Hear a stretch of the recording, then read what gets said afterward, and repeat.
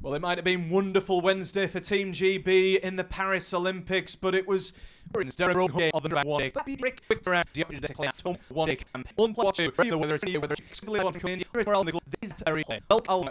with a coach of order while putting the Northamptonshire Fightback one dick. And six as a we bring all female head service we're at a level time also, and we also have the best stuff into tongues the around Durham. Well, we actually come who absolutely from in the ditches on Wednesday he got a bit here, more bounce and calls fast and start on getting on. But not about this and I don't even could start. So no, disappointed Wednesday was well as usual. It's sunshine but Nadine, but I've seen the scores and look, I started poor in 20, we got off the 100, starting got left 75, so qualified for qualifying, so there's no reason we can't do that.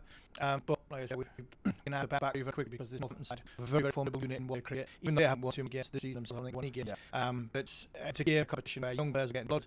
So I don't know when we get back to win quickly. We'll talk the young players being blood as well, but I need to pull on one thing. Sunshine Abdi. What the heck's all that about? It was glorious. I mean, I'm not big into politics. I'm really not, and I don't really care who wins the US elections. The one thing about Donald Trump, he knows how to build a golf course. Because that one in Aberdeen, I mean, we got the weather for it. But wow, what a golf course. What a place itself. Not Aberdeen, Trump International. It's fantastic.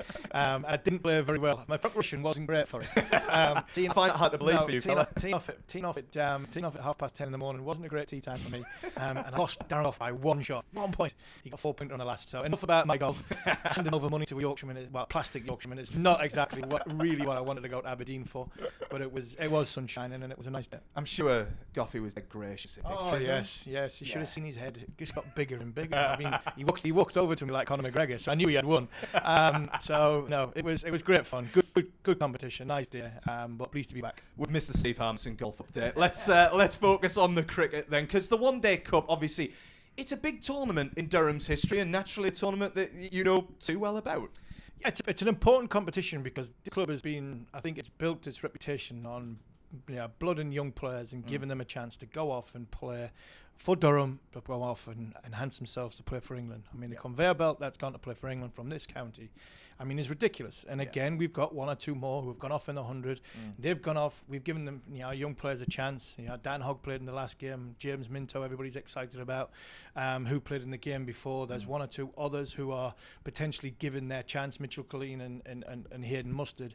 There's just 4 names there who Stanley McAlinden, another one, who are given a chance to just knock on Ryan Campbell's door at the start of next season and say, well, when the Red Bull team comes and if we are fighting for the title again, you've seen I can play in the big stage. And the big stage is in front of what will be a decent-ish crowd on a Friday afternoon in the sunshine on a test match venue. So I think that is what the One Day Cup is about. Yes, English cricket is so congested with 100 and everything that goes with it. And probably a reason why I'm employed by Durham in this thingy, because my opinion of the 100 means I will not be employed by anybody connected to that competition. But I love watching some of the young guys play and to see what we're going to see today on both sides is going to be, I think, it's going to be heartwarming. The commentary is hotting up already, isn't it? If the word the 100 gets mentioned on commentary today, Steve Harmison's going to go. Listen, we talk about the young lads. Obviously, a few of them got a good run out against Somerset on Wednesday. Unfortunately, the result didn't quite go to plan, but Durham Live caught up with Alex Lee's post-match. Tough one out there. Talk to us first about the bowling innings. Yeah, to be fair, I thought we actually bowled really nicely. The last couple of games we bowled, I think, defendable totals. I think Driz coming back after a bit of a tweak, I thought he bowled amazing. Colin again was high quality for it. So I think from the bowling point of view, there's no real complaints. We felt like 240 was probably a gettable total, but coming obviously onto the second innings, it was pretty tricky. It was, and positives from that was we got to blood another youngster in Daniel Hogg making his debut. Yeah, of course. I think his spell was solid. I think he came into the game. We've obviously Hoggy played this game. We had obviously Minto played the last game. This competition, I think, obviously gives us some good opportunity to have a look at some of those guys.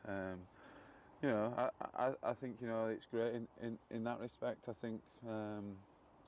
Obviously touching on the batting innings, I think we've been outplayed. I think Leach is obviously a high quality test bowler, and if we're being really honest, I think it was a big toss today. I think whoever won the toss today won the game pretty much, which is not necessarily where we want to be, but unfortunately it is what it is, and we're also Leach, I thought, you know, he bowled beautifully and you know, showed what high quality spinner he is.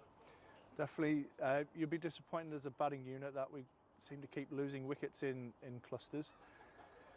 The million-dollar question is, what can we do differently there? Yeah, I think obviously it's challenging. I think nobody obviously means to get out.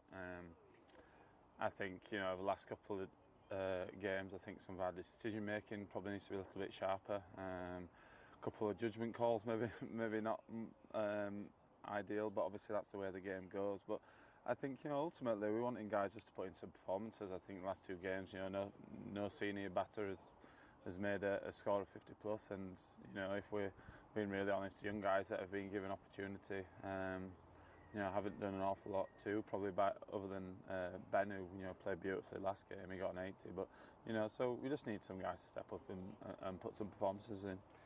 So it looks like we're playing on the same pitch again on Friday, which would bring maybe a grimace to your face. Yeah. But is there any different thoughts on maybe the lineup or how we approach that? Yeah, I mean, regarding the team and the lineup, I'm not entirely sure. I think the obvious thing, whoever wins the toss will win the game on Friday, which is, you know, like I say, it's not probably the wickets we want to be playing on. So I'm not sure if the staff have time to prepare something else or not. But you know, I think when the toss is such a big influence on the game, I think it's probably just not quite where it needs to be. But you know, regardless of the conditions, we'll give our best effort, and like I say, ultimately, we just need to put in some performances as individuals. Aaman, what were you thinking to that? I'm interested. I'm gobsmacked at that interview. It was a good one from Leesy. That's probably a good reason why not to speak to people straight after they've lost the game. We're expecting 500 plays 500 here, sounding the way the Durham captain was talking. Look, I think spin bowling, yes, it did turn. I've seen the highlights of it. I've not seen the game in full. But when you've got 240 in the modern day game, if you bat properly, you can get, you know, especially with 2020, you know, if you could get to 100 with 20 overs to go, on any surface you should be able to win from there if you've got wickets in hand. So for me, that comes down to the batting performance. Yes, he's trying to take pressure off his batters, but I'm not saying that's a knock at the groundsman. I think that's just an unhappy captain who has not, his team hasn't batted very well. I'm disappointed that went out, because he's put that out, because that, I didn't think that covered, you know, the Durham captain a huge amount of glory there. Well, it's an interesting one, and obviously we're referring back to that Somerset game on Wednesday, game that Ash Thorpe watched as well. He is in the studio right now, and both of them have done the pitch report. You've been reunited, you two, on the pitch report. Let's have a look at what the pitch is doing here in Durham before we get the news of a toss, and we look ahead to this one against the Steelbacks. Well, what a beautiful day we've got here at the Riverside in the northeast of England, at Chester Street. We've got a used pitch, playing on the same pitch we played on 2 days ago against Somerset. Somerset 240, Durham got bowled out for just over 100. Ashley Thorpe, who was commentating on that game, is alongside me. Thorpe, what do you make of the pitch? For me, it looks a little bit like the olden days, a bit clumpy, a little bit dry, but this has been glued since the other day. Explain that. Yeah, there is a little bit of, not wear and tear on the pitch, but there was deemed excessive turn in the pitch on the game on Wednesday. So what Vic and the team have done is they've glued this pitch to make sure they get the best use out of it. But in all fairness, I didn't think it turned that much. I'm not sure we batted particularly well in the chase against, you know, 240, which looked probably just a little bit above par. But hopefully today we get a good even game and hopefully a run chase if Durham are batting second. Well, we've got clear blue sky, the forecast's good, 65 metres all the way around. You see your pitch looks, the glue will probably help it. Yeah. What would you do if you got a chance at the toss? I'd always bat first, mate. Always bat first, and I think Durham can put them under pressure if we bowl second. So looks like a good day. Family day here as well. Community day will be in. Ex-players will be up watching and observing, maybe with a refreshment or two. But definitely bat first, and hopefully we can put on a good show for the boys today. Let's see what the captains think when the coin was tossed. Well, Alex Lee said if you win the toss, you win the game. It's not great news then for Durham today, because they've lost the toss. The Steelbacks have decided to have a bat, and as you can see by those live pictures, we're about to get underway here at the Seat Unique Riverside in Chester Street. So, can Durham pick up their first home win at the Metrobank One Day Cup and their second win of the campaign? Let's find out. Let's head to the commentary team of Gordon Mitchell and first, Steve Harmison. Thanks, Andy. Paul Coughlin will bowl the first ball to Prithvik Shaw, and it's gone straight through everybody. An in-swinger, inside, was it inside edge? Inside edge by Prithvik Shaw, and it's just, I think did it carry to Hayden Mustard behind the stumps? I'm not so sure if it did go to Hayden Mustard's left. I mean, as a wicketkeeper, Gordon, good morning, Gordon Mutchell, and as a wicketkeeper, that's as tough a catch as you'll get going to your wrong side. Yeah, you sort of obviously setting yourself for that outside edge. The inside edge is always a little bit more tricky. And I just think it didn't quite carry. We moved quite well, but positive start from Durham. Swing. That was the first thing I thought. Paul Coughlin got it to swing. This time, Big Shaw, a bit hard hands. Good player, Shaw. He's been in decent form. You know, you look at the two sides. Northampton have not covered themselves in a great deal of glory so far in this competition. They have 3 from 3, but they're lost all 3. They lost against Derby, Hampshire, and Middlesex, and Durham won their first game against Lancashire up at Sedbergh School, and then lost to Worcester, and then lost to Somerset here in the first game on Wednesday. And then further back from Paul Coughlin. Shaw's been in decent form. 40 in the game against Hampshire, 76 in the game against Middlesex. Northampton have made 4 changes to their side. Andy Sixman said they won the toss, decided to bat first. If you listen to our pre-show, Alex Lee says you win the toss, you win the game. So I'm sure Lewis McManus would be in music to his ears, sitting up there in the Northampton changing rooms at this moment in time. This time Shaw, forceful on the front foot, through cover point, hands free, first boundary of the morning. What a shot. As you say, Harmy, there is a little bit of swing there. It's interesting to see the field have gone with it. One slip and a drive man. Obviously, that was the pre-match analysis. Mike said he likes to drive on the up. He looks as if he's wanting to climb into these balls from Coughlin. But no, chance goes for 4, and then one just past extra cover there. Beautiful shot, hit on the top of the bounce. A huge amount of potential built up on Prithvi Shaw early in his career in India. You know, talk about the next Virender Sehwag, and trust me, played against Virender a few times, and he wasn't pleasant to bowl at too many times at all. Bad injury did Prithvi Shaw, and he's coming back from it. He's come back from it quite strong this time. Beauty outside off stump, just holds its line. Prithvi Shaw just plays on the inside of it. And so when you look at Shaw's career, he's only 24. He's coming up to his 25th birthday. And he's played for some big games in his career. He played 5 test matches, 6 ODIs, 1 T20 international, but there was a huge amount of thought of this young man, but unfortunately he got an injury and he's now rebuilding. This time, just sat in the pitch. Back of a length, sat in the pitch, and it just straightened up. And a decent first over from Paul Coughlin. A little bit of width on one ball, but 8 off the first over. Prithvi Shaw had a life inside edge, which passed the left hand of Hayden Mustard. But I mentioned Northampton. Northampton have made 4 changes. Kehoe, White, Hildrich and Sanderson come in for Weatherall, Finnan, Sales and Emilio Gay, and we'll come on to that omission in a second. That's their changes from their last game against Middlesex, which they lost by 5 wickets down at Radley. I think that was on Wednesday as well. And Durham have made 2 changes. James Minto, very, very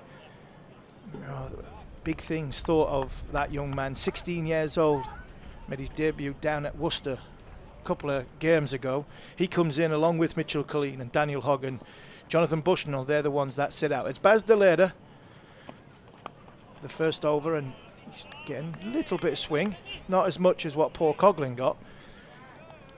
Left hand of Ricardo Vasconcelos just managed to get a single down to third. Yeah, I was really impressed with actually the way Deleda bowled in that game on Wednesday. It just seemed to have a little bit good rhythm going, kissing the surface nicely and getting some good swing.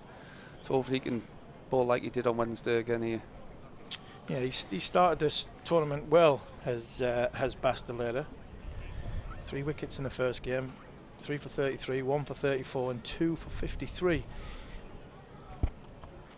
This time squares Prithvi Shaw up.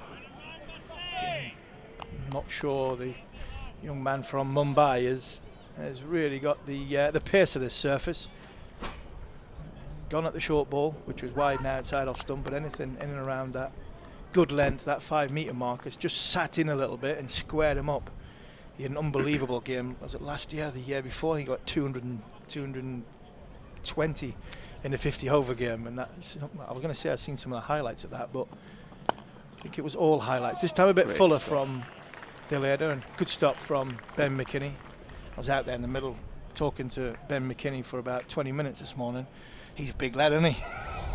But if you're saying he's a big lad, lad. No, he is. I'm a big lad in a belly way. I was talking about the height, no, he is. He seems to grow every time we come. I can't remember who he was batting with. He was batting with someone the other day, and it was like the old days when Will Jefferson used to bat with James Taylor. He was definitely shadowing him. What a shot that is. That's a beauty shot. Yeah, lovely shot. Not that bad of a delivery, I don't think, from Deleda. It probably would have hit, height-wise, just outside off stump, from just the top of the stumps, from probably 4th stump. But that's beautiful use of the hands. Staying leg side.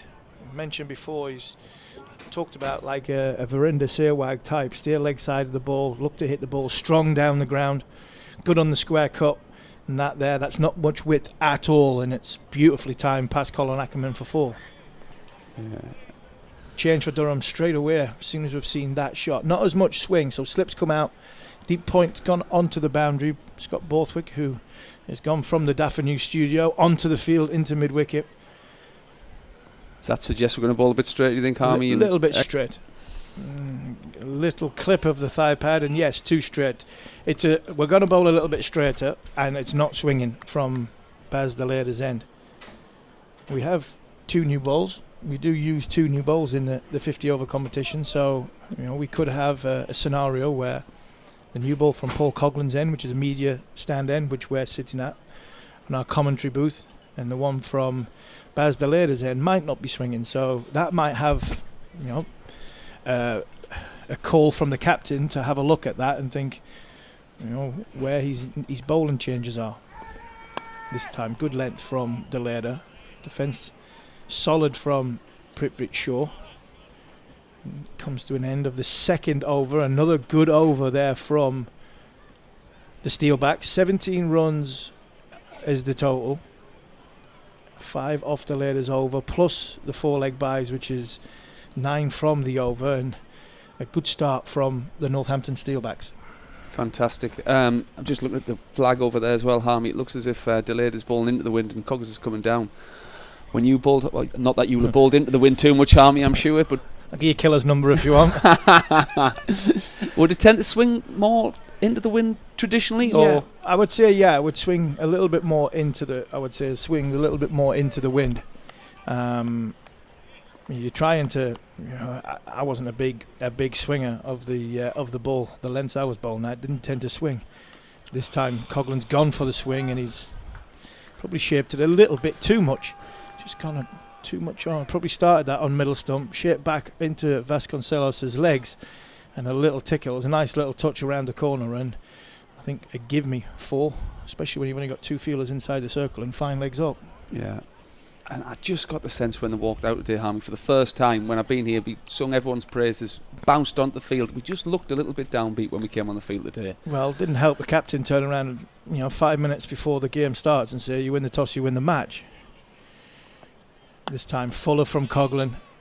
Not timed that well, and a misfield from Colleen. Prithvi Shaw has not been watching at all the game, and if I was Ricardo Vasconcelos, I'd be very disappointed in my opening batting partner there, because there was not only was there 2, but I think Vasconcelos can shift a little bit between the wickets. He might have fancied it coming back for 3. Poor ball watching there from Shaw. Well, that's it. I was watching my son play in the for Brandon under 13s yesterday, and there was some good hogging of the strike going on. People were running hard when the other person was hitting to get on strike, and not so much when they were on strike. I think that was a bit of that there. Oh, well, if you can bat the way you can do, and you can time the ball like Prithvi Shaw does, he will be saying to Vasconcelos, you just get off strike and I will hit them for 4. And that was a half volley put away beautifully. Just the balance, he's just getting in some great positions at the minute. end of the last over, actually, there was a field change. They put square leg out, and I think he was just sweating on a short ball. Yeah. We got him caught in the crease a couple of times. But no, I mean, that square cut he played in the last over and that one there, I don't think there is a maker's name on his bat. I can't see one from here because we. Yeah, there is. I think there is, but he's shown it. He did show it. It was a beautiful full face time, and he didn't try and hit it too hard. And you talk about kids on Brandon under 13s, kids watching that. You know, these not so much the bats, but you watch these boys time it. It's just ridiculous. Don't try and hit it too hard. And again, there, because of the ball that went for four before, the fielders have just sat back a little bit, and even with a man inside the circle, they've managed to just grab a single. That would annoy me if I was a bowler. That really would annoy me that the fielders weren't ready for that drop-in run. And that is great batting, isn't it? Obviously, he's got a half volley, belted it through extra cover, and he's got a good length ball, dropped it at his feet, and it's an easy single. Easy single. And I think even if he just played it a bit square there, I think that's a one, even if they are tight in. Oh, God. Again, just a bit straight from Coughlin, left and right hand combination. It is, if you can have it, especially if you can, have two players who are very, very good square of the wicket. I think it's a great combination to have. You look at the England combination of even a Test match of Duckett and Crawley. A little bit different to these two because Zach Crawley's 6'5", but both of them are very, very good. Playing the ball through mid wicket.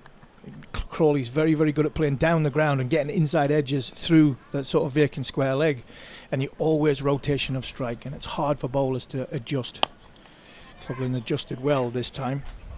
Still bowling that little bit full, looking for it to swing. Probably didn't swing as much at the back end of that over. Coughlin's bowled 2 overs for 20. The Steelbacks are 29 for none off 3 overs. Good start for them. Really imposed themselves against our two experienced opening bowlers.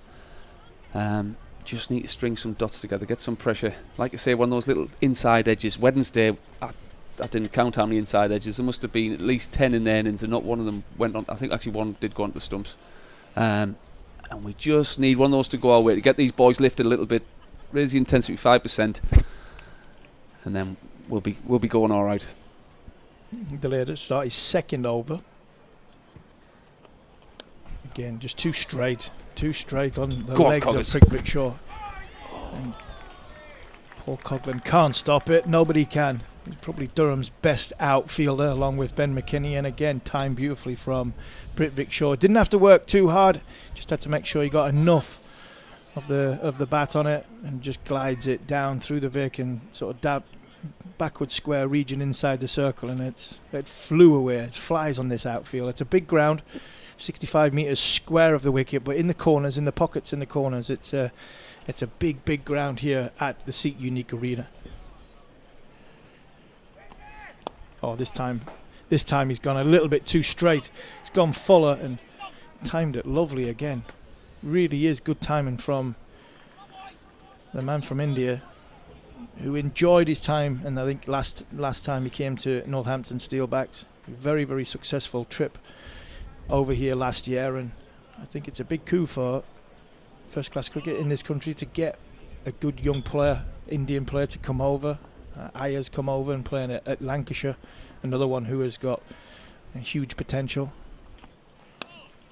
Oh, that's not what Durham needed. When the leaking runs left and right, the last thing you want is to step over the line, and Baz Deleda has just done that. Free hit for a step over the line. 2 runs conceded already, and I need to drag this back quickly, Gordon Mitchell.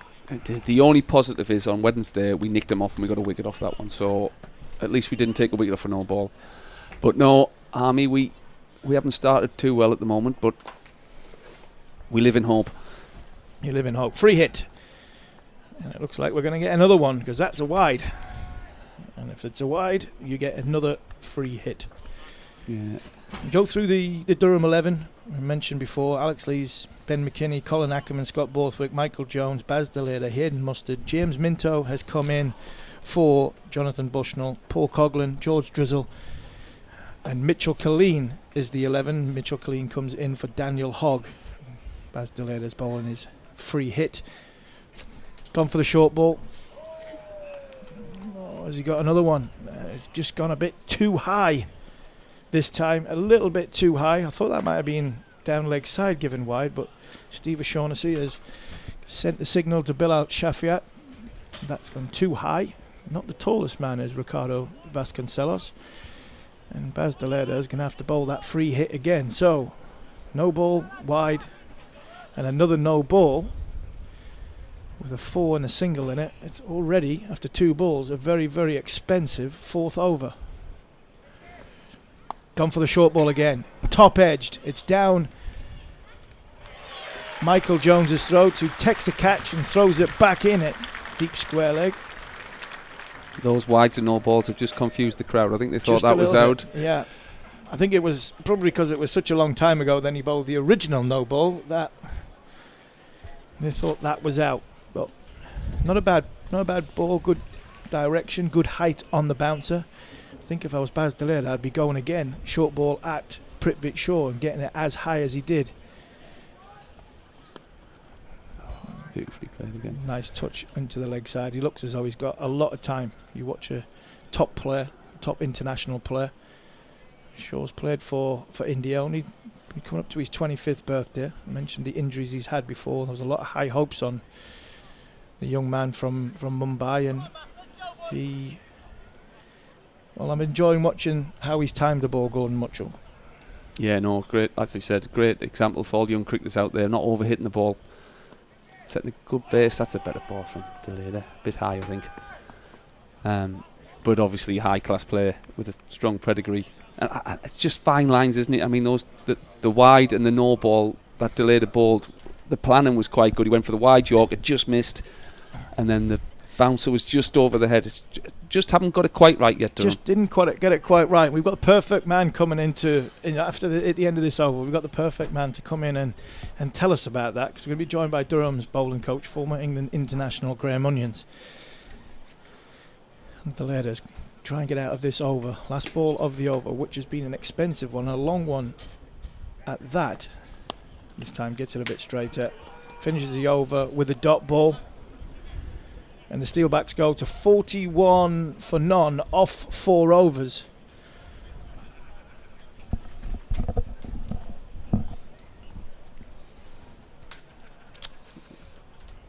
And good morning, Graham Onions. Can you hear us, Graham? I can hear you. It was just very loud there, Steve. I know I am. Well, I am very loud, but there's a huddle in here, and I'm not sure what's going on here, because it can't be drinks. 4 overs gone in the contest. And Durham have been dragged in, I think, by the captain to be told off. I've never seen that from under 13s when I used to get told off for not hitting the top of off stump at a half decent length. It's been a tough start, Graham. 41 for none off the 4 overs. A little bit of both sides of the wicket. And Baz Deleda there, just no balls wide. Like Gordon Mutchell said, execution wasn't there, but the plan was right. Yeah, I mean, I think we do plenty of talk and plenty of planning, and you know, you look at the pitch and you have your own thoughts about how you're going to bowl on it, but ultimately it comes down to, you know, the ball that you want to bowl, and we haven't bowled anywhere near good enough. There's a little bit of shape in the first over from Paul Coughlin, and there he's gone about back of a length. It just bounced a little bit, and Prithvi Shaw looks in decent touch. It's a lovely shot through the gully region. Split the 2 fielders at short third and backward point, and he moves on. 27 off 17 balls, and he looks in good touch, Graham. He does. It looks like he's got that time. I mean, it looks a little bit too paced, the pitch, and obviously we played on Wednesday, and that's pretty much the way it was. As Coggers runs in. Yeah, nice back of a length. That's a better length. Not hit that length consistently enough, have you? No, and that's the thing, isn't it? I mean, sometimes you obviously in the first 10 overs, if you get 2 or 3 wickets, it massively puts the batting side on the back foot. But I mean, I just look at this field and I think, if Coggers bowls his best ball, he's not going to get hit deep cover. So I think we're setting field for bad bowling. Well, naturally we've been put on the back foot. Yeah. 45 for none, but he's just been edged down there for 4. That's better. 2 in a row in a good area, and you can set a field to that, and you can work with that as a bowler. If you can do the basics well for long enough, you put the batter on the back foot. You're asking the batter to hit an area where they're not as comfortable to hit. So far in the 4.3 overs. I don't think the pressure has been put on from Durham, where the batter's gone, well, there's a leg stump half volley, there's a mid-wicket clip around the corner, there's one coming, as opposed to 2 or 3 good balls in the good areas, and where am I going to get my next run from? But people forget the first over that we bowled, and Cogger, as a drop catch, First ball, potentially arguably could have caught that first ball. There was another edge, went for 4. Like, it just seems as though we've gone away from, actually there's enough in it just to keep us in the game. We understand it's a good pitch, but we've just been dragged away from what are, as I said, maybe getting hit straight, getting hit to mid-on and mid-off.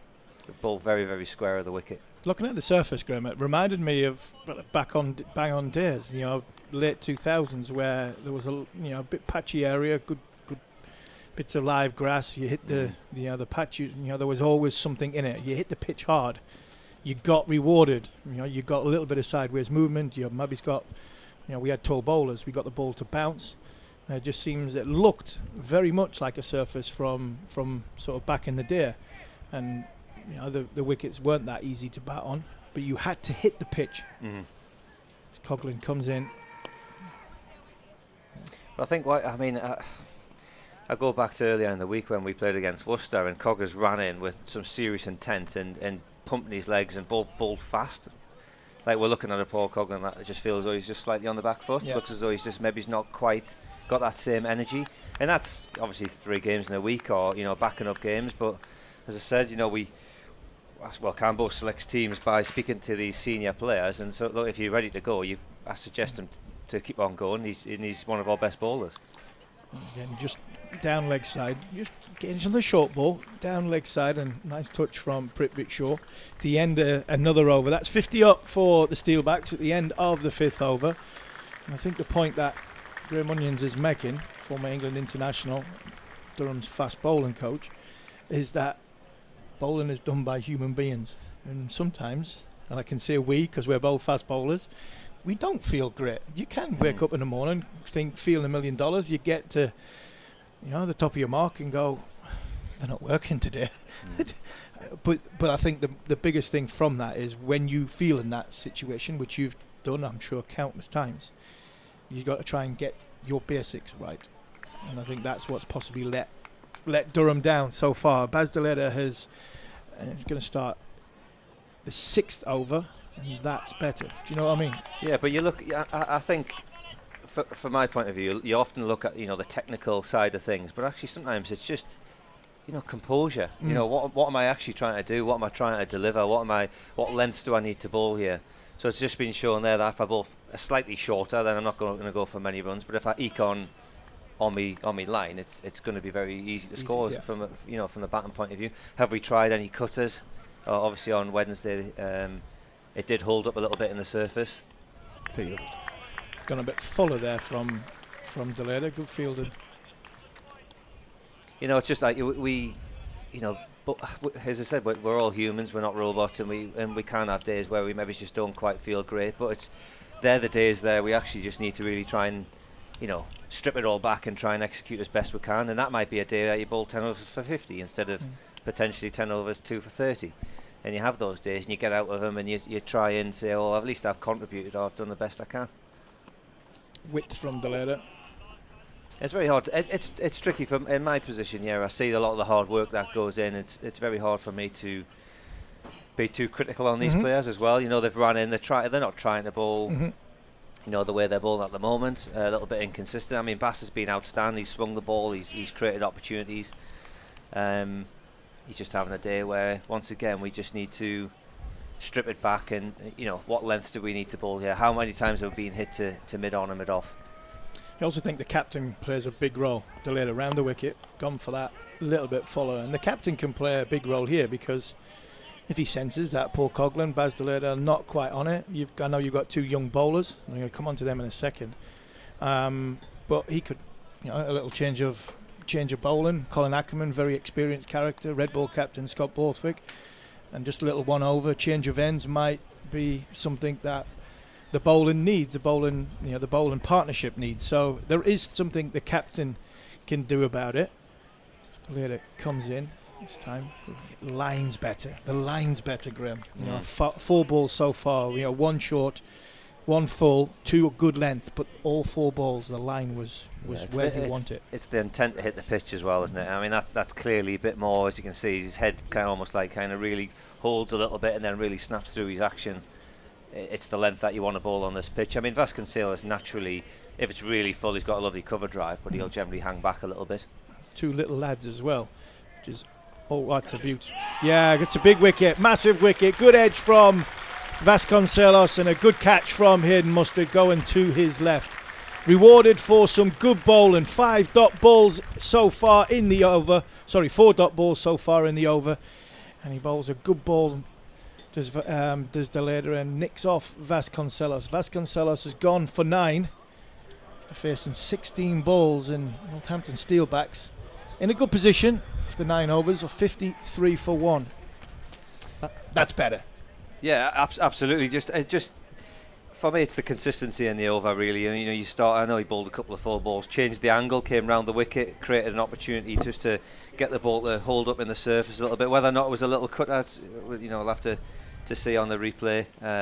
But yeah, you know, that length that we're looking for, really, and as you said, Harmy, earlier, it's that line as well, that we're not giving them any easy singles right on top of off stump. You spoke about Lacey there being able to change the ball net, and I thought obviously he had that little huddle, and they seemed to bounce out of there with a little bit more energy. Just watching Scott Borthwick there, he's done a couple of good diving stops. He's up and about, and I think that intent's just gone up 5% there. So I think Lees can give himself a little bit of a pat on the back there for getting the boys going. Maybe he should have done it at the start of the thing, but yeah, he's recognised it. He's got them in, and you know, Cogger's just got a couple of inside edges, but it looks a lot better from Durham. Yeah, a lot better from Durham in that over. George Bartlett is the new batter. He moved over from Somerset, England under 19. Talented right-hander. Somebody who's going to come in along with Prithvik Shaw, who's had a fantastic start. 22 balls he's gone, 35 runs on the board, and he's looked in decent touch and decent timing as the young man from India. Right, Graham Onions, we're going to see a 16-year-old bowl in James Minto. I've seen him bowl since he was 11 years old. He's the same age as my son, so I've watched him play all the age groups. You know, to see him make his debut is fantastic. The ceiling level on this kid is, I think, very, very high because he can bat as well. You've been working with him. Give us a little bit about him. He doesn't smile that much, so I can see who he's been working with. He's been working with me. He's just a junior version of you. He was smiling there. I was liking that. Andy was actually talking. He shaved his moustache off, which I need to get that back on. But he's the most placid, quiet lad ever. But geez, he can bowl. Serious talent. He can bowl. Left arm over. Just flick the pad. Didn't flick the pad. So yeah, starts with a wide down leg side. Started with a good couple of overs when he made his debut at Worcester. Ended up with figures of 2 for 40 off his 7. I mentioned before he was drafted into England under 19s a few weeks ago. And like I said before, I think he was bowling about 75 mile an hour when he was 11 years old. He was scary when he was bowling at 11-year-olds. He comes in again. This time he's gone straight. He's not looking to give Prithvik Shaw any wick outside off stump. Probably looking, I think, from his point of view, is it going to swing? But he started with a ball that's, you know, just getting himself some confidence by not giving it a chance to swing, trying to push it up there against somebody like Shaw. So, you know, I wouldn't be too worried if he was bowling too straight from that left arm over in his sort of first few balls, just till he gets his confidence going. Is it Middlesbrough, Stockton area? Yeah, Norton he plays for, yeah. Good short ball. Good short ball. I mean, you look at the raw attributes of what he's got. He's off a slightly shorter run up. He's got the ability to swing it back in. Sometimes when he goes off his longer run up, because he's 16-year-old, he's still got a lot of development and work to do in the gym. Although actually, if you look at him there, he's got a little bit of almost like a boxing type of body. I think he does a little bit in his spare time. And he's clearly strong, but he's not bowling strong yet. As you know, as I've said, he's only 16. Just kind of a bit too full and a bit too straight, and Prithvik Shaw, Indian international, is not going to miss out on the line again, Graham Onions. It's the line. You know, don't mind them bowling that full of length, but I think it's just a little bit too straight on the line, which is causing Durham a few issues. So you touched on the field, Graham. Would you rather, as the bowling coach, have your fine leg back with this left arm spin and bring him in harder with the left arm to hit square the wicket? Yeah, but also you look at, this is a T20 field where you look to potentially go wide of off stump, so it's forcing him to bowl. So that his margin of error here, I would say, it's just to try and paint a bit of a picture, would be he's got his third man up, so his margin of error to go actually outside of off stump is 0, because he's just going to get ran down for 4, and that's a good ball. And then he's got a deep point that is almost for a short and wide T20 kind of delivery, which is fine in T20. But then also, if he bowls too straight, he's got fine leg up, so his margin of error here is 0. This is where you just need one of your senior bowlers. Doesn't necessarily have to be your captain here. It can be one of your senior bowlers who comes and say, right, okay, what is your plan here? Because the plan will be very much bowl straight, try and hit the top of off stump. And like Gordon Mutchell's just said there, if you can bowl, if you don't mind bowling that line, bowl that little bit shorter and go at sort of middling leg. If you've got fine leg back and you bring that man up, the problem is if you do go on off stump, you run the risk of being sort of carved through the offside for 4. That's how, you know, the power play works. 2 men outside the power play, and it's very, very difficult to bowl inside that power play, especially, remember as well, especially you're bowling at a very, very high quality international cricketer. Prithvi Shaw's 25, coming up 25 years old. He's already played Test, ODI and T20s for India. That one, just go down leg side a little bit. Just maybe he's trying a little bit too hard here, Graham. Yeah, I mean, good pace once again. It looks as though it's just shaping a little bit. It's just a tiny bit too straight. Once again, that line. But once again, I mean, here with a new batter on, if we think the pitch is playing the way we can, it's just maybe it's holding the surface, I'd have no problem with, you know, having deep square up and having a fine leg again, and just backing them to bowl his best ball. Look, I think you have these conversations, don't you? But it's ultimately when these guys get out there, and it's not for me to be too harsh on a 16-year-old. No, it's a learning. It's a massive learning thing, and finished on a very, very good ball. 13 from the over, couple of wides, couple of boundaries. Good finish to the over. Steelbacks are 66 for 1 off their 7. Shaw 46 off his 27. Bartlett's just come in. He's only faced the one delivery. The other bowler that's come in, Mitchell Killeen. We've had Daniel Hogg. We've had Stanley McAlinden. You know, you've been here, you had a little sabbatical away, but then come back, Graham. You've seen this club for the last 25 years. You know, we do produce good fast bowlers in this end of part of the world. Scary quick, really. I mean, go back to the Lancashire days, they were screaming out for some fast bowlers. Yeah, they produced people like Tom Bailey and Will Williams who are bowling, you know, 75 to 80 mile an hour. We've just produced unbelievably skillful fast bowlers, really. Deleda goes for the short ball. Just wonder if he's got his foot caught on the footholes there. Just a little bit of a limp. He looked as though he dragged it down there, and I wasn't sure if he slipped or didn't quite get it right. But yeah, you'd think Lancashire, you'd want to be preparing, producing 90 mile an hour for the dust bowls and the hard surface you've got there. And I mean, 70 odd mile an hour didn't do Rushing too badly here, did it? It's true. So, you know, but we do tend to, you know, produce the odd batter, don't we, Gordon? Not as many as them bowlers. The wickets are much better for bowling up here. All-rounder. All-rounder, yeah. Aha. No. Deleda in again. That's better. Bartlett stands tall. Good 6 foot plus. Graham, I was very impressed with your mitten this morning. It was good, wasn't it? It was better, wasn't it? We've been a little bit critical of your mitten. Now, was that because the ball's not doing as much today with these conditions, or...? No, they took it easy on me. No, the practice pitches, flew through, so it was actually not too bad. But trying to mitt and try to coach becomes a bit of a challenge. No, it to be honest, white ball's not too bad. Red ball can wobble everywhere.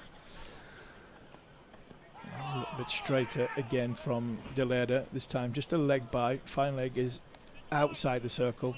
2 men outside the circle to Bartlett. His third and fine leg. It's a bit different to Prithvi Shaw, who's, I think we said, looks in good touch, ominous touch for Durham. He's got 47 off his 28 balls, and now his slip's gone out. deep square leg is in position, deep point, short third, short fine leg, and more of a T20 feel for the Indian international. Again, looking to naturally give himself some width. Good pick up from McKinney, throw at the non-striker's end.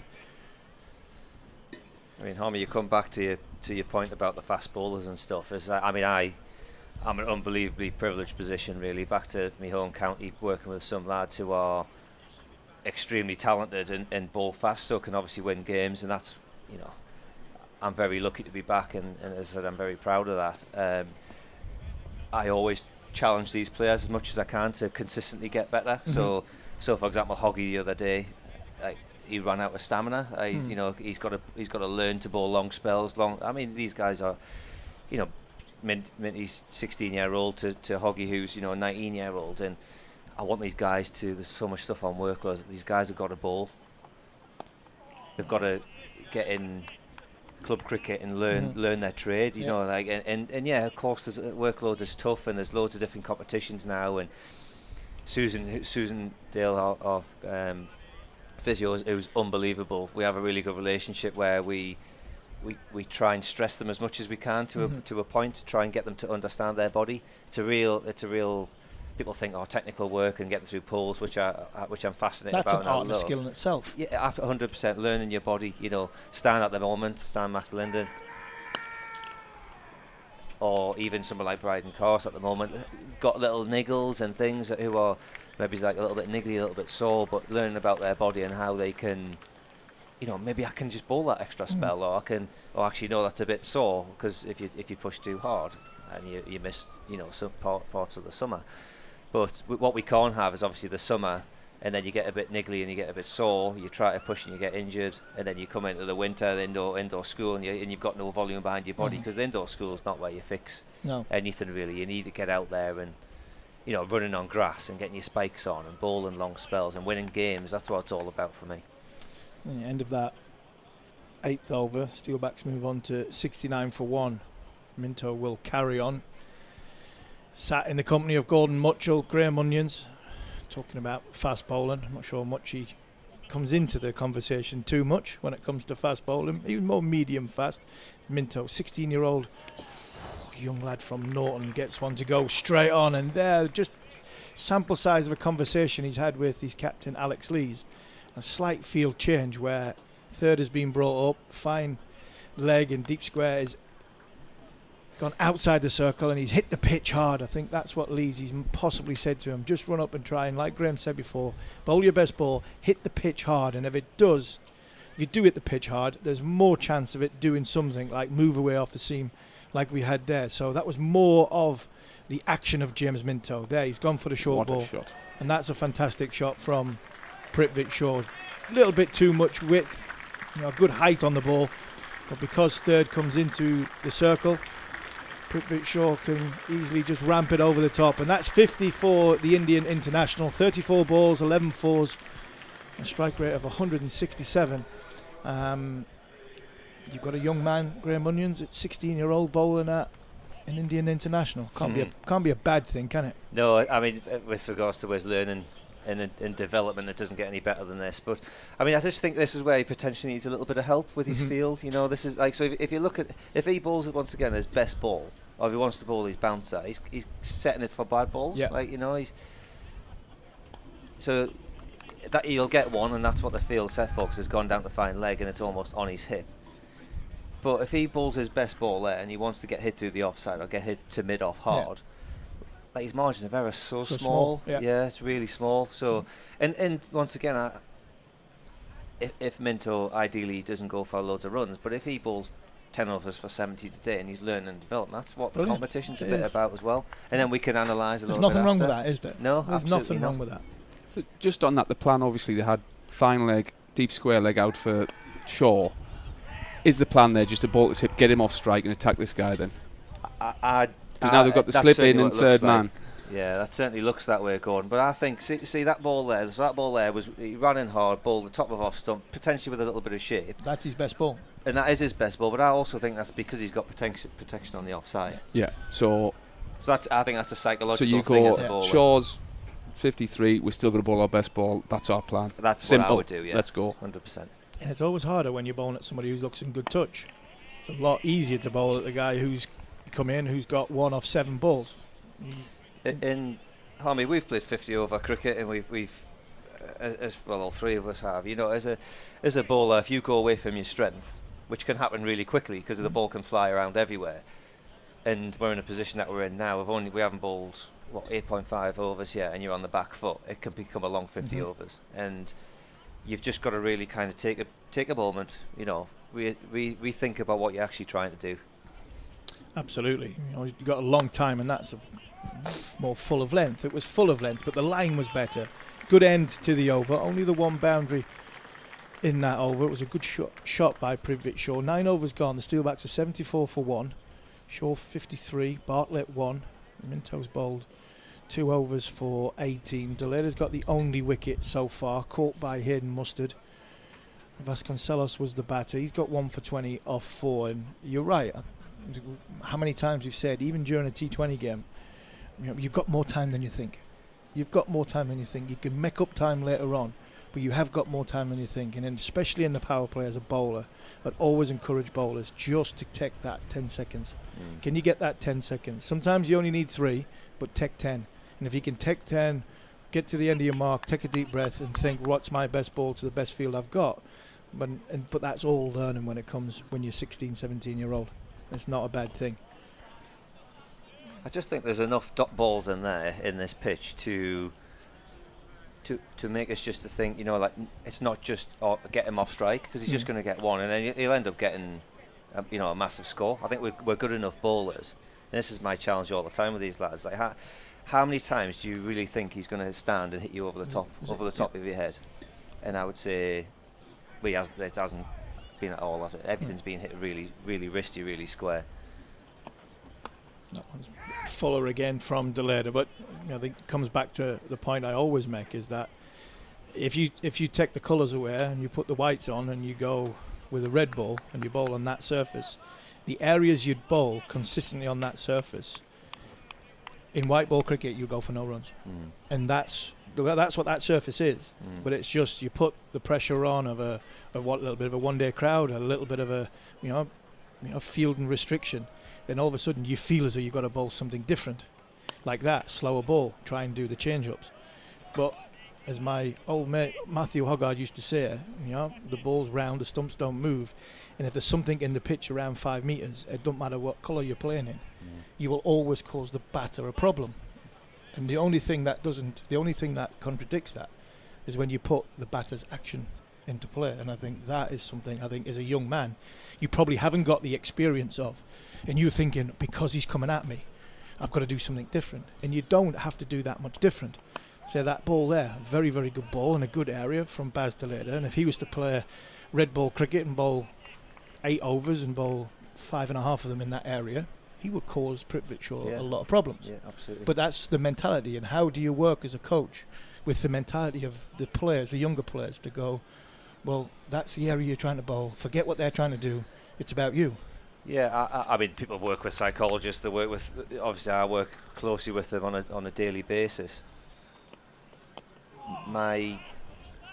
Just a simple thing, and for young kids or whatever listening, would be make them hit your best ball 3 times. Yep. Almost like, right, if they can hit you off your best ball 3 times in a row, then you could maybe it's time to change to a different. If they hit you over the top 3 times, which in my opinion they won't do, because they're good enough, good enough players with a little bit of assistance, with a seam coming out and everything, then okay, that's a very good pitch. You might have to change everything. You might need to bowl slow ball bouncers or whatever. But how many times really out of all the boundaries that we've conceded that we've bowled our best ball? Absolutely, we bowled 4 good balls, and Baz Deleta got a wicket. And again, that wasn't a bad ball. That's just a very, very good shot from a fine player who has just moved on to 57. A great shot down the ground, the best in the book in my opinion, when you beat the bowler just on the outsides of the stumps at the other end. And that's 10 overs gone. The Steelbacks are 78 for 1. Me and Gordon Mutchell are going to come out. I think we're going to be entertained by Andy Fothergill, former Durham wicketkeeper. Graham Onions is going to stay here for a couple more overs, and I'm going to move out and let Ashley Thorpe come in.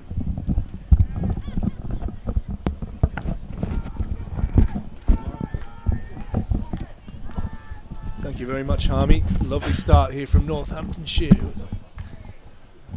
78 for 1 after the first 10. Said former Durham keeper Andy Fothergill. Welcome, mate, to the commentary box. Thank you very much. Great to have you in. And Graham Runion's alongside us as Minto just decides to have a rethink there. His bowling marker was moved by the wicket keeper. Wicket keeper's made absolute nightmare. And he's now going to have to go and replace it as to wicket keeper's right nothing but trouble. We haven't heard that before. And a late call up, Andy, on your way in this morning. Yes, it was 10 minutes away from the ground, and Tom Seymour, the commercial director, said, all right for about 11:30. So I haven't had a lot of preparation, to be honest. But, as long as you haven't had Steve Harmison's preparation, we'll be okay. We'll be okay. And that was another excellent delivery there by Minto, just trying to hit the top of the stumps there with a little bit of shape, as the boys have been talking about. Well, you've gone from an international fast bowler to a left-handed hack and a wicket-keeper, Bunny, so you're pretty much on your own on the bowling stakes here, mate. But we do have now a bit more of a balanced field now that the power play's ended, so that should hopefully allow James Minto just to express himself a little bit more, as he does with a lovely bouncer. You're a 16-year-old, mate. Can you remember what you were doing as a 16-year-old? Yes, and I don't think it was playing cricket, to be honest. Certainly not at this level, anyway. I mean, if it's remarkable, isn't it? Really. I mean, yeah. to see. I mean, I know we've got unbelievable amount of talent through our academy, but at 16-year-old, I mean, I remember playing for Kids FL at 16, and you know, potentially having some pace, but not having a clue where it was going to go. But to play against what potentially an Indian batter who's one of the best going. Absolutely, and Minto beats the outside edge. A little bit of shape, the dream ball, a little bit of shape in and a nip away off the seam. As you said, yeah, we were talking about this morning with Harmy, and like 16, we were out there with two of the kids that I've had the pleasure of working with, in Ben and Mitch, and like 16-year-old. I mean, we class them as youngsters coming into the game, and these are another 2 years younger. It's incredible. Yeah, it is. Yeah, and we've just got to be careful, obviously, with regards to he is 16 and expectation, and you know how we work with him, you know, on and off the field really is really important. But actually, the beauty of James is that he's so switched on. He's a great lad. But don't you think, Graham, as well, it's testimony to the club and to the setup now of, you know, of the young kids coming through, and just how good they are, and how quickly we get the talent in, and sort of mould them into, right, here we go, guys, you know, you're now a first-class cricketer. Yeah. And the experience, you know, that people like yourself have, you know, and the backroom staff of Durham, you know, the game's changed completely from where we were when we first started. Minto in again, and this is driven on the up, and that isn't a bad delivery, but probably signs that this pitch is improved a little bit from the other day. As you said, we've glued the surface here today, and that was a lovely strike on the up and goes away for 4. But yeah, I think you've got to give Durham and Marcus North and the likes a big pat on the back, because the coaching staff, I mean, we've got Durham greats in the coaching staff. Alan Walker's been here forever. You've got Graham's come back. But below that, you've got John Windows, who's obviously done a great job for a long period of time. And the team he's put in place of Stewie Poynter, Nathan Rimington and Cole Pearce is absolutely outstanding in bringing these youngsters through. And that's just a little bit fine and tucked away. He'd be disappointed with that one, Minto. Probably trying to overcorrect a little bit from the ball before. And that goes away for another boundary. And the Steelbacks on the march here on 86 for 1. But yeah, and what's the relationship that you have, Graham, with that coaching group in the academy and below the pathways? Yeah, brilliant. I mean, obviously, from coming back and coming home, is my relationship, of course, with Alan. It was, we sat down straight away with a view of, obviously, nice to be back, and with my title, if that's what you want to call it, is like I want him to carry on working with the bowlers. I don't want me just to come in and be, all right, well, they're my bowlers now. That's not how I work at all. We're very much part of a team, and Durham have always done that, but I want to make that quite clear. And then obviously, as you mentioned, Rimo as well. Yeah. And we've got a very good relationship. Well, he works obviously through the age groups, and we speak, you know, pretty much on a daily basis with regards to where these young players are going. So when they get an opportunity like this, yes, it's going to be hard, but they're a bit more well-rounded in many ways. But I'm not, yeah, they're fast bowlers, but I'm not overly precious. I mean, you can speak to anybody with regards to fast bowling, or I presume, wicketkeeper or whatever. If they can improve and they can learn, then speak to people. Mitchell Colleen into the attack. Son of Neil Colleen, another former teammate of ours up here. So if that makes sense, it's very much. I mean, people just think, oh well, I wasn't a batter, so I don't know anything about bat. But that's not the case. People, You spent your career having to work them out, I guess. Yeah. So it's very much a different perspective. But when people speak to Harmy or whoever, they're very much, they're gaining gold nuggets all the time, and it might not always be the right thing. Clean in and nice and straight. I guess it's that, as a player, it's what information you can take on board, but then again, what works for you. Some information you'll be thinking, that's probably not for me, and then other people, and that might not necessarily be from your line coach. It might be from somebody that you see, that you've worked with for a long time, or actually somebody has just seen something and a bit of fresh information that pops to light. Yeah. We'll come to Fothers in a moment. Young Colonel standing up to the stumps. Have you seen much of his wicket keeping? No, I haven't at all. Obviously I have of his dad. Yep. But I was just thinking there with young Colleen bowling, when we first started in '92, Neil, his dad, came on tour with us to Zimbabwe, and he was 17. I was going to say, he was a youngster then, wasn't he? Yeah. That would have been an eye-opener with you, Mob, at that age, I reckon. Cool, so I am old. Colleen getting his second opportunity in the competition. And played the game down at Worcester. And I like this move. That's another gorgeous shot down the ground. And that will race away for 4 more. I think certainly what we've been guilty of at times, and obviously I will say that I'd rather get hit straight down the ground more than square. But we've generally bowled the boundary ball and over. In fact, the score would suggest maybe it's a bit more than that. So just once again, you just got to keep. With the keeper standing up here and match the pace that he bowls, he's got to be unbelievably accurate. Got to be very skillful. Use his cutters, hit the pitch hard. So he's fallen straight here, and this one's tucked away into the leg side. And they amble through for a single. But yeah, the margin for error does look very small on this pitch at the moment. The way that Northamptonshire Steelbacks have started, I'm pretty sure. On 58, and who have we got? George Bartlett in on 14 already. Like you say, it just seems to be leaking at least a boundary and over. That's a good area from Colleen that's pushed away out into the offside. Pretty sure not moving too well in between the wickets.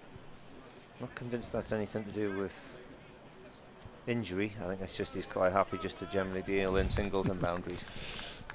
Yeah, he's especially at the end of the over. Reserving his energy, yeah, maybe a good counter as well, yeah. There's been a few of them over the years. Counting to get back on strike.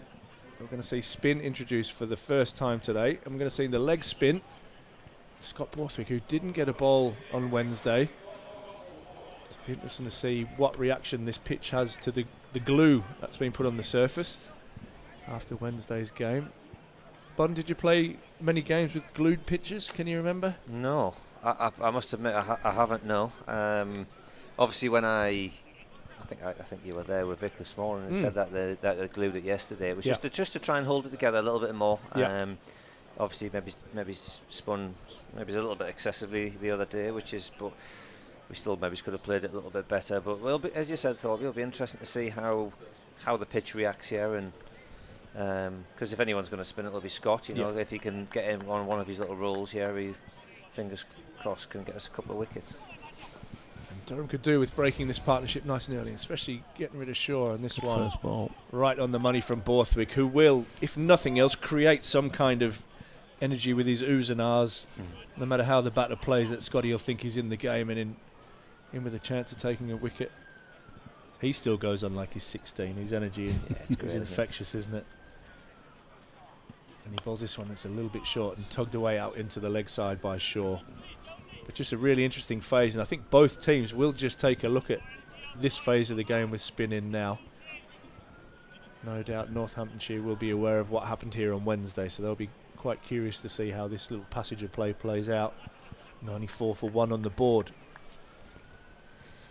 Now, coming back to Shaw not running particularly quickly in between the wickets, so as a fielding side, we've got to be so switched on to making him run. Yeah. You know, actually, like, you know, if the ball goes out to Jonesy or long on, he's just throw it to tootling his through. end. You know, make sure we're creating some energy. Because, well, we don't know if we're ahead or behind in the game yet, but, you know, it could be a great pitch, this. We've got to create energy in the field.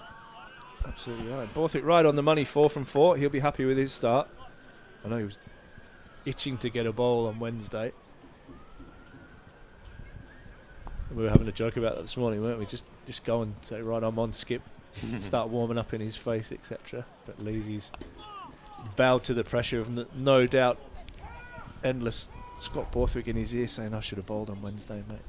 You know, if it was a green seamer, you know, I'd be like, I'm bowling. Yeah, and yeah. I wouldn't get the ball out of my hand. I'd be literally bowling non-stop.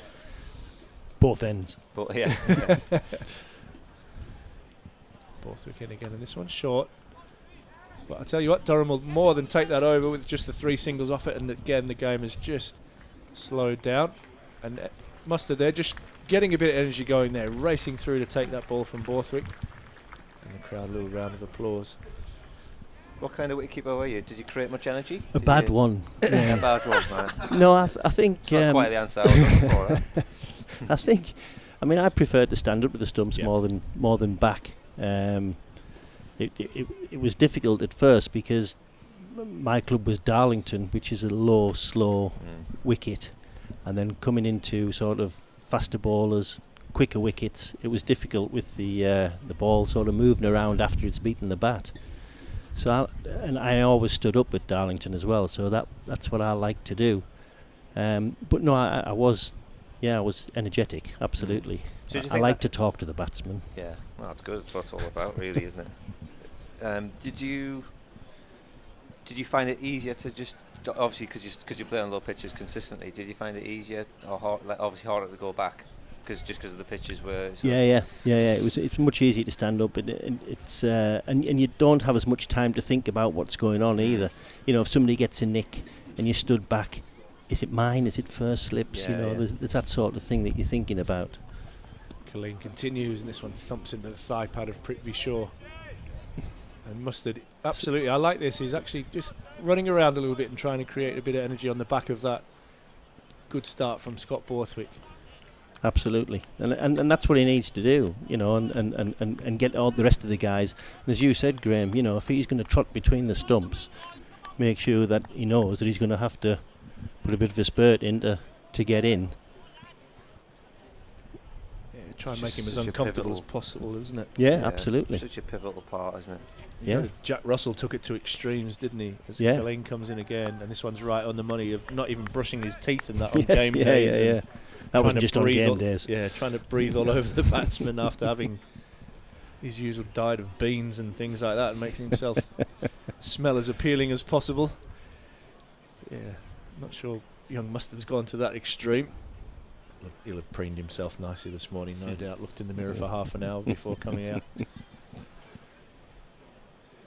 Yeah, Fathers starting off Durham County Cricket Club at first class cricket. That must have been a huge honour, and playing with some really exciting players. It was massive. It was massive. It was, you know, when people talk about it, I mean, you look at the game now, and the game's moved on massively. It's, you know, it's a totally different game now. But when we first started, and the names, you know, the legends of the game, you know, and we had 3 or 4 of them just in our team, and it was an amazing thing to be part of. Sorry to interrupt you there, mate. That boundary, lovely pull shot from Prithvi Shaw brings up the Steelbacks 100. So he moves on to 65, and the 100 comes up after just 13 and a half overs. Sorry, mate, carry on. Yeah, it's, and you know, as I say, there's lots of legends just playing here, and just the sort of the bandwagon that got rolling when we first started, and everywhere you went was a packed ground because it was a brand new team. You know, people wanted to see Beefy. Yeah, people wanted to see Dean Jones. You know, and so it was always full, and it was such an experience, and the atmospheres at the grounds, and to be fair, with the one-day games, we generally won more than we lost. It's beautifully driven out into the offside by Shaw, and we'll go away for 4. It's Colleen just maybe guilty of trying to float that one up there and get out of the over, but that brings up the 50 partnership already off 47 balls. And I don't think it'll be too long before we see spin from both ends, Graham Ungans. Yeah, I think so. I think that's the way forward. I mean, the margin of error looks very, very small. Agree. As I said, if he's bang on, which obviously Mitch needs to be, as we all need to be, it looks as though it's, it's hitting that real spice of the bat, but then anything slightly full or short will go to the boundary. This one's timed away again beautifully. Michael Jones out in the deep. I've got a question for those, if you Yeah, don't mind. go for it, mate. So obviously, a few years ago, just when you were playing, how much coaching was there? So well, and that's the other thing, Graham, because if you think about it, I mean, Jeff Cook was the coach. Yeah. But he was also director of cricket. Yeah, he did he was everything, also working in, the admin side of things. He was also trying to get players together. So it was a difficult thing. And if you think about the mix of the players that we had, there was sort of youngsters, Killeen, Henderson, Blank Iron, who were sort of 16, 17. Then there was people like me who'd sort of played minor counties cricket, so had a bit of experience. And then there was the first class lads. So Jeff didn't really have a chance to coach, to be honest. And it wasn't a case of, right, we're in 3 weeks before pre-season and you get some batting coaching or you get some keeping coaching. Chris Scott, who's here today, we didn't get any real coaching. It was a game, there you go. Yeah, you drop you're the off. catch, you're out. And it was that sort of mentality then. So there wasn't a lot of coaching.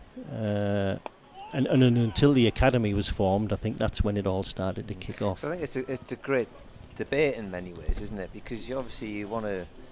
It's good to have coaches, and it's good to speak to people and have these good conversations, or have these badges or whatever it is, and have. Nice from Borthwick. It's been a really good start from Borthwick so far. Have the ability to talk to people who know technically or whatever it might be to talk about, but also there's a huge positive to just work it out yourself. Go go and play and develop, and maybe throw little gold nuggets every now and again. And Borthwick in, and this is nice and straight. That's kind of where I was coming from. There's so much footage. There's so many people watching, and like say Durham's coaching staff now is brilliant and extensive. But sometimes players need to work out rather than being fed information. And I know like a part of coaching is questioning and things like that, but sometimes you just got to figure out what works for you. As Borthwick balls again nicely, as that's just pushed out by Bartlett into the offside. I think the thing is as well that they need time to work it out themselves. Yeah. You can't just say, well, you've had 2 games now and it hasn't really worked, so you're out. If you say, okay, look, I'm going to give you 10 games, let's see what you like, and if you can work it out yourself with a little help from people, then great. But back then it was almost like, right, we need success now because we're now a first class county, we need success. And it didn't quite work like that, and it was quite difficult for some of the younger lads, to be honest. I mean, it was quite difficult for people like myself, but for the younger lads, it was such hard work, just going straight from club cricket into first class cricket. Absolutely. And you're right, there's so many characters and good players at that time where the youngsters were able to bounce. You've mentioned, Beefy and Dean Jones, two Wayne absolute legends of Larkins. the game, and and then you had kind of a little bit of a Northants connection, didn't you, with with Wayne Larkins, Jeff Cook. absolutely. So there was a bit of trying to create that club mentality from something totally fresh, but with bringing the youngsters through at the same time. Yeah, so it was hard work for Jeff. It was absolutely hard work. And obviously the characters in the changing room, he obviously, they were a lot bigger characters than Jeff as well, which made it more difficult for him. I just think you've got to show a glimpse of talent and skill, don't you? And a little bit of he's got something, and then you can give him time. Yes. Like Minty, obviously 16-year-old. He's a left armour, which ticks Even the box. better. Yeah. He's not very tall, but that's fine. But he bowls fast. Another tick in the box. These guys have got opportunity. Athletic come bat. He's got a lot going for him, the young fella, hasn't he? It's scary, really. How fast is he, Graham? Ish. He'd be 80 plus mile an hour. Right. I think he got clicked. So at the beginning of the year, we sent. So once again, Rimmers would send. Nathan Rimmer would send a handful of academy bowlers, as I do the pros. Yeah. So like Stan McAlinden or or Dan Hogg, whatever, and they do like a profile session, so they'll get like little dots all over their body, and they'll see how their body moves. Yeah. So Clean in, from that's a binoc- punched away. Is that down at Loughborough? Yeah, Graham? so that'll be like, so they'll get an MRI scan to see how their body is. They'll have biomedical input, nutritional input. You know how DEXA scans, so how strong their bones are, how hard can you push them? Yeah. Because these, I mean, Minty might be quite unique because it might have quite dense bones, but he also might have bones like plasticine that could just break really easily. Yeah. So we just got to be careful that we get all that information, and that's ours to how we deal with it. That's cut away a little bit of width and wide. Prithvi Shaw in this form is not going to miss out, and he moves on to 75. And the Steelbacks flying on 112 for 1. Yeah, you get. I mean, that's once again, that's not. This is the guiltiness of having all that information and go right. Okay, you've got this. Yeah. What do we do with that like, information? Yeah. So it's and I find that stuff really fascinating. You know, can you get an extra 2 or 3 mile an hour by bracing the front leg, or whatever it might be. Yeah. And that one's driven gorgeously down the ground by Shaw. It won't be stopped. And Shaw is absolutely flying. 79 now. He's moved on to the Steelbacks, 116 for 1. Graham Onions, this is, mate, to be honest, you've done well being in here, because no doubt this is probably a frustrating watch for you at the moment. It's consistency, isn't it? I mean, ultimately, as I said, opportunities coming into the 50 over comp who maybe haven't played a great deal of T20 or red ball first team stuff. This is an opportunity really to show how good you are. Put in a match winning performance. Yeah. Colleen again, and this is slower ball. It's a good change of pace there from Colleen, and Shaw is constantly calling for people to come on and off the ground. So I'm going with that there's something going on here. So if I was Graham Onions, I'd be going back to the change room and make sure he doesn't get a sub-fielder when it's time to... I'm not sure you're allowed sub-fielders anyway, because that got brought in, didn't it, a little bit for I think if you're injured during the game, you can have a sub-fielder, can't you? But I'm not convinced. There's lots of players running on and off for him at the moment. Sounds like he wants you out the commentary box, Graham. Yeah, I mean, I don't blame him. Mate, I get to see him on a daily basis, that beautiful smiling face. I've got a lot smilier, if that's not even a word. Yeah. A lot more smile, haven't I? Yeah, absolutely. I used to get properly get in the battle. But this is on these pitches here. You just got to grit your teeth and just be like, right, I want to whack the pitch as hard as I can. Yeah. And that was a huge strength of yours. And Borthwick, who started really nicely, he's only gone for the 5 off his first 2 overs. Pretty sure currently 79 off 54. And Bartlett's got the best seat in the house at the moment. He can just ease into his innings, and he's 17 from 28. But yeah, and that's excellent fielding there by young Minto to prevent a single. So there's like opportunities here, and you do see things very differently from a coach's view here. As I would do everything I can to try and keep Bartlett on strike here. Yes. So I would have no singles. I'd try and make sure you cut the angles out so there's no singles. Try and keep him as many balls as I can, and then equally, if Shaw's on strike, just let him have one. Just settle. Just go back and let it make him run as much as he can, because ultimately it's the boundaries that we want to try and stop. It's almost going back to club cricket, isn't it? Where you used to, when you used to Bowl play against the pros and say, right, you can have one, and we'll bowl at the amateurs. Yeah. I don't think there's anything wrong with that. It doesn't mean that you bowl just game awareness, bowl bad balls to get him off. You still want to bowl good balls, but if Mitch is bowling here, it's like actually he got hit down to third man here. Can he bowl? Can he bowl straight and off cutter that might grip a bit and get knocked onto the leg side for 1? Bartlett using his hands nicely as he opens the face and hits that out to Colin Ackerman at deep point. I'm sure, along with Drizzle, we'll get some overs in here today. Nice little crowd building up. Community Day, and Father's one of the reasons that you're here. Ex-Players Day. Yes. Really exciting to Former Players Day. Yeah, it's a great occasion, to be honest. What's quite unique about Durham as well is that you have the minor counties lads in the same box, if you like, as the first class lads, who have probably played against each other. Yeah, there's that crossover, isn't there, from from that early period. Which yes, is brilliant. which like is great. Ash Patel and people like that who are great players. And Neil Riddell's up there, who was sort of captain of the minor county side for probably 10 or 12 years, and they went 60 games unbeaten. Beat Yorkshire, didn't they? And Derbyshire. And Derby in the cup. Yeah. So when John Morris is up here, we always remind him of that. And we are going to see spin from both ends as George Drizzle is going to come into the attack. So it'll be interesting to see. I thought he bowled really nicely, maybe a little bit, if you're going to be massively critical, a little bit straight on Wednesday. It looks like he's going to start around the wicket. Going to be confident of getting some bite. He was one of the ones who was very disappointed that the pitch was glued this morning. He was like, well, what's wrong with that? You fast bowlers. There's always something for batters. There's always the quicks get this, and he says we get one pitch that spins and it's like it's knocked out the window. So he was a grumpy man this morning. But let's see how he bowls here today. Well, didn't he? I thought he was excellent. He's unlucky not to pick up a couple of wickets. His first game in the competition. He starts off again, obviously bowling straight from round the wicket. Recovered from a bit of an ankle injury. And back into the team. An important part of our one-day programme last year. I thought he bowled excellently in the one-day cup last year as well. But pretty sure doing things nicely at the moment. So and the ex-players, you haven't had the chance to get up there yet. No, so I haven't had a chance to get up there yet. Yeah. It's starting to get a bit peckish now, just quietly. And a bit thirsty. Yeah. Shaw pushes that out into the leg side and again just almost walks through. So maybe you're right. Aaman can just fire that ball into the bowler's end and make sure he runs.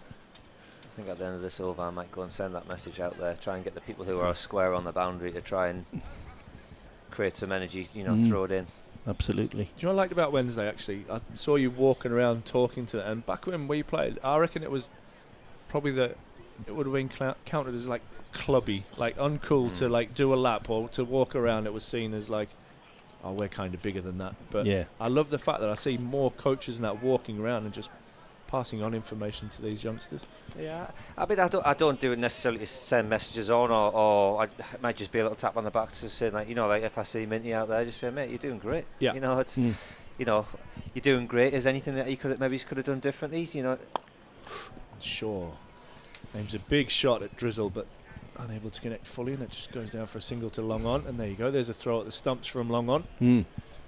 Because once again, I mean, it's not for me to. I don't even pretend to know everything. It's very much asking questions that make them just proactively get them to think about their own game. And I did a ball a bit too straight. Yeah, I did. Yeah, but when I bowl well, geez, I bowl some good balls. Yeah, and good from Drizzle. He's unable to prevent the single there. That would be disappointed. But again, Coghlan showing a bit of energy. So maybe they've just twigged on a little bit here that Durham need to just make Prithvi Shaw work a little bit harder for his runs. I think it's like you said, Thorby. It's it's making the batsman feel uncomfortable. Yeah. He just looks like he's going through the motions, the batsman now, because it's so easy for him. And and I think Mustard's got a part to play as well. Just getting his ear. Shaw tucks this away nicely. So the old fence posts are up and over of singles there from Drizzle. So that's a quiet-ish start. We'll be happy with that because, as Graham Onion said, what we don't want to be doing is starting to leak boundaries every over. And we just seem to have a little bit more control here with the two spinners being on.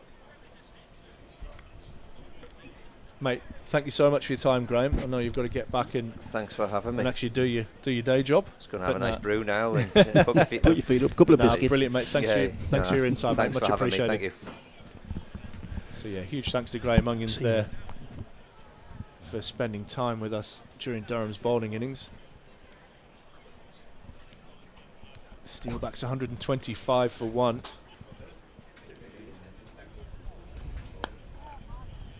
Borthwick settled into his spell quite nicely here, Fothers. It's bowling really well, actually. Bowling really well.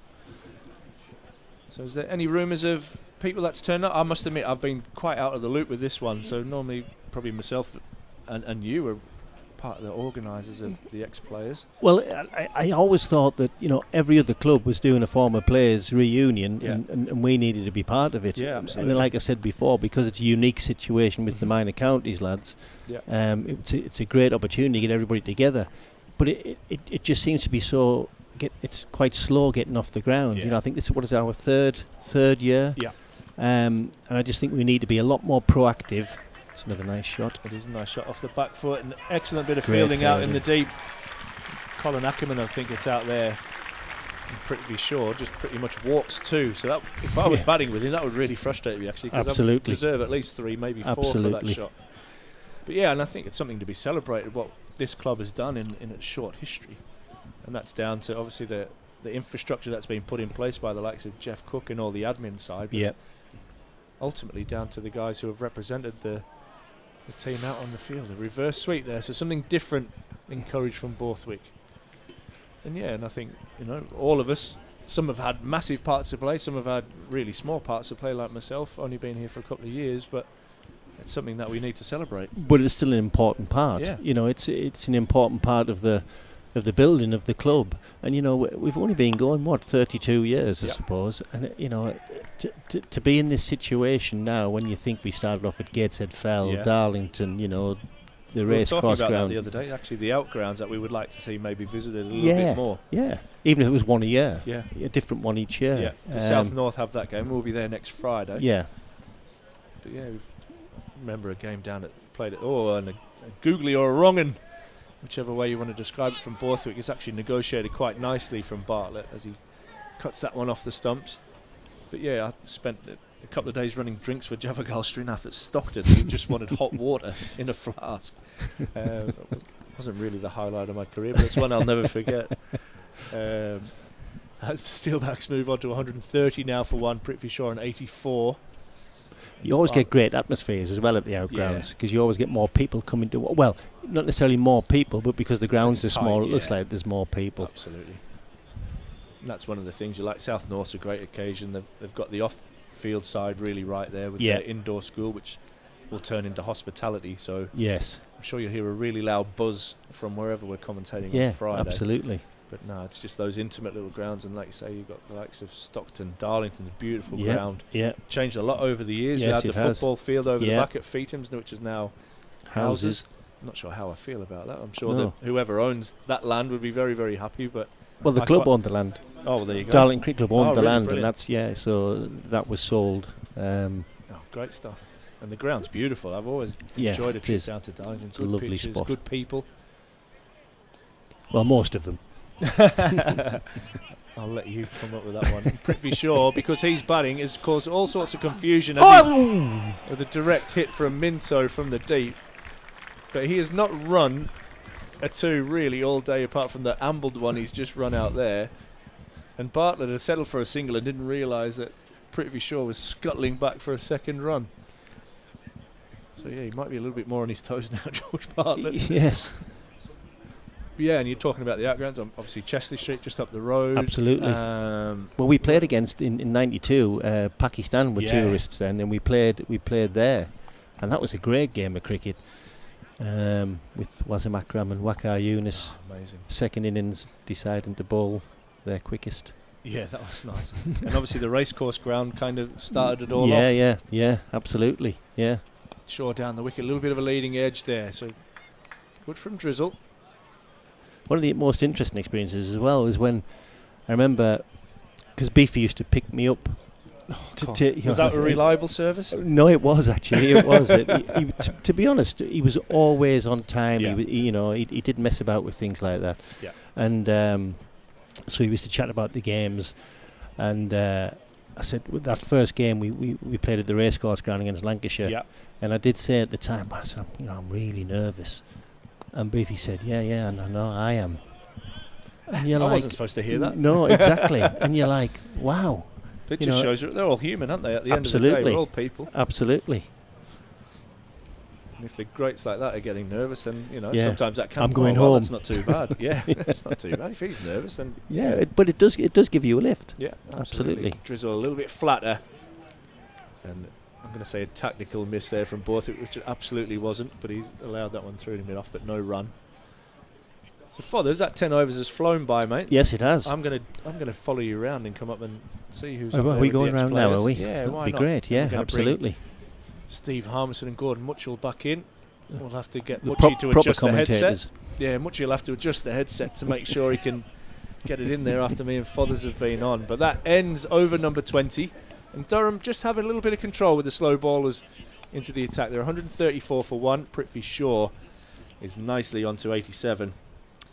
And George Bartlett is on 27 himself. So we'll leave you in the safe hands of Harmy and Gordon Mutchell.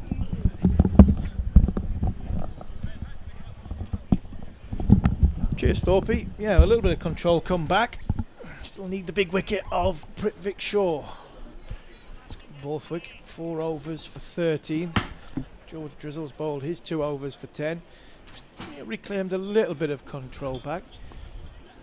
While the Indian international's out there, Northampton will feel as though a big total is on the cards. 30 overs to go. Steelbacks are 100 and move on to 135 for 1. Shaw 87, Bartlett 28.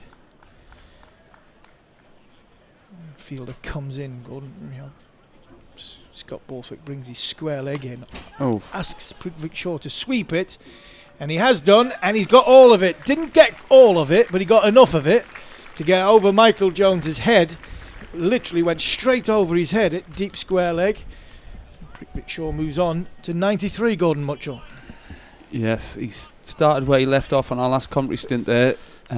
Just got to give it a little bit of air there, and he took the deep mid-wicket on and he won that time. I think Jones felt as if he was in the game for a little while there, but I'm not sure the wind just looks as if it's helping it a little bit that way. So I think this innings he's played, I think we got leached on Wednesday, and at the moment the international class of Shaw's really shown here. But as you say, the spinners have just pulled the run rate back a little bit. Scott Borthwick, who didn't bowl Wednesday, started very well. Big smile on his face, chewing his gum. Yeah, give me a bit stick for my size this morning. Did little Scott Borthwick, and I mentioned little. He was becoming a little cheeky so-and-so this morning. This time width. It's a full toss, which is just a little bit wider outside of stump, and that for me is 4. I think that needs to be signalled for. From our advantage point, it was 4. Whether Baz Deleta realised he was touching the rope. I think we'll give you, sometimes when you're sliding around there, he's running full speed, slid around. He probably wouldn't have felled the boundary rope there, but I think he was just touching it as he got that one. So we haven't got away with that replays. We haven't got any replays, so the umpire, and there's no third umpire. So Baz Deleta saved his team 2 runs. I don't think it was intentional. No, by any stretch. The boundary rope was just coming in. Again, fuller. Scott Borthwick bowling that full of length. He was a little bit wide. It was a full toss to Shaw, who didn't quite get it all again. End of the 21st over. Steelbacks move on to 144 for 1. Shaw 96. Bartlett 25.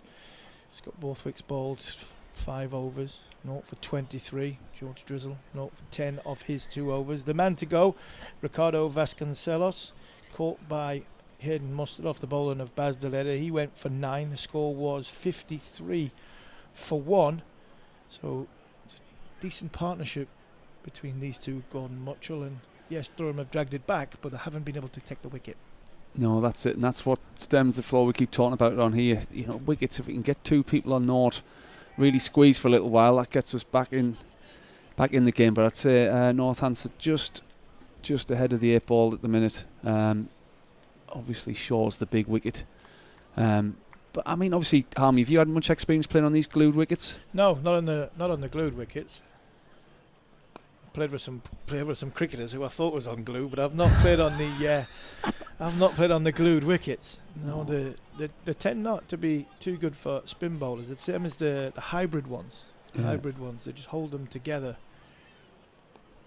Well, I think I probably played on a couple at Derby, and we played one time. Hampshire glued them, and yes, the late great Shane Warne was playing, and he ended up bowling seam. That's how much it was for the how good it was for the spinners. And I remember we actually won that game. Callum Thorpe, who I think's coming in the commentary box later on, got a brilliant 70 runs, and he was hitting Shane Warne over extra cover and hitting them all around. So as I say, Shane Warne bowled seam towards the end, and he got out in the. We must have batted first. He got out and he went straight to the umpire's hut, and you could hear him saying, "I'm the best spin bowler in the world. Even I can't spin it on there. What are we doing here?" Yeah. Yours the best spin bowler in the world. A great man. I still can't believe I'm still talking about him in past tense. Oh, that's turned. That has turned. For all the talk about it doesn't turn on these glued surfaces. I'm not sure if it was turn or it was pierce, or maybe it's a little bit of bounce that did for Hayden Mustard behind the stumps, but that one definitely did something, and it's gone through and missed everybody. Bilal Shafiat, former Notts and Northampton batter, signals 2 byes. Yeah, Warney he wasn't very happy when things weren't going his way, and to be honest, it went his way a fair bit of time playing against a great man. But again, I'll mention it again, I can't believe I'm talking about Shane in the past tense. It was always a great battle when you played in the Ashes, playing against, Warne, McGrath. They're fantastic sides, but what a competitor. I mean, he just loved the contest, the big stage and the contest. A great bit of fielding, great throw back at stumps. Bartlett gone. There's no reason why he needs to dive away from the stumps. He dived straight at the stumps. The ball possibly was going to go on and hit them, so no appeal. He was making a valiant attempt to get back in. Good bit of cricket all round there. Ends the 22nd over, and a better over from Durham's point of view. Only the 2 runs off the bat. And yeah, I'm not sure much on these, whether it's glue the pitches, these hybrid pitches. They're great for spin, but I get so frustrated, especially when they talk about, Essex used to have it when Simon Harmer and, this has gone up in the air. Short fine is underneath it. A simple catch there for Mitchell Colleen. Sweep shot, bringing the man up from deep square. Has gone for Prithvik Shaw. He's gone for the big sweep shot. He hits the top edge of the bat. A looping catch for Mitchell Colleen. And Prithvik Shaw, who was, I think he was 2 runs short because Baz Deleda dived on the boundary rope and didn't give him them runs, he still wouldn't have get into 100. It was a well-made 97. Fantastic innings by the Indian international. 71 balls, 16 fours and 1 6, and a welcome wicket, Gordon Mutchell, for Durham at 148 for 2. And that's exactly what we needed right there. Well done, Scott Borthwick. He's come bouncing in, bowled his variations, and like you say, there is a little bit of help there for the spinners. It's not spinning at all, but these two have created a little bit of pressure. But what a fantastic innings that is. I thought just the way he missed the fielders, and every time Durham slightly strayed too slit, he got it down to the boundary for 4 or hit it through backward point. No, that is definitely a welcome wicket for Durham. Yeah, a big wicket, a huge wicket for Durham, and talk about international class. I mentioned Jack Leach played in the last game on a turning wicket, took 6 wickets, and that was definitely an international class innings from Prithvik Shaw. And, probably the Steelbacks members are watching this. I think that might be the difference between winning and losing this match. Rob Keogh is the new man in. He replaced Emilio Gare, who was on the team sheet to come play. He's played 3 games as Gare so far, but there is a lot of talk about him not signing a contract, leaving Northampton at the end of the season, and if rumours are to be correct, then he's either going to Edgbaston or he's coming up here to Durham, and possibly why he's not in the team. So Rob Keogh comes in at number 4 and replaces Prithvik Shaw, who's played a wonderful innings to get Northampton Steelbacks in a great position of 22.1 overs. They're 148 for 2. Good start. And this is where Durham can really squeeze. Obviously Bartlett's played quite nicely, but he's 28 of 48 balls. If they can just squeeze with these 2 spinners now and get us back, get that run rate back down below sort of 5.5, I think that would be the aim here. Yeah, it's not quite a 6.6 run rate and over pitch.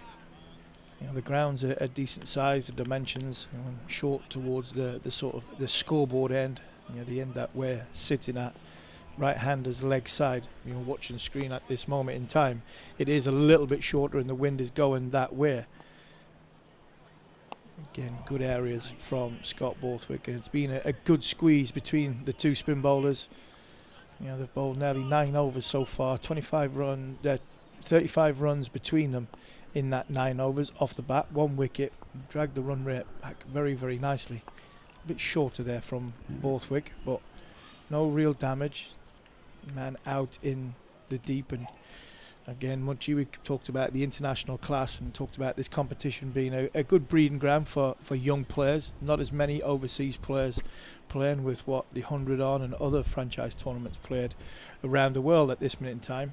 Gone for the reverse sweep. Bartlett there. Scott Borthwick seen him early and readjusted, dragged his length back a bit, and that was a good over from Durham. Good over from Scott Borthwick. One from it. Borthwick has figures of 1 for 24 off his 6. Steelbacks moved to 149 for 2 at the end of the 23rd. But because there's not as many overseas players in the Metrobank 50 over competition, we are seeing a lot of young players, which is always good for the learning, whether it's you're bowling against a good player or you're as a young player facing a good player.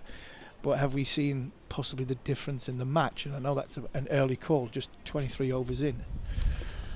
Oh, look, I think you're right. You know, we're talking a little bit off air there about sort of your margins when you go up the levels. So obviously these young lads are coming from Minto's come from playing under 16 cricket to a couple of second team games to playing against an Indian international bowler there, and if you were just a little bit straight, he clipped you down there, the fine leg for 4, a little bit wide, he was easily a pass backward point. And that experience is going to be absolutely brilliant, because obviously he's burst on the scene. There's big raps. We were lucky enough to have Ryan Campbell on the commentary box on Wednesday, and he was likening him to Ben Stokes, both with bat and ball. He said he batted number 11 in that game at Worcester. He says, but boy, can this boy bat as well. So, like you say, it's given these guys a platform to go and show what they can do.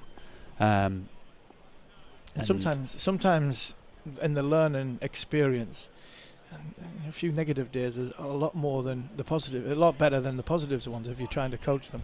Delicate play there from Keogh, just runs it round the corner. No 45 inside the circle. It's not a bad start, just to get your confidence movements. Can you get, a little gap here, a little gap there, and get the blood flowing by a quick single or a 2 down to the other end to keep the momentum and the scoreboard going. It's 150 runs up for the Steelbacks, 23.1 overs gone so far. Again, he's gone, this time he's gone a little bit earlier. While he's just having a look and seeing what this wicket's playing like against the spin, he's using these long levers. Big man, tall man, Rob Keogh. Looks as though he's well above 6 foot, long levers, and Durham might want to plug that gap down at 45 when he comes back onto strike. But Bartlett's on strike now, 28 off his 49. He's had the best seat in the house for Shaw's innings. Drift. Non-strikers in from 22 yards away when you don't have to play the big shot, because the quality player, the international class of Shaw is finding the boundary at will, helped by some bowling, but this has been better from Durham over the course of the last sort of 25 minutes, half an hour. And you talk about experiences, I remember mine, 17-year-old, came straight out of club cricket, played 2 second team games and played against Leicester on this ground. Durham was struggling.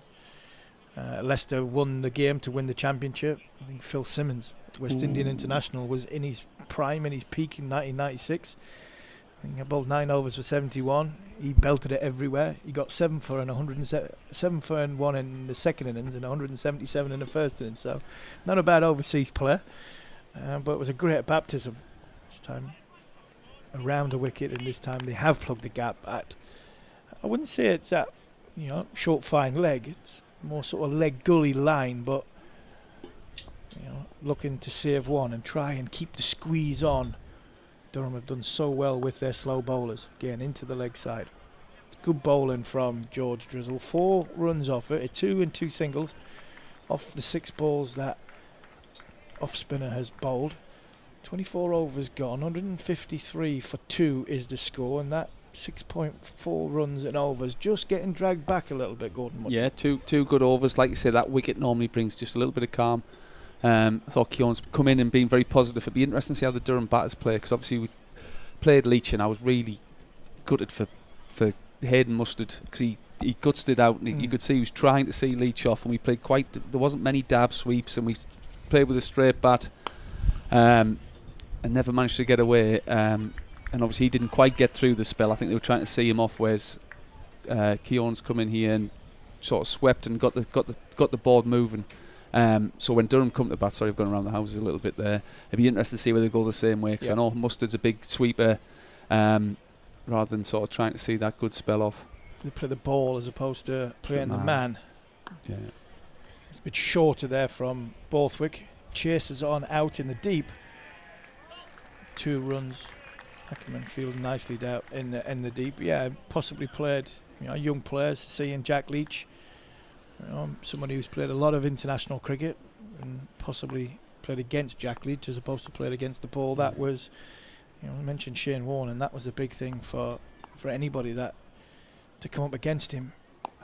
Better length from Borthwick, and it was, could you get away from the histrionics and the drama that came with the showman of the great man, and try and just play the leg spin delivery that was coming down? It was very, very difficult, I tell you. I mean, I used to get mesmerised down at the non-strikers end watching him. Never mind well, I couldn't even face him. I couldn't even think of telling you how to face him, but even just down at the non-strikers end, watching him, I mean, there's many times a bloke at the actual striker's end is shouting at me to try me to concentrate. Just watching him throw the ball up in the air and looking at him, he was so good, and that is so good. It's a big shot down the ground. It's nearly gone all the way. It's a 1-bounce 4, throwing the ball above the eye line. Did Scott Borthwick, enticing Bartlett to come either down the wicket, but it's just outside off stump, long levers, just eased it over the top. That was an excellent shot. Absolutely fantastic. Surely the Harmy dab sweep got out a few times against Shane Warne. It did once or twice, and actually I didn't realise until many, many years later I was the last person to hit Shane Warne for 4 in a test match. So, I mean, that's something in the bank there, Harmy. Something to tell your grandkids. The last person to hit me and Jimmy Anderson at the end of the innings was out there at the end of 2006-7 series, the debacle of 6-7 series. And I was the last person to hit him for 4. So that is something nice to tell the grandkids. He was an unbelievable person. Was the great Shane Keith Warne. He was a fantastic bowler, great competitor. And as drinks come on the ground here at the Seat Unique Riverside, Northampton Steelbacks are 161 for 2 after 25 overs. Prithvik Shaw has played a wonderful innings. He went for 97 off 71 balls. Ricardo Vasconcelos was the other man out. He got 9 off 16 balls. Hayden Mustard with the catch off Baz Deleda. Borthwick with the wicket of Shaw. 53 for 1 turned into 148 for 2 was the wickets that have gone so far. Coughlan's bowled 3 overs, 0 for 32. Deleda 1 for 24 from his 5. Young James Minto, 16-year-old James Minto, 0 for 26 off his 3. Mitchell Colleen, another young player who's starting on the infancy of his career. He's bowled 3 overs, 0 for 25. Borthwick has 1 for 33 off his 7.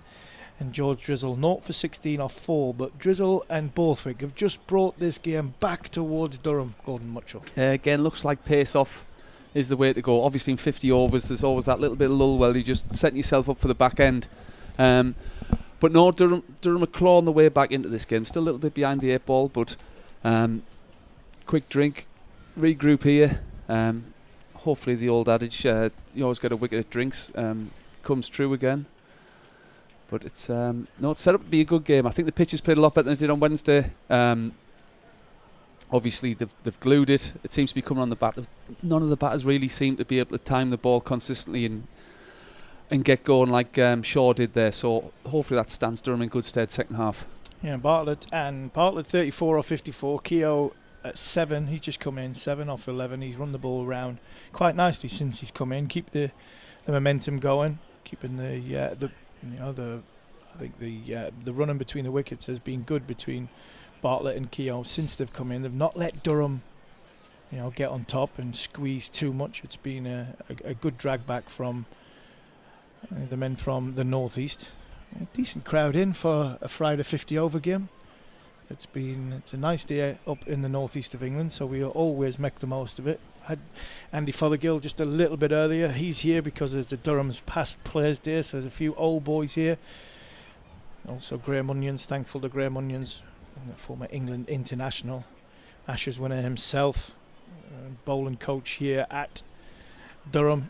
It must have been difficult talking for 10 overs when the seamers were bowling, and sometimes especially for Killeen and Minto especially. Learning to bowl and learning how to play the game at a higher level against a top quality player like Shaw might not be a bad thing for them in the long run, but it's definitely Northampton ahead in the first 25 overs as the game is about to restart. Drizzle with the ball, just having a conversation on moving fields, moving deep point. Michael Jones was asking if he needed to come up, but they're keeping deep point out. So 4 men inside the circle on the offside, 5 on the leg side. Drizzle starts again outside the off stump. Backward point, extra cover, mid on and mid off, mid wicket 45 inside the circle, so 6 men inside the circle, deep square, deep mid wicket, deep point out in the deep. Drizzle again, just outside off stump, good stop. Is there a little bit of injury, or is... I think Scotty might have just sat on the ball there. Has he just sat on the ball? Oh, I hope so. I hope so. It's karma for that. It is karma. He had a go at me this morning. Yeah, he was having a go at me this morning when I made a little comment about, has he got... He has. You shouldn't laugh. I shouldn't laugh, but I think he sat on the ball. Oh, that is painful. What a view for the watchers there. I hope that is. Yeah, just pick it out there, Scott. Oh, I hope it is. I really do. I hope he's not too hurt, but I hope it's smarting a little bit. Oh. It is. It's painful, isn't it? I think he's got a little bit of a dead buttock, which I hope George Drizzle's all right there, just diving around. But I hope Scotty Borthwick's struggling, because cheeky so-and-so was a 50-yard hero this morning, standing talking to Ben Stokes for about 10 minutes, and he was abusing me in the background. Drizzling again. Yeah, it's good. Very, very good lines, very, very good lengths. Bartlett just nicely going about his business, just trying to access the ball, probably either side of where Coughlin is. Don't want to hit it too hard, because if he does, it might just loop in the air. This time he goes for the reverse. Excellent catch from Mitchell Killeen. That's a fantastic catch, and that's pressure. Excellent pressure from Durham, both from Borthwick and from Drizzle. Drizzle's the one rewarded this time. Bartlett's gone for the reverse sweep, and a promising innings comes to the end with an excellent catch from Mitchell Killeen at backward point. It's safe to say his dad was getting nowhere near His that dad one. was getting nowhere near that one. What a catch. Running forwards. Never easy diving forwards. Looked as if he caught a couple of blades of grass off the ground there. It was brilliant. Brilliant. And again, that pressure. Here we go. We've got those 2 new men. Hopefully we can keep taking wickets now just to stem this run rate. That's what you said about having drinks and having a break in the game. And sometimes a break in the game does hamper the concentration a little bit. Bartlett was going along nicely, ably backing up the way Shaw was playing, just going under the radar and not worrying about the run rate. He's faced 57 balls for his 34, but while Shaw was going well, there was no real drama on him, and he did play a good support innings to the Indian international, but it was up to him to elevate the scoring rate. Once drinks had gone, George Drizzle bowled continued where he left off, and it was an excellent catch from young Mitchell Killeen. You say his dad wouldn't have gotten anywhere near it. I was going to go that one bit further and say when his dad had hair, he still wouldn't have gotten anywhere near it, to basically say that his dad would have been a lot younger when he had hair, but I think Killer was baldy when he was about 15 years old, and he still wouldn't have gotten anywhere near it. He might have if he tried to volley it in the air, but that was a good catch, good athleticism from young Mitchell to dive full stretch, and that's what his team needed. His team needed a run out, a good catch in the deep, just to lift everything going, because as bowlers, when you do start to put a squeeze on a team and you do create some pressure, you do have to be helped out by an excellent bit of fielding, a good stop in the ring, an excellent throw, a run-out chance, nil and hitting the stumps, or an athletic catch, just to lift you off the ground a little bit. Durham have dragging it back. They're still not out of the woods yet, but it was a very, very good catch, which brings Saif Zaib into the crease for the last ball of the over. Left-hander here. Left-hander, somebody who's been in very, very good form. I was impressed by young Zaib in the T20s. But so far in the competition, he's had a 42 in the first game and a 58 in the game against Middlesex. He is a quality player. The end of the 26 over finish with the Steelbacks on 162 for 3. Alex Lees has turned to his senior fast bowler here. He's smelling blood, bringing the big big, tall, fast Paul Coughlin back on. I was just about to say, I wonder if they'll try and throw Colin Ackerman the ball now the left-hander's come in, but Lees has gone the other way. Coggers didn't hit his line and length as he has done in the first 3 games to start off with, but he's a man who likes to get in the contest, so I'm backing him to come back and take another couple of wickets here. Yeah, Paul Coughlin didn't start that well for Durham, but he's the only man that's bowled 3 lots of 10 in the game so far in this Metrobank series. 1 for 56, 2 for 32 and 3 for 47 are his figures in these series, and he started with a ball. He didn't bowl for the first 18 balls he bowled at the top of the show, and that was a good ball in a good area and made the batsman come forward in and around off stump. So good start for Paul Coughlin in his 4th over. His first 3 cost him 32, and Durham let the Steelbacks let the Steelbacks get off to a good start. Both sides of the wickets, a bit short, a bit wide. So Coughlin looking to drag his figures back and also try and put some pressure on Tech wickets. Again, into a good length. I think that was Pearce off. Yeah, and the other reason there might be a change there might be obviously keep Scott Borthwick back for the later overs with the ball turning both ways. But that was a fantastic spell for him. Was he 7 overs, 1 for 32? Yep. At 4.5 and over. That's what you want your senior players to do. And I mean, his energy in the field, he's got himself in the hot spots of extra cover, backward point, and he's really stood up today so far. Good one again from Coughlin. On this surface, it's more the line on this surface. You can't, hit it. You've got to hit the pitch where as best you possibly can. But I think if you give the batter width, especially of international class like Shaw, they'll punish you. I think if you can create a line which is in and around the top of the stumps, then it's very, very difficult to get away. It's very difficult to time the ball, play the big shot from that there width. That's all that was. He's both. That's his 4th ball of the over. 4th ball of the over, and all 4 balls have probably pitched, on a similar length. But the difference there is it's just width, giving a chance of Keogh to get his hands free, run it down to third. And because the dimensions of this ground are so big in the corner pockets, then you can run hard and you can pick up 2 and just release the pressure a little bit. Yeah, I think that's what Graham Muniz was talking about. He was saying the balls, keep it simple, just bowl your best ball, top of off stump, just there. That's it. Make him do something different. And I think that's what Minto and Colleen can both take away. When they bowled their best ball to Shaw, he was a good ball. They were struggling. He went past the bat a few times. Both of them did. So they'll sit there thinking, I've gone at 8 and over, but they can take some positives. Thinking, I've run in and I know if I nail my skills, I've got what it takes to play at this level. 100%. And the learning part is when you don't nail your skills, you want to play at the highest level, play against good players. Good hand. Good work from Durham there in combination. Borthwick and Minto between them managed to stop, which ended a very, very good over from Coughlin. 2 from it. Dragged these figures back just a little bit. 27 overs gone, 164 for 3. And that's it, innit, Muchie? You play against top players, and you can bowl 4 good balls, 5 good balls in a good area. And if you're slightly off, it's a 4. It's a 6. You play against your average players. It might be a 1 or possibly 2. So players you played against, you've stood there in the field. Your career was a stellar first-class career that played over a long period of time.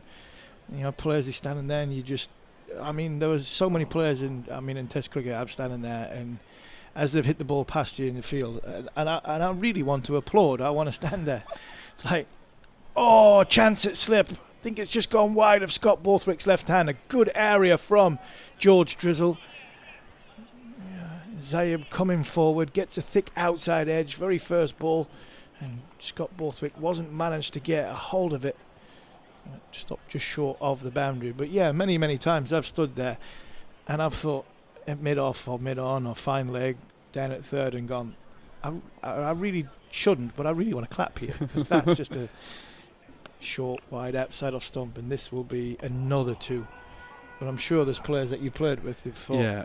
Well, we're so lucky here at Durham, actually. Some of the overseas we had, so different to all of them. Martin Love was the first one I had, and he was just so relaxed. I think his nickname was a crocodile because his heart rate was so low the whole time. He was phenomenal. I think he broke 8 fingers catching balls. He never broke one batting, but he broke them all catching. That's a great ball. Beaut outside off stump. Good take from Hayden Mustard. Just did him with the length there. Yeah, I mean, the one that stands out, Hussey is my, favourite cricketer probably of all time. Was lucky enough, did he play 2 seasons? No, definitely played 1 season. 1 season, yeah. We got him into the international, didn't we? Went to his test team, didn't he? He got into the test team. Well, it was the Ashes, and I couldn't believe they hadn't picked him. Yeah, we couldn't either. Because he was just absolutely phenomenal. And I remember playing against him for actually Northants. Him and, was it Phil Jacks? Jacks, yeah. They opened the bat and we had Shoaib. I don't think you played. No, I didn't play against us. But we had an unbelievable ball. Plunkett, Onions, Shoaib. I don't know if it was the time where we had 2 overseas. Mick Lewis might have even played as well. Both Phil Jackson, both would have been overseas. Yes, possibly. And they got 100 and Shaw bowled the speed of light. And honestly, he just played him so easily. If he drop shot, pulled him, he's got one of the best cover drives in world cricket. And like you say, you almost want to stand there and applaud it. It was a long day in the field, but it was actually quite an enjoyable day in the field. But he was brilliant when he came to us, and I'll never forget. I don't think we had enough time to tell that story. With 28 overs gone, 169 for 3. The Steelbacks, another good over from Drizzle. I remember the first time Huss came and played. You remember that game at Leicestershire? Yes, I played. I mean, the pitch that we played on was just basically the outfield. First game of the season. Huss came in, hadn't met the lads. I think he flight landed at 6 o'clock in the morning. He wanted to play. And he basically opened his opening line in the huddle was, I'd never spoken to him at the time, and his opening line in the huddle was, if I win the toss, we're going to bat first. And I mean, I was barely awake at sort of 9:15 in the morning, and at the top of my voice, I couldn't help myself. Excuse me, you're going to bat first on that thing? As Coughlin comes in, Nick, it's just dropped short of Alex Lees. There's a good fielding change gone into slip for Zaib, but he got a good piece of it as well. Massive piece of it. Alex Lees is looking at Ian Mussers to say, well, I'm setting myself off you, and are you a yard too far back? I think they're just coming forward now, but unfortunately the horse has bolted. He's thrown the kitchen sink with that as well, hasn't he? How's that not carried? It tells me that they weren't in the right position to start with. This time down the ground, and how's your luck? Excellent stop by Ben McKinney. Good shot from Zaid, but at least it was full. It was on line. It was a better length. And yeah, to come up with Hussey, you couldn't ascertain which was the wicket and which one was the outfield, or where the outfield was. It was damp. It was April. It was freezing. And I'm like, Leicester's got, I think Daffy was playing, Philip de Freitas was in his 40s, Otis Gibson was in his 40s. Gibson was playing. Yeah, Gibbo was playing for the great man that came to Durham after that.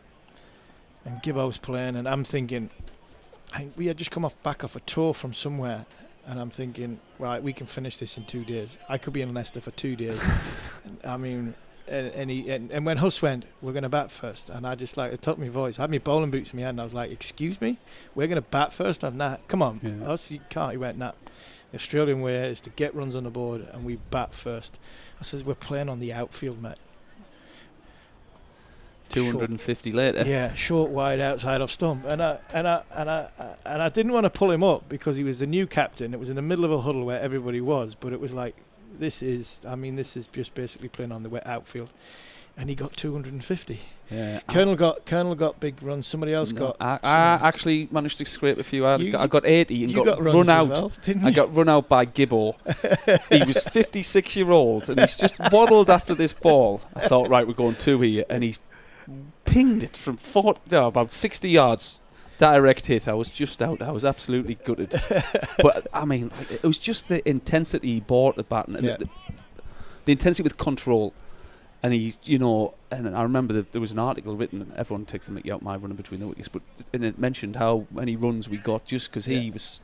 And if he said go, you go. Right, yeah. And ultimate trust. I was telling the story the other day about a game we played at Old Trafford, same season. Jimmy Anderson was bowling reverse swing. That was probably one of the best first class games of cricket I have ever played in, team wise. Yeah, and Jimmy was reverse swinging everywhere, and I was having a bit of a stinker. And Huss comes down and says, "Right, I'm going to tell you which way it's going." I said, "What?" So he stood at the non-striker's end because he can see where, because Jimmy's hiding the ball. In swing. Outswing. Played it. And then you get the old dunno call. I was like, oh no, I'm on my own here. But he was just someone who was, so switched on, Mr. Cricket.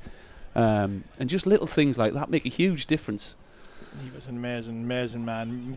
Excellent character, possibly in line for the England white ball job. Four off the last ball of the over of Paul Coughlin for Rob Keogh. Steelbacks move on to 176 for 3, 29 overs. To finish the Leicester game, I was vindicated. We did bowl them out for 100 twice in no time at all. I mean, the second innings we bowled them out quickly because there was a sniff of 2 days off.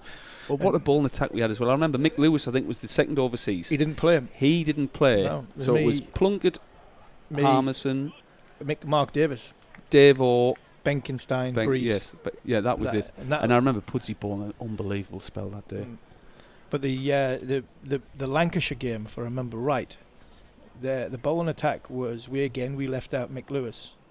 Colin Ackerman is the new bowler. He's taken over from George Drizzle, if I remember right. We left Mick Lewis out again. It was me, Plunkett, Davis. Again, I think we had Colley played in the Lancashire game.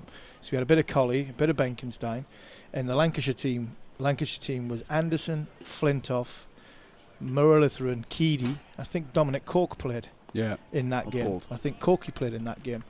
I mean, and that was a second division game, if you remember. Lancashire won the second division, and we came second in that season, and got promoted. But Hussey at the start of that season was unbelievable. Then we got Chanderpaul off the back of that, and Shiv was amazing overseas as well. Again, a bit more round arm from Ackerman, not as much over the top as what Drizzle is. Ackerman has bowled quite a bit in this competition so far. He's got 3 for 37 after 6 in the first game. 0 for 38 and 2 for 35. He bowled 10 in the last game. Yeah, bowled very well in the last game. Bowled well. This time a little bit fuller. Good stop. Wide given. Ackerman's looking back and he's not happy. He thought it hit the pad of Zaib. But yeah, we were blessed. We were talking about opposition and standout moments when you play against the opposition and see them close quarters on, especially a sample size of what Shaw's just played. But yeah, I mean, standing at mid-on and mid-off watching Akhtar bowl and when he was at his best. If there was a chance of a day off, it went up 10 mile an hour with Shoaib. It did. I'll never forget the game here against Yorkshire when he nearly killed Steve Kirby. I mean, that was coming from 4 balls out, and I mean, he hadn't bowled a ball above 75 mile an hour all day. Then Curbs came in and said something to him. He went round the wicket, and this thing, bear in mind, where Philip Mustard would have been standing anywhere, I think it pitched just short of Phil Mustard. Didn't pitch at all on the pitch, on the surface. It went head high towards Steve Kirby from around the wicket. It wasn't pleasant. No. But it was called, unfortunately. I think everybody in the ground knew it was coming apart from Steve Kirby. And that was the was the fun of the fair of playing with Shoaib Akhtar. Shivnarine Chanderpaul was another one who was, he was a bowler's dream. Once he got past 20 balls, you knew he was in for the day, and you had your feet up. So yeah, we were blessed with some fine overseas. I think Mike Hussey, you're right, set the standard when he came. Benkenstein, DiVinito, Gibson, who weren't overseas but excellent senior players, and that unfortunately is what first class cricket was before the franchise league came about. Right, we've got to 30 overs. We're just waffling a little bit because there's not a great deal happening here. Prithvit Shaw has played an absolute gem of an innings. Durham spinners have brought themselves back into the game. Shaw went for 97. Vasconcelos was caught mustard. Old Deleda for 9. Bartlett was out for 34. Excellent catch by young Colleen for the bowling of Drizzle. And Rob Keogh has come in and kept the momentum going a little bit. So is Saif Zaib. He's 8. Keogh's 16. Steelbacks have moved on to 180 for 3. I'm going to slide out. I think Ashley Thorpe's going to come in. I think Muchie's going to hang around for a little bit longer, where we try and find a 4th commentator. Mate, I've found the 4th commentator, and he's a beauty. No disrespect, Mel, But No, I've seen who the fourth commentator is, and I'm happy. He's world renowned as that is driven beautifully by Saif Zaib through the covers for 4. And while he's checking out our fantastic facilities that the guys behind the scenes work with in the mixing studio there, and we've got the great cameras, the V-Mix, it's called, Mel. I like it. Yeah. I'm sure it just stands for video mix or something like that, but no, V-Mix sounds a bit fresh, doesn't it, for the youngsters? But Simon Hughes, who's here for Durham's Ex-Players Day, is about to join us and replace Gordon Mutchell as Coughlin comes around the wicket to Saif Zaib. He tucks this away nicely off his hip down the leg side. And a very, very warm welcome to Simon Hughes. It is a warm welcome, actually, isn't it? It's unusually warm. For the North No, East. I often travel up to Durham from London, and as I have done today. And one time I made the terrible mistake of, it was 30 degrees in London. I was wearing a pair of shorts and a t-shirt. I got up here on the train, It's a different and everyone was world. in raincoats. Yeah, But today, everyone's in a short sleeve shirts. absolutely. Gordon Mutchell's got me onto the shorts today. I've shamed him that much that I felt guilty, and I've put shorts on myself, which was probably not a good sight for everybody else. Actually, the weather in Durham, when it's nice, Yeah. it's magnificent, Isn't it? And today is a great example. It feels almost like God's country. Not far off. Yeah. Where would you class as God's country? Well, I would actually class it as Ian Botham, where Ian Botham lives, is Okay. absolutely stunning. Or just off the A66. Not far away from here. And Coughlin, a little bit of cut there off the pitch, away from the left-handed Zaib. So up for the Ex-Players Day, mate. Yeah. You had a good chat with a few people up there so far? Yes, actually, I've been chatting with my friend Mickey Rosebery, Yeah. who, of course, was captain here and played for Middlesex as well for a long time with me, and also Martin Spate, Yes. who I always like to listen to. Of course, he's the coach of Harry Brook, Isn't he just? and has had a huge influence on him. Said the school there for... Yeah. He's at Repton School now. He's I at think. Is that Repton, right? he is, that's Yeah. right. It's Coughlin again round the wicket and again beats the bat. I'm not sure if that's reversing or a little bit of cut off the pitch away from the left-hander. I'm going to go with reversing here. Yeah, well, we've got sort of 30-odd overs now, haven't we? So it could be reversing a little bit. I mean, because they use 2 white balls, Yes. you don't get as much reverse swing as perhaps you could if they were using only 1. Absolutely. I think it's a shame, actually. I've been sort of almost slightly campaigning What's an for art using form, isn't one. What? Sorry. It's an art form, isn't it? to Yeah, get the it's an ball art to form, reverse? and actually, what I would do is I'd use the Duke's ball for ODI cricket, for 50-over cricket, Yep. because it lasts for 50 overs, and it's a handmade ball, it's an English ball, and the Kookaburra basically doesn't last, it's crap, and as a result they have to use 2, and it would save the clubs a lot of money actually they're as not well. cheap, are they? Cricket balls are not cheap. They're George. not. I mean, they literally are like 80-90 quid. Yeah, for the And top. you lose a couple during a game because they've been hit out of the park, which doesn't happen here so much. Absolutely. And drizzle in, and this one's tucked away out into the leg side.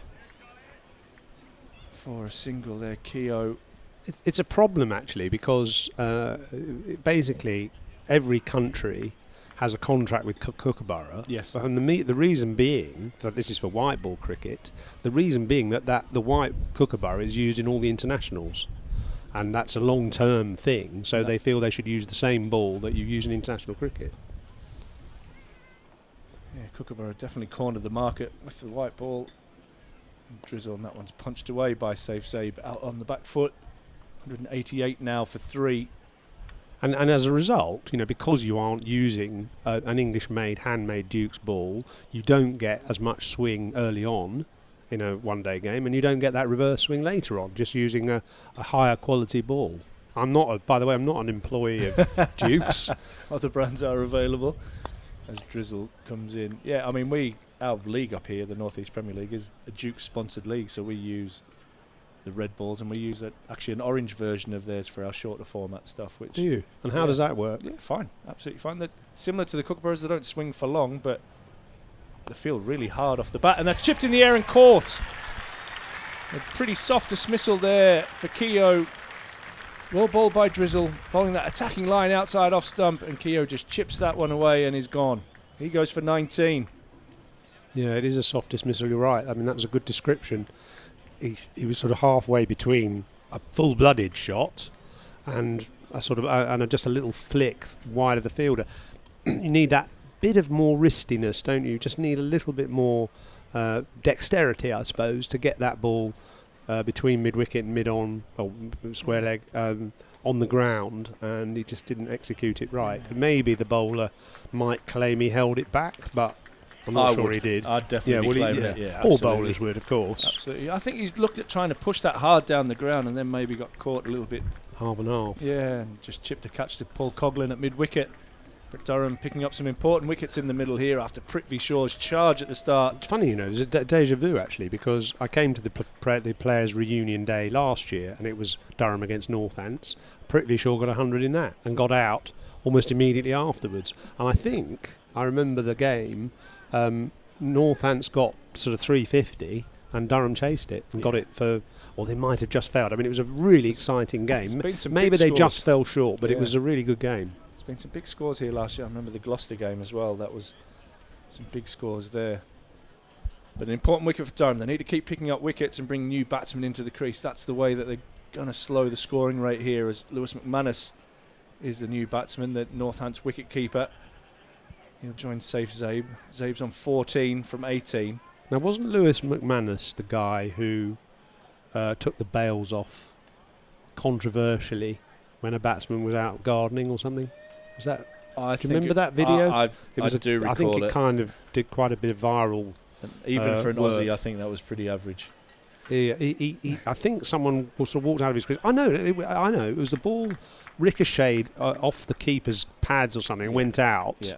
And the batsman went and handed it to him. Did he not go to do it? There was I think something. The batsman walked out of his crease to hand him the ball, flick him the ball, and he ran him out. Yeah, it was pretty average from what I remember. I don't think it was given, actually. I think even to the point where it was on a podcast in Australia and Brad Haddon described it as being pretty ordinary behaviour, and that's coming from Brad Haddon. That is coming from Brad Haddon. That is remarkable. As George Drizzle is in and beats the outside edge of McManus, new to the crease. 188 for 4. And you've done well, mate. You've only been in a couple of overs and you've got us a wicket. Slid on that one, actually. That was quite nicely bowled. It did. They're playing for the spin and beaten outside off stump. That's caused a field change. Quite a good idea. Getting the slip in. I always like to see off spinners trying to challenge both edges of the bat, the outside edge and the inside edge. Borthwick is the man in at slip, and McManus nicely forward and smothers that one. That ends a good over there from Drizzle. Yeah, there's just a little bit there. I must admit, I got into slight strife on the social media because I thought that Somerset should have picked Shoaib Bashir and Jack Leach together, and obviously they didn't. They didn't very often, and that's caused Bashir to go and play for Worcestershire. But I just love to see spinners, and I think they should always, if they've got any talent, they should be given a chance. And the Somerset fans will say, well, our pitches we get punished if we produce turning pitches. And I think that's really sad because a turning pitch is interesting.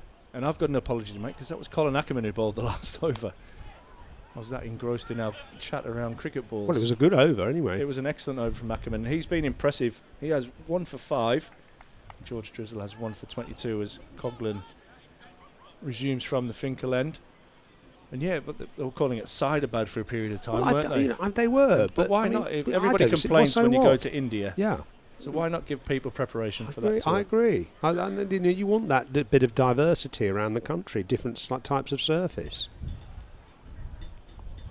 And Zaib is beaten again with a ball that just moves away from the left-hander from Coughlin around the wicket. It's a bit like what Headingley used to be like. It was absolutely perfect for Yorkshire seamers because I'm talking 25 years ago, but the pitch was uneven, it was a bit green, it took off a length of the Arnie Sidebottom. Ryan's dad was absolutely brilliant there. Absolutely almost unplayable, but you accepted that when you played there, and then it was different when they travelled away. Coughlin in again and right on the money. Durham bowlers seem to have really corrected their course from an absolute onslaught from Northamptonshire at the very start. Yeah, I mean, you go to somewhere like Australia and you have different conditions in each of the states. So why is it so frowned upon here to be? I don't know. I think I think it's one of the beauties of county cricket used to be the variety of different surfaces that you played on, and now they're all a bit uniform. Yeah. I think you probably even throw that at Australia now with the drop-in pitches that are in play. That's safe save. Tucks that away, and Bastelita athletically dives away to try and prevent a single, but is unable to. It shows how long ago this was, because I remember chasing 80-odd in the last innings at Headingley, Yorkshire against Middlesex, and we had Desmond Haynes. Middlesex had Desmond Haynes opening the batting, and we thought, well, at the 80, easy. Done. And we were sort of something like 75 for 7. And he got out. He sort of anchored the innings and anchored the run chase with sort of 30-odd not out. And he dragged a very ordinary delivery from side bottom into his stumps with about 6 or 7 runs required. This one's run down to third man by McManus, who will get off the mark. And Desmond Haynes was quite a fiery character. Yes. He's a brilliant cricketer and a great bloke, but fiery on the field. And he was absolutely furious with himself for getting out with 7 runs to win. And he came into the old pavilion at Headingley, which was at deep mid wicket. Came into the dressing room, stormed through the dressing room into the showers, and smashed his bat against the showers, and all the showers splintered. All the shower glass just went everywhere. Coggling around the wicket. And Zabe tucks this away into the leg side for no run. So that ends another quiet over from Durham, which they'll be quite happy about at the moment. 189 for 4 from 33. Yeah, I suppose they're thinking... Well, they're probably thinking, having looked at last year, 350 is the sort of score they want. What, 17 overs left, 16, 17 overs left. So what you're looking at there is at least... 120, 130, 140 maybe, 100. I think they must be looking at 330, 340, but they don't want to lose any more wickets if they're going to get that. Absolutely, and that early onslaught from Shaw has probably allowed these two batters to be able to ease into their innings a little bit. As it is Colin Ackerman and not George Drizzle from the Lumley end. My apologies to Colin. I'm sure he'll pull me up on that later on. And that one just goes for a single. But yeah, let's have a little bit about Durham and back Durham. for a next Players' Day. And It's a fantastic place to come, and I'm pleased to see so many people. Actually, I mean, it was obviously I'd played here right at the start of its first class era, like Fothers did, like Andy Fothergill. Yeah. Before Harmy, which is quite something, and it just the spirit of the people was always the thing that kept you going, even though we weren't actually a very good side then. Ackerman comes in. This one's punched away nicely by Zabe off the back foot, and they're running hard looking for 2. An excellent bit of fielding out in the deep prevents a second run. We were always a pretty old team, and you always felt that soon as the old guard passed on, moved on, there would the young nucleus would come in and make it a good side. And you could see Paul Collingwood pushed the covers off, I think, on one of our first matches in 1992. Attempted paddle sweep, and it looks like McManus has got outside the line pretty comfortably there, actually. How did it feel at the start? Did it feel like it was something that was cobbled together to kind of to get things off the ground? It did. I mean, I think it felt more like a travelling circus than a performing team in a way. I mean, we came bottom of the championship the first 2 years, 92, 93. Oh, great take by Mustard down the leg side. It turned that really one, shot. It did turn. So, we did all right in one-day cricket for the shorter formats, but in championship cricket we came last. But I think we just entertained people, and the crowds were massive everywhere. Ackerman again is really starting to fire the ball into the pitch. There's a good bit of fielding there.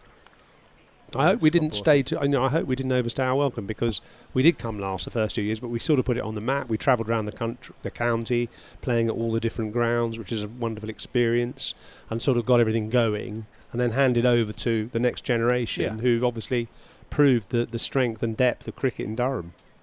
I think if you look at it, probably those youngsters that were in that squad at the time, and Ackerman bowls that and Zabe tucks it away, had some serious role models to look at as to how to build a career in first class cricket and kind of how to establish Durham on the circuit, I guess.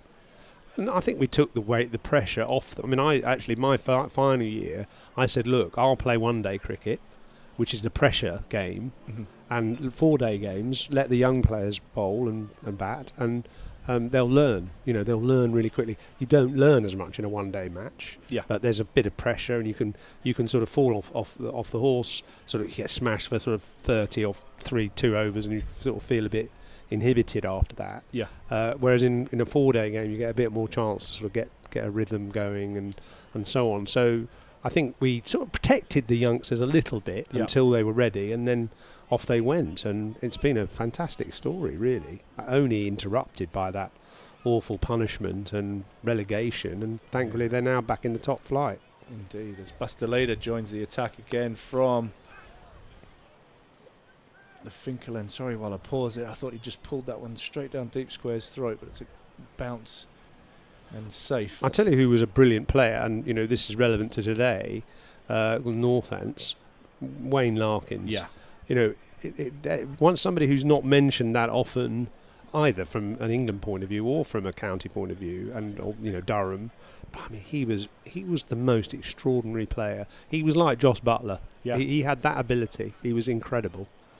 You often hear he was miles ahead of his time as Deleda comes in, and this is punched away off the back foot out into the offside for a single. Sometimes we'd do fielding practice, and he would stand, like if it was here, he'd be standing where the sight screen is at the far end, right at the far end, and hit high catches without even trying. He could hit it for 6 this end.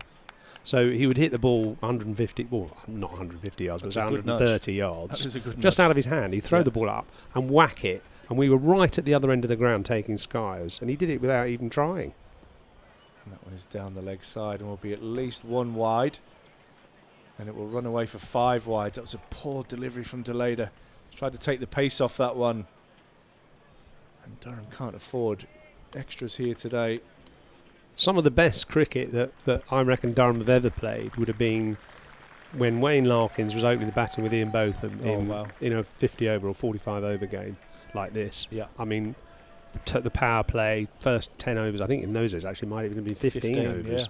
And we were like 90 or 100 after 10 overs. I mean, amazing. So with those extras, that brought up the 200 for Northants. And Zabe comes back for a second there as Jones just delays getting rid of the ball there, and that was not the greatest bit of feeling there as Deleda just remonstrates a little bit. Talking of protecting, but the crowds loved it, and talking of protecting young players, Larkins would just take, if there was there was lots of great fast bowlers playing around the country in those days, but he went in, no visor, just side pieces on his helmet. Curly took hair. him on. And it was there's no run there, and it was reassuring to young players. You'd sort of think we've got Imran Khan and we got Waka Yunis and Wasim Akram today, sort of thing. One or the other, and like, oh God, how are we going to deal with that? And you just say, well, don't leave it to me. Malcolm Marshall, oh, don't worry. Hit his first ball over extra for 6. It's absolutely. I mean, I'm slightly sort of apocryphizing the stories, but he just gave you that reassurance going into bat. Deleda around the wicket again. This is again pulled away right in the gap, and will go away for a beautiful boundary on the hip and punished by Saif Zabe. I was just walking around with Fothers to go and see the ex-players there, and he was talking about when he played Northants for the first time. He was petrified because Curtly Ambrose was going to come onto ball, and Dean Jones was batting with him, and he was like, Dino, can you kind of take him for me? And he says Dean Jones got peppered in the ribs, in the shoulders, everywhere. He was black and blue, but they were the kind of things that those players did to help the next generation come on and understand, actually, this is the standard that you're about to face. The lady comes in, and that is again down the leg side. No, he hasn't given it. Must have got a little flick on the thigh pad, as Mustard does well to wrestle that one in down the leg side. And that will end the 35th over. Yeah, Dean Jones was an amazing player, actually, and he was one of those, and the same with David Boone, who obviously took over afterwards. They had this ability to pump your own tyres up in their team, your team. They'd make you feel fantastic. Go on, come on, yours, fantastic, all that. And then they'd undermine the opposition. Yeah. You know, they were the biggest pains to play against because they'd be rabbiting all the time from wherever their fielding position was and sort of undermining the opposition and boosting you as a player, and it just made you feel 10 feet tall, basically, playing with them. And then obviously their ability as well, the skill. They weren't the worst players, were they? I mean, I had a partnership with Dean Jones against Curtly Ambrose. I'll tell you about that. It was quite interesting. So we have Aaman continuing from the Lumley end. That one is defended back to him. There was no love lost between Curtly Ambrose and Dean the old Jones. wristbands. The wristbands that Jones asked Ambrose to remove in a match in Australia, and Ambrose retorted by taking 5 for 1 in that game. So there was a bit of a legacy, a history of arguments. Nice and tidy from Aaman as it's another dot. And so I had the misfortune of coming into bat with Jones on about 70 or 80. We were 7 down, and Ambrose was flying into bowl his 3rd spell. And basically, Ackerman's in again, and a paddle sweep with no 45 in place is a good option. But James Minto comes around from deep backward square. Good bit of running and some good fielding there from the young man. 2 runs to McManus. Basically, Ambrose was flying into bowl to Jones, trying to get him out with an aggressive field, but a sort of split field, 2 slips and a sort of backward short leg. But everyone else spread because he was 70, 80 not out, to give him 1 to bowl at you. So either get him out, caught slip, or give him 1 and bowl at me. And I had to then face the rest of the over. And I saw him, Jones would be forcing a great short ball off the back foot for a single down to deep cover, that I was then flinching and punching to gully. You know, it was thank just you so extraordinary. much. The difference, it just showed you then the difference between a highly skilled Test batsman and everyone else. Yes, the late great Dean Jones, Durham's first overseas player. This one is tucked away up into the leg side for a single, and Borthwick with some good energy does the fielding, gets it back into Aaman. So who do you pick from Durham now? Who are your kind of youngsters? Obviously there's a few in the 100, but from this team, who have you got sort of high hopes for here that maybe people won't be that familiar with? I mean, the young man, we talk about these youngsters quite a lot, which is the beauty of this competition. So James Minto, he's at backward point here, 16 years old, comes from Norton Cricket Club, bowls left arm. Got a bit of tap this morning, but at 16 years old, getting to bowl at somebody like Prithvi Shaw, what a great development opportunity that is for him. Mitchell Colleen is another young man who... So is that Neil Colleen's son? It is indeed, yeah. Right. So he's just come out of the England under-19 setup. So it's a big season for him. Does he bowl like his dad? He bowls medium pace, he does. He's not as clever as his dad yet, but he's only young. He's got a lot of time to... And you've got a young mustard as well, haven't you? We have, and he's really exciting. So the other one is young Colonel, and there's even a baby Colonel behind that. Colonel. Yeah. Love it. It's like the Alistair Cook chef and Simon Cook little chef, isn't it? Little chef. And he's got a younger brother, Rory, who's a really talented keeper batsman as well. And Ben McKinney, who's been captain at England under-19s, is a really exciting prospect. Yeah, I've seen him left-hander. Yeah, and that one's dragged down by Borthwick, but is it dragged to the man at deep square? And that is a horrible, horrible death for Saif Zaib. Borthwick will take it. It doesn't matter, and there's a little dance celebration from Borthwick, and I don't blame him because that was an absolute pie. And Saif Zaib's hit it straight down Ackerman's throat at deep backward square.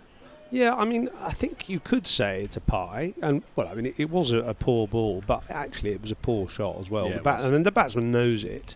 He got a bit of a top edge, but he just picked out the man, and surely.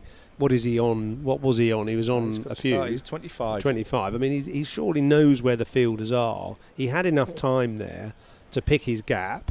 It's a big boundary, that. It's a relatively big boundary. 65 metres. Well, I mean, that's not that big, actually, but that's not that big. But, he again sort of fell between 2 stools. Yeah. He could either have kept it down and hit it behind the square for 4 and controlled the shot, or tried to absolutely mash it for 6. Yeah. And he didn't really do either. He didn't, and that's, you would have to say, since we've been on commentary, that's 2 soft dismissals for it is. Northamptonshire. I mean, it's sort of imprecise batting, that, which you go back and you go, I was a bit, I was unlucky. No, There's that no actually was poor cricket. Yeah, it was. It was poor cricket all round. It was a poor ball and a poor shot, and actually a nice catch, but a fairly easy catch. An easy catch from Aaman out in the deep. So Safe Zabe goes for 25 from 33. And the important thing for Durham is they keep picking up wickets and bringing new batsmen out here. And they'll want to do that as this innings continues. So 212 for 5, Northants.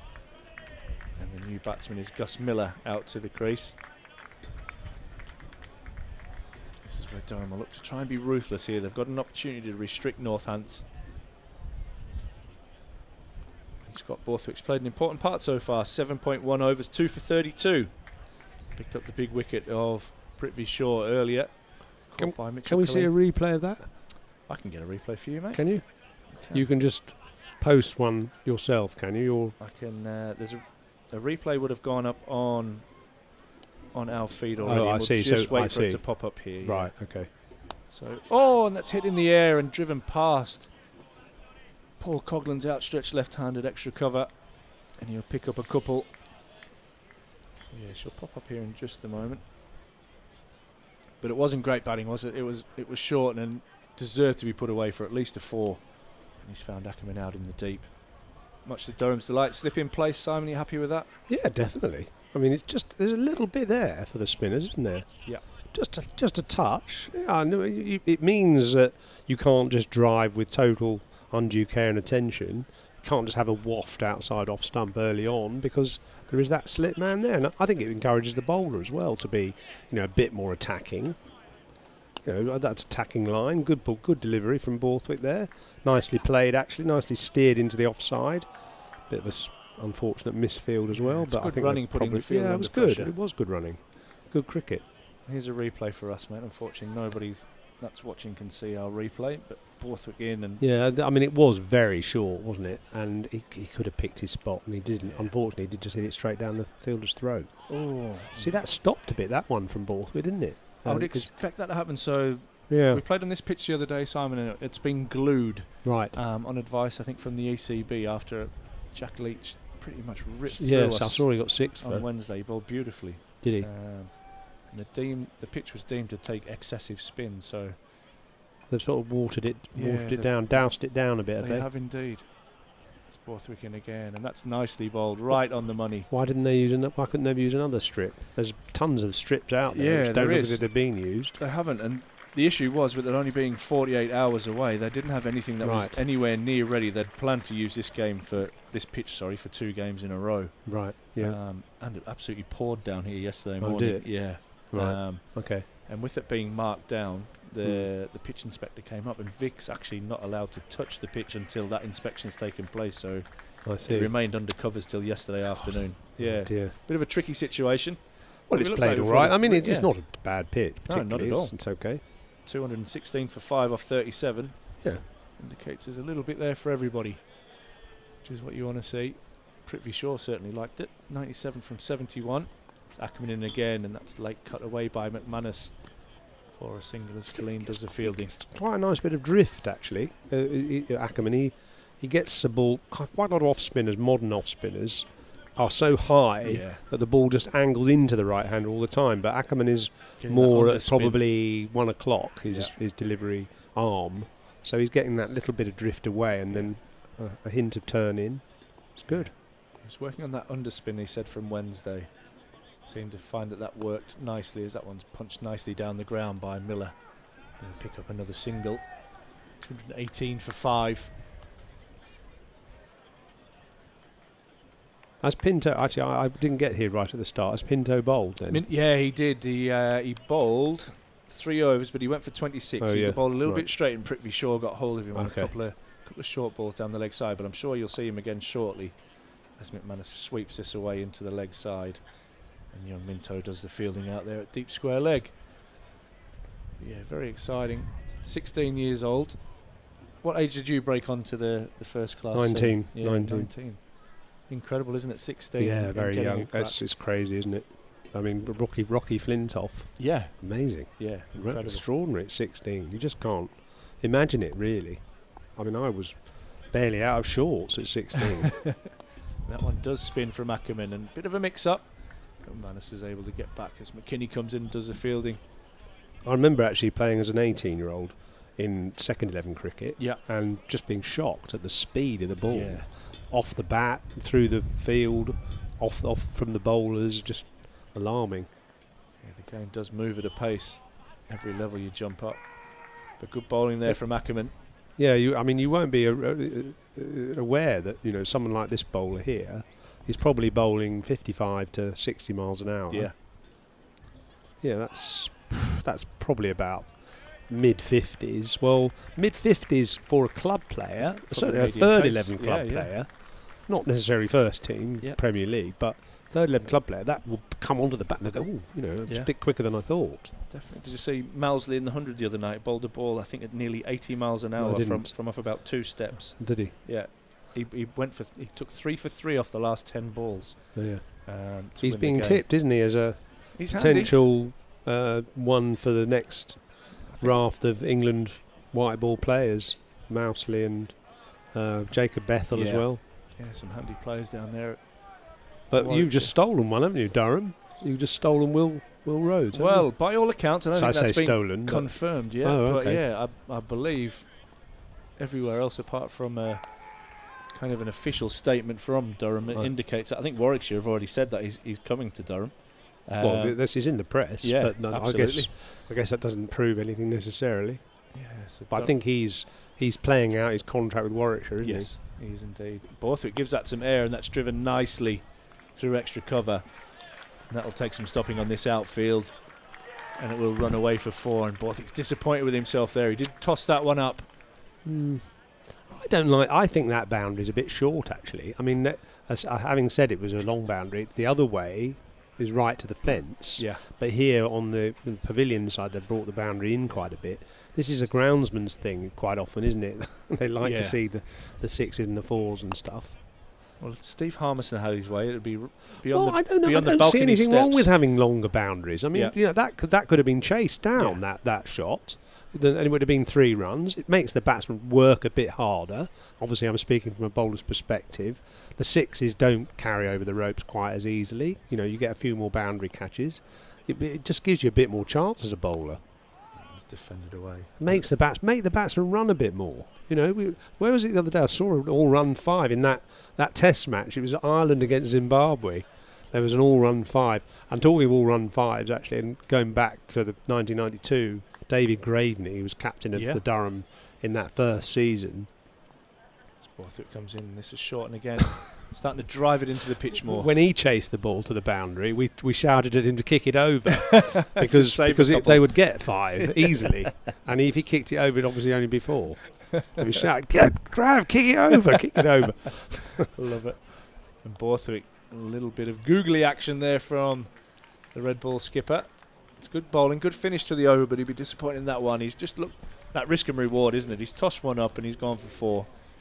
But with a slip in place, you don't mind that. He's attacking and trying to get that 6th wicket. And actually, it wasn't a bad ball. It was that one that was driven for 4. I mean, it was a bit full. It was a half volley, but the idea was right. And if the boundaries had been a bit longer, it would only have been 3. Then have been bowling the other guy. So, that's it. It's little things like that make a big difference, actually. Muchie would have run 5 there. Yeah. Muchie, absolute machine between the wickets. We've got 224 for 5 after 39. Is one of these men coming in now? One more over. Yeah, we'll be on for one more, and we'll get the big dogs back in. One more wicket. Yeah, I've got a couple of Muchie wants wickets. for that. Yeah, Simon's definitely got 2 softies as well. We'll take. As Aaman comes in from the Lumley end and drives this one into the pitch, and McManus pushes this one away, and Colleen runs in, does the fielding. Ooh, that wasn't the greatest throw. That wasn't bright. No, and Aaman might have been better off just letting that one go through to the man, but with him getting a hand on it, it's allowed them to come through for a second run. That was one of those where you actually want, as the bowler, don't throw it, don't throw it. Absolutely. Because he was going to be home easily. Bit of match awareness. But the fielder threw it, partly because he realised he was a bit slow getting to it. So he was trying to make up for it. Absolutely right. Aaman just back from a broken finger a couple of weeks ago as well. I'm sure he was very, very grateful to have that one hurled at him. As another single out into the deep from McManus. He moves on to 17. He's been busy since he's come to the crease. 16 from 19. 17 from 19, and Miller just new to the creases, 5 from 12. A little bit quieter from him. He gets down and sweeps nicely, but that will go straight out to Minto, who's sweeping up. And what are your plans for the rest of the day, Simon? Well, catch up with old mates. Tim Bostock, I'm going to go and chat to him. I do a podcast, a weekly podcast called The Analyst. Yep. I'm interviewing Tim today on that. Excellent. Yeah. I'm interested in that one just turned away and a single to the square leg area. I'm interested in obviously Durham and the life of a CEO, and also actually this story about a possible purchase of a northeastern team by the Saudis. I think that's an interesting one. I'll tap into Tim's knowledge on that. Absolutely. He might not be able to say anything, I suppose. Well, Tim normally probably says more than what he should on a lot of occasions, Tim, which is one of the reasons I love him. And he's actually going to join us in the studio here at lunchtime to have a chat, probably around that very subject. You're nicking my exclusive. Why don't you just join in? You can just join in, and we can do it all in one hit. Yeah, it's fine. Whatever. As that one strikes the pad from Aaman and goes for no run. So at the end of 40 overs, it's 229 for 5. Simon Hughes, thank you so much for joining us, mate. Absolute no problem. pleasure. And we're going to hand over to Stephen Harmison and Gordon Mutchell. It's a good one there. Umpire Shaffer just saying that one was sliding down. Another good over from Aaman though. As Army just gets himself sorted out. Yeah, my levers and limbs are a bit longer than Thorpe's. Didn't quite have to do the headset as much as what Simon did, but that was an old joke. Last bit of the power play has been signalled by Steve O'Shaughnessy. I slipped one in there, Gordy, didn't I? I've just seen how many overs we only hit. 40 overs, and there it is, the first one. I didn't know if you were feeling a bit under the weather, actually, taking you out to get one in there, Army. It's been nice. We've been over to see where you mentioned, be very, very thankful to Simon Hughes, Andy Fothergill, who have joined us in the Daffin Hughes studio. Borthwick again. Beautiful. Slides one on in the studio for today's game. It is Durham past players today. Been over the other side, see Mike Roseberry's over there, Callum Thorpe. Hopefully Martin Spate's going to come and tell us a lot about Harry Brook in the second half. Sedbergh School for a long time, back at Repton now. This time shorter from Borthwick. Great hands. Great hands there from McManus. Low centre of gravity and an excellent stop from Alex Lees at mid-wicket. That's what you want as a bowler when you're trying to keep the pressure on. Borthwick's bowled excellent. He really has. 2 for 41 off his 9.2. If you remember, Muchie McManus came into the T20 game and finished it off with 2 or 3 sixes at the end of that game. I was watching that one as a bit of a rain affair, wasn't it? Yeah. 7 over game or 8 over game. Nice. Flight a little bit more in the air from Borthwick. But yeah, we've been over, seen some old faces. Ian Conn played for Durham before minor counties, and then to speak to the great man Jeff Cook for half an hour or 20 minutes. It's always a pleasure. This whole ground should be named after that man for what he's done for this club. This time low, full toss, has got a chance. Oh, it's a big shout by Scott Borthwick and Hayden Mustard. I think it's hit him on the full, so that's why they've gone up that little bit more. I don't think it's pitched. It's close to his glove. I don't know if he's just signalled that it hit him on the glove, but I don't think it was missing those stumps. No, I think that's what Steve O'Shaughnessy is thinking as well. He's just give Scott Borthwick the his version of events, and I'm not sure Badger agreed with it, but is that not out anywhere? Again, short ball pulled into the leg side. Excellent hands again from Matt Manus. Borthwick ends his 10 overs, 2 for 42 as the red ball captain, and he really did squeeze this game. Got the big wicket of Prithvik Shaw, who batted unbelievably well for 97. He started with that wicket, good catch from Killeen at short fine leg, and he's bowled well from there. 2 spells for Scott Borthwick, 10 overs, 2 for 42. At the end of the 41st over, the Steelbacks have moved on to 230 for 5. Yeah, and he just came on when Durham needed a bit of control, and he's given his captain that, obviously picking those big wickets up as well. Somebody's always in the action. He's been diving around, sitting on balls, much to our amusement. Yes, much to our very, very much amusement. When little so-and-so was giving me some stick this morning, was Borthwick, telling me that he was not going to be one of the old men. He was running around in the field. He's not one of the old men in the studio anymore. And Aaman, a little bit more over the top this time, not as round arm as what he has been.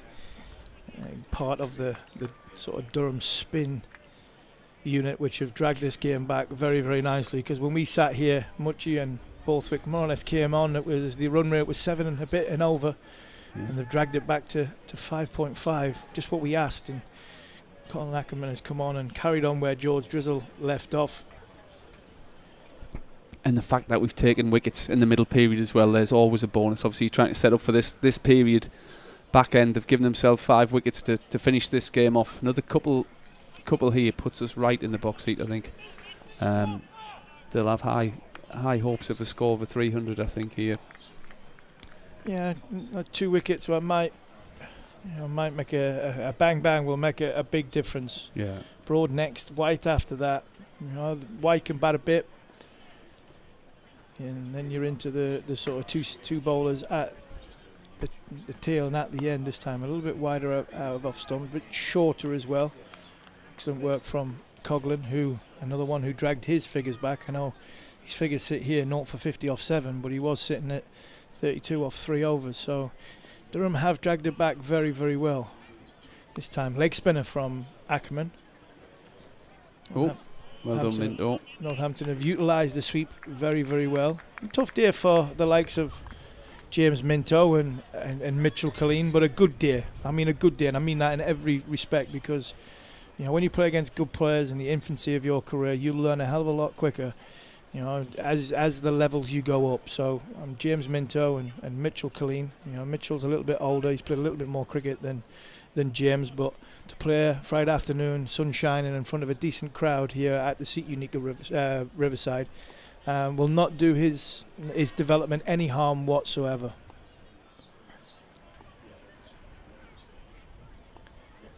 Faster from Aaman. Good work from Borthwick. Good squeeze. Again, good squeeze. And it was good to see some of the old boys. Spately, hopefully he's going to come across and talk to us. He coached the likes of Harry Brook, George Hill, Tom Aspinall, who caused Durham a hell of a lot of headaches in that first T20 game at Black. I think it might have been at Blackpool, was it? Yes. He got 5 for in that game at Blackpool. End of the 42nd over. Steelbacks move on to 234 for 5. 4 runs off Ackerman's over. So hopefully Spatey's going to come and have a chat with us. Callum Thorpe is going to join us in the second half, and it's always nice going over and seeing some old faces, some even old faces, and some. We felt young in there. We felt very young. I mean, I felt $1 million a little bit. No, but it was good. It was great to see so many in there. There've probably been 30 or 40 old past players there.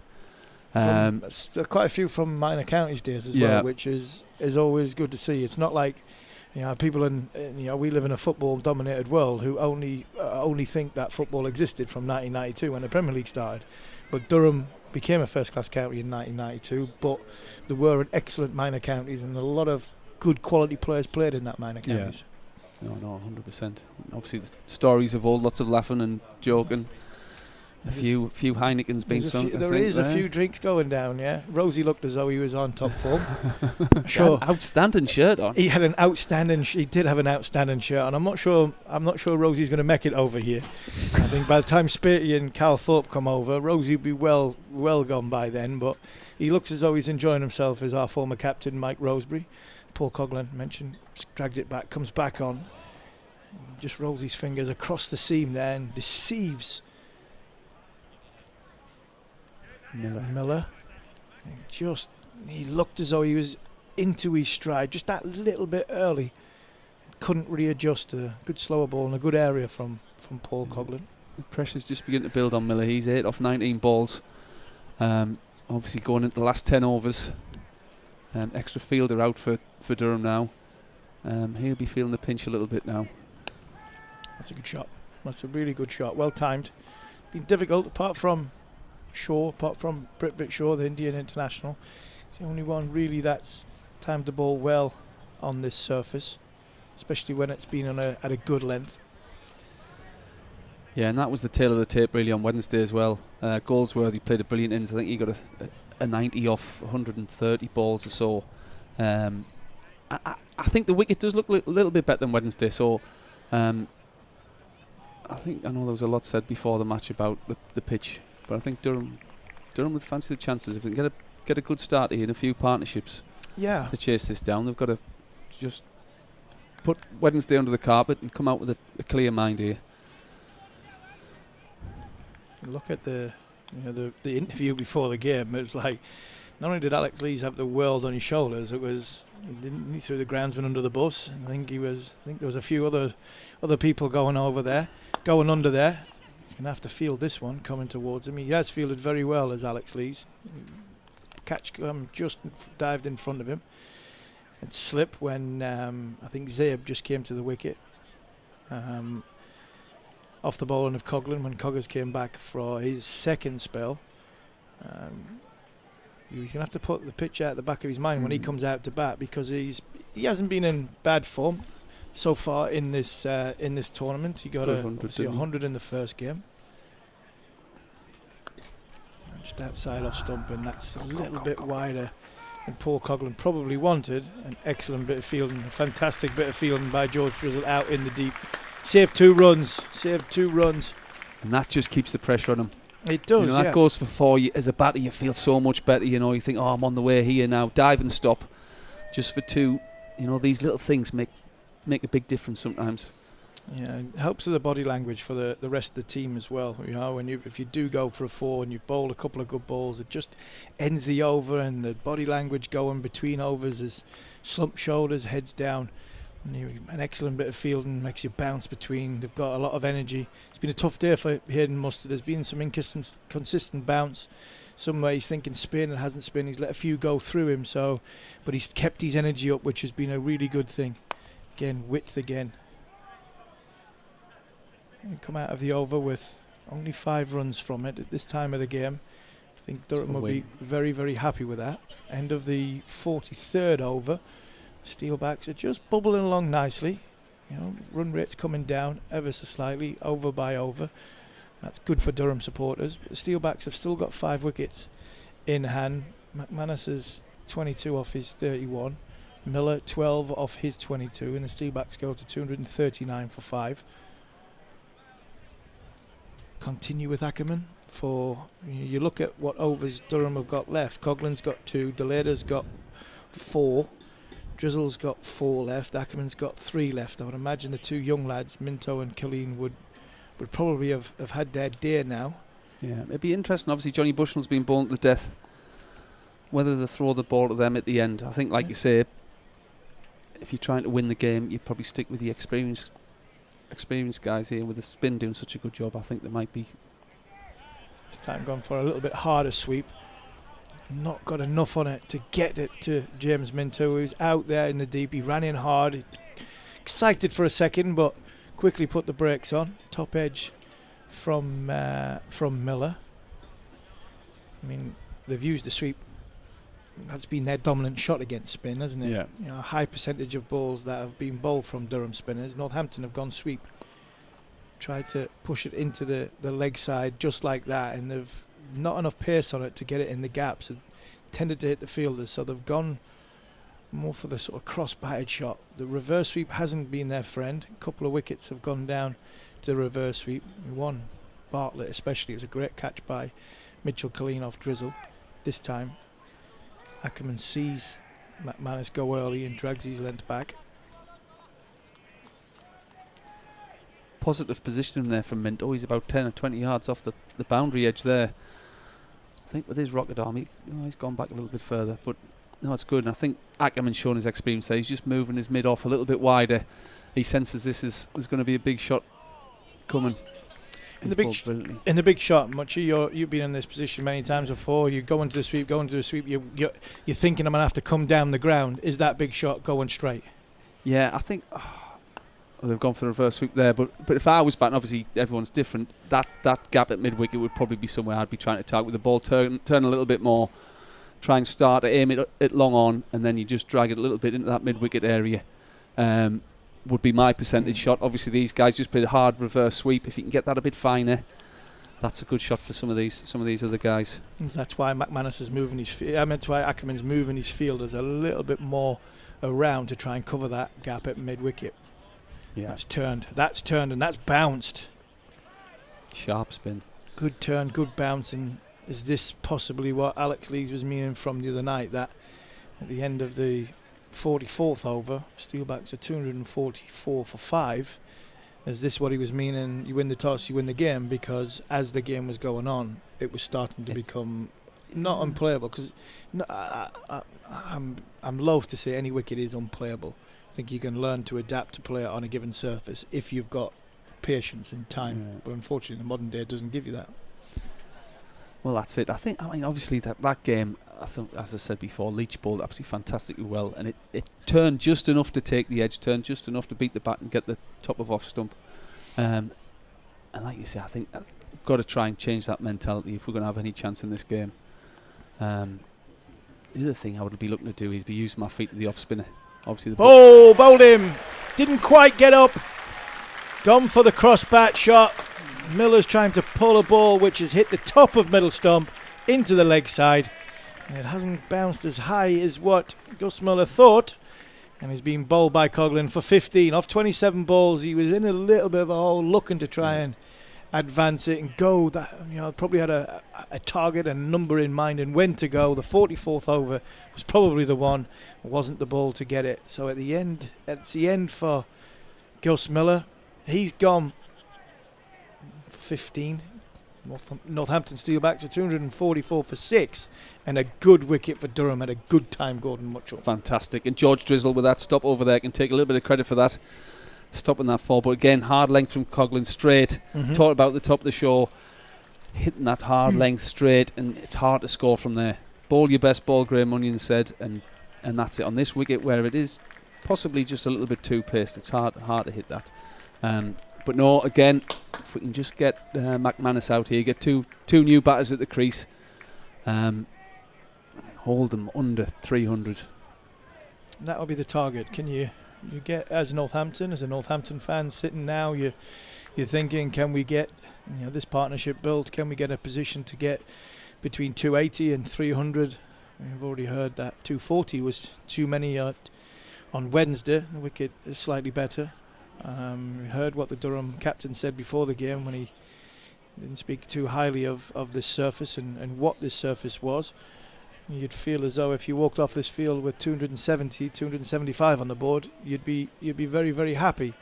As Durham, another wicket here into the bowlers, and you'd be hoping that 260, 265, and the momentum shift, the momentum change, and you go off with a spring in your step. Body language is good going up them steps. It's an amazing game we play when it comes to the mentality of how a game finishes. Broad is the new batter. Justin Broad comes in. He's another one, inexperienced, not played a huge amount of cricket. German international. There you go. German international. 12 first class matches. This is only his 8th List A match. Played a bit for Surrey second team. Positive. Number 9 batter came in on there. Number 8 batter on his tip of his toes. Very, very good. Oh. And again, bowling stats don't look too bad. He's got 9 first class wickets. He's batting, averages 18 in first class, 20 in List A, so it's not bad for it. Not bad. Number 8 all-rounder. Yeah, interesting stance. Bat down, closed off grip. Bit Jamie Smith like closed off grip, the way he holds his bat. I'm pleased he doesn't hit that extra cover drive like. I'm very pleased he doesn't hit the ball Smith. like Jamie Smith. What a find! I mean, what a player he is. I was at Edgbaston this week, and I mean, that 95, as good as Mark Wood bowled, and he was man of the match. He didn't mean player of the match. There's no question that Mark Wood was player of the match. But the innings that Jamie Smith played, and why he's in the team, and everything about the noise before, slower ball from Coughlin. Good shot from Broad down the ground. Good bit of fielding, good bit of cricket all round. But just to watch the tempo he bats at. I mean, the West Indies early in his innings went to the short ball, and it's great. You know, how many times have you played with a cricketer, Muchy, where you go, this lad looks good, and then you see him play the short ball, and you go, he's going to have a problem, because you get targeted. You know, batters do get targeted with the short ball, and if you can't play the short ball from Coughlin, just misses out, trying to hit it a bit too hard. One off the over and a wicket. 45 overs have gone. Steelbacks are 245 for 6. McManus is on 23. Broad is just on 1. 1 for 56 from 9 from Coughlin, who's dragged it back nicely. Ackerman's bowled well, 8 overs, 1 for 30. But if you get, targeted with a short ball and people think you can't play the short ball, I mean, the rest of your career is going that way.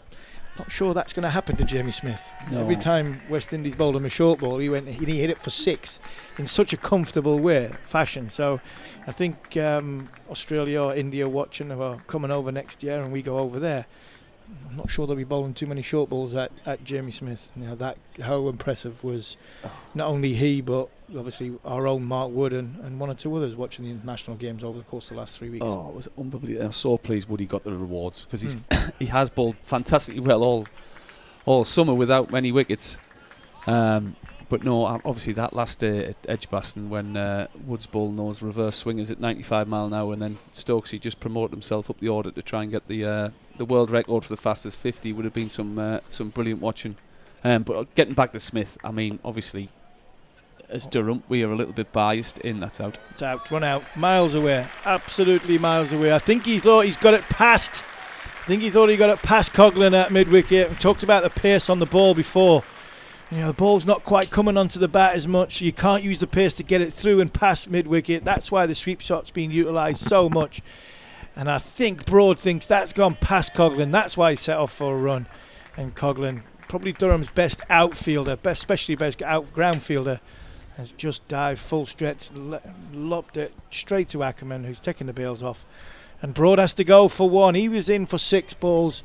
The Steelbacks are just flatlining here a little bit. 245 for 7, halfway through the 45th over, and if they're not careful, they could run out of batters. That's it. Fantastic. Keep taking these wickets, like we keep saying. And Coggers, it's never past Coggers until it actually is past him. Ryan Campbell was on saying that they're not going to play him 3 championship games in a row because his body can't take it, and his body can't take it because he throws himself around like that for 3 championship games. Absolutely brilliant, and he's, as you say, he's pulled these figures back unbelievably well after just leaking a few early on. He's almost back to below 6 and over.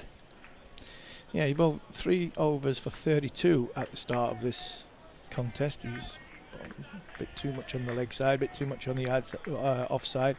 Give Prithvi Shaw far too much width, and was duly punished. But the sign of the experience. He has bowled. So he's the only one I think has bowled 10 overs in each of the contests that have been played in this Metrobank 50 over competitions so far. His figures have been 1 for 56, 2 for 32, 3 for 47.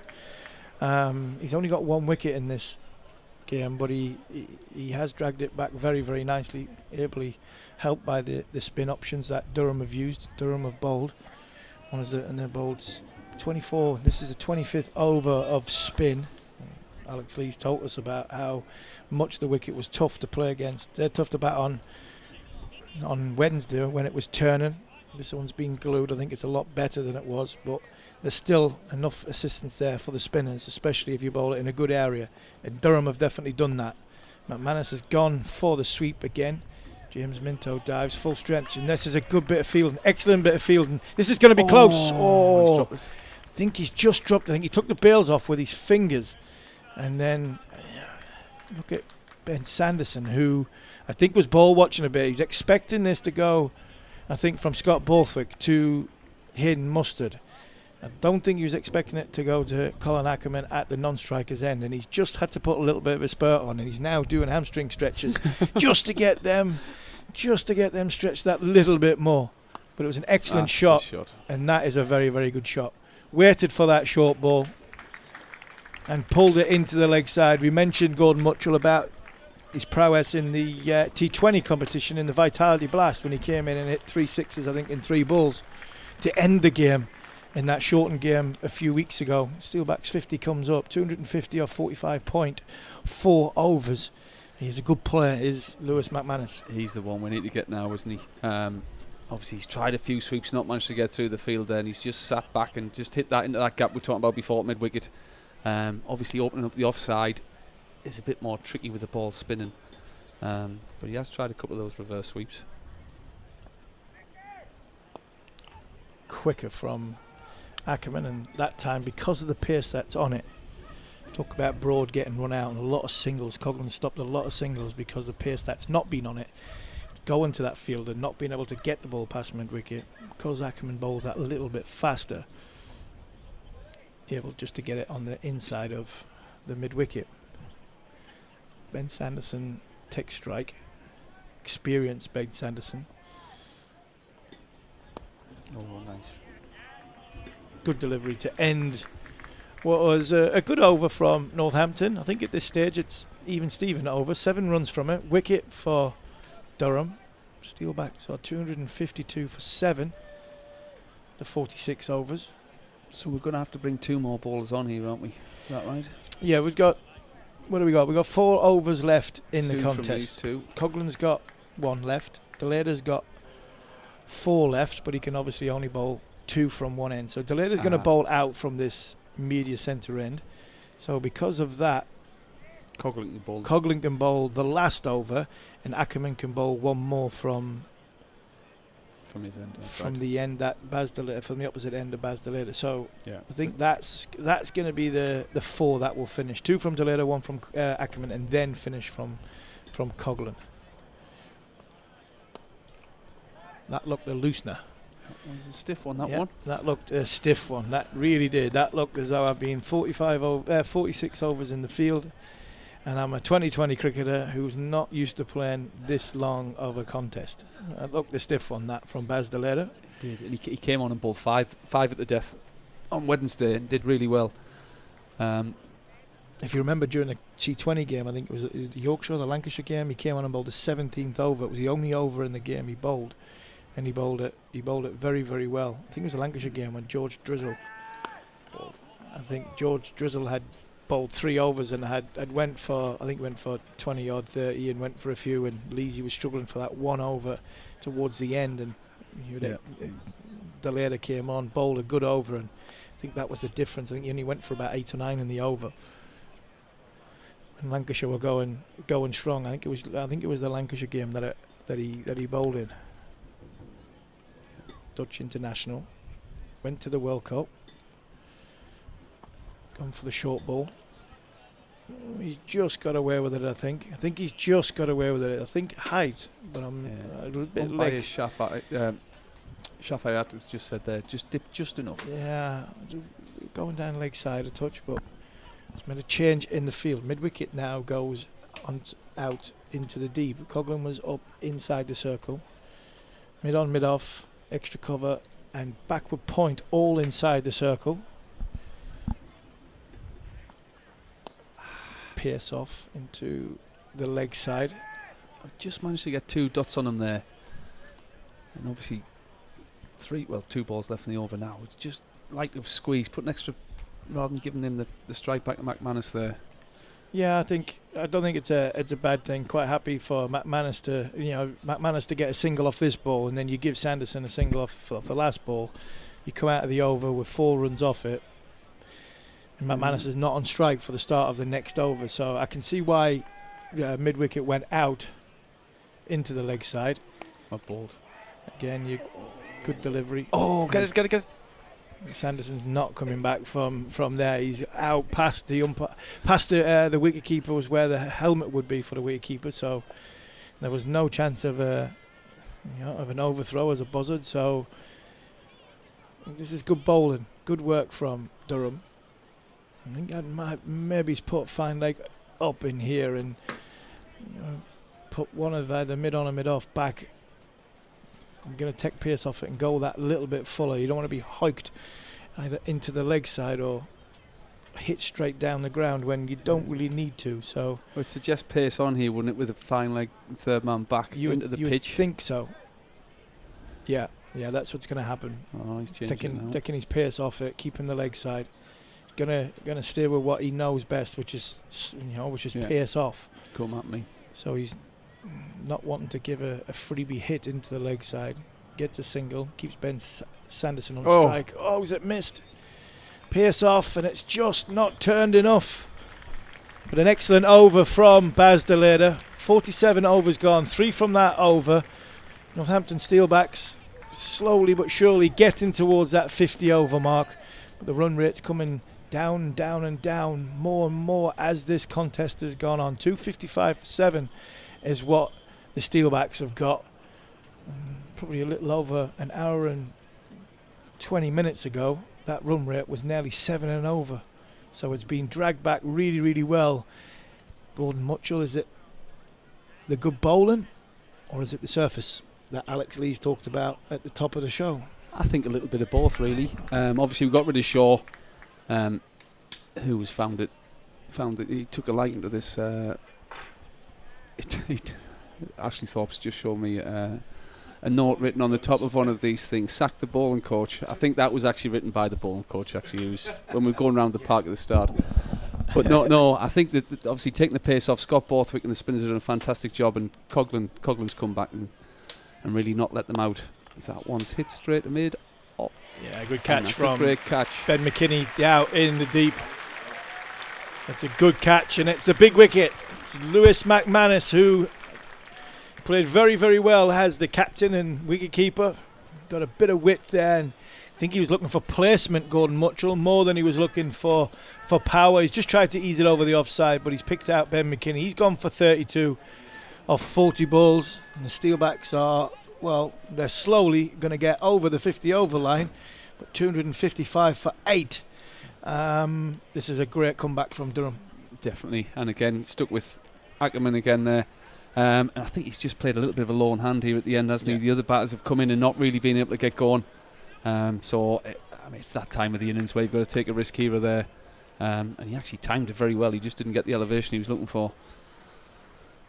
You have, but you've got to also, we've got 17 balls left to this contest. You don't want to be wasting not having faced 10 of them. So the Steelbacks will be mindful of that. It's been an excellent effort from Durham as Freddie Hildrich has come to the wicket. You're a lefty? A left-hander. He's got the short side. Short side, the shorter side to his leg side. Ball turning away from that side. Bit of a risk. I think it's important now, 17 balls to go in this contest for the Northampton Steelbacks, that they managed to face all 17 balls and somehow get themselves, 15 runs from here will be 15 valuable runs. 270 would probably, you'd take definitely from here if you're in that away dressing room at this moment in time. Durham at one point, I think when you look at when Shaw walked out after 20 overs at 148 for 2, I think Durham were expecting to chase something in excess of 300. So Durham have been very, very good in the second half of this contest, and the fielders have come in close to try and stop and squeeze that single, and it nearly got, I think it's Jonathan Bushnell who is on fielding at point. Just wasn't quite close enough to manage to get a hold of the grab. Good from Ackerman, good pace from Ackerman, showing his experience, not letting the batter get underneath the ball. Now they've just spread out a little bit. Not much. Ben Sanderson, right-hander, only been in 3 balls more. He's trying to get out the over, I think. Yeah. You've got deep mid-wicket and deep square leg, long on, long off. I'd be disappointed there, Sanderson. That was width. That was width. That was short, and that was wide. I think because of the mentality of Northampton are in at this moment in time, I think he didn't put that away. Catch. Nearly. He's claimed. He's not clear. He's claimed it. Oh, he's claiming it. I'm not convinced, but He's claiming it. It looked as if it was a bit of a... Yeah. My initial thoughts were a long way, but we're straight down the line. That has not gone in. I watched it on the screen and I wasn't convinced. No, I don't. But I'm not convinced. Although it looked as though it possibly bounced in. It's a tough one for the bowler because you get a lot of people say, "Oh, the fielder should know." I'm not 100% sure on that one. Well, Ash Thorpe was actually getting stuck into me for not walking it in a game at Trent Bridge. All right.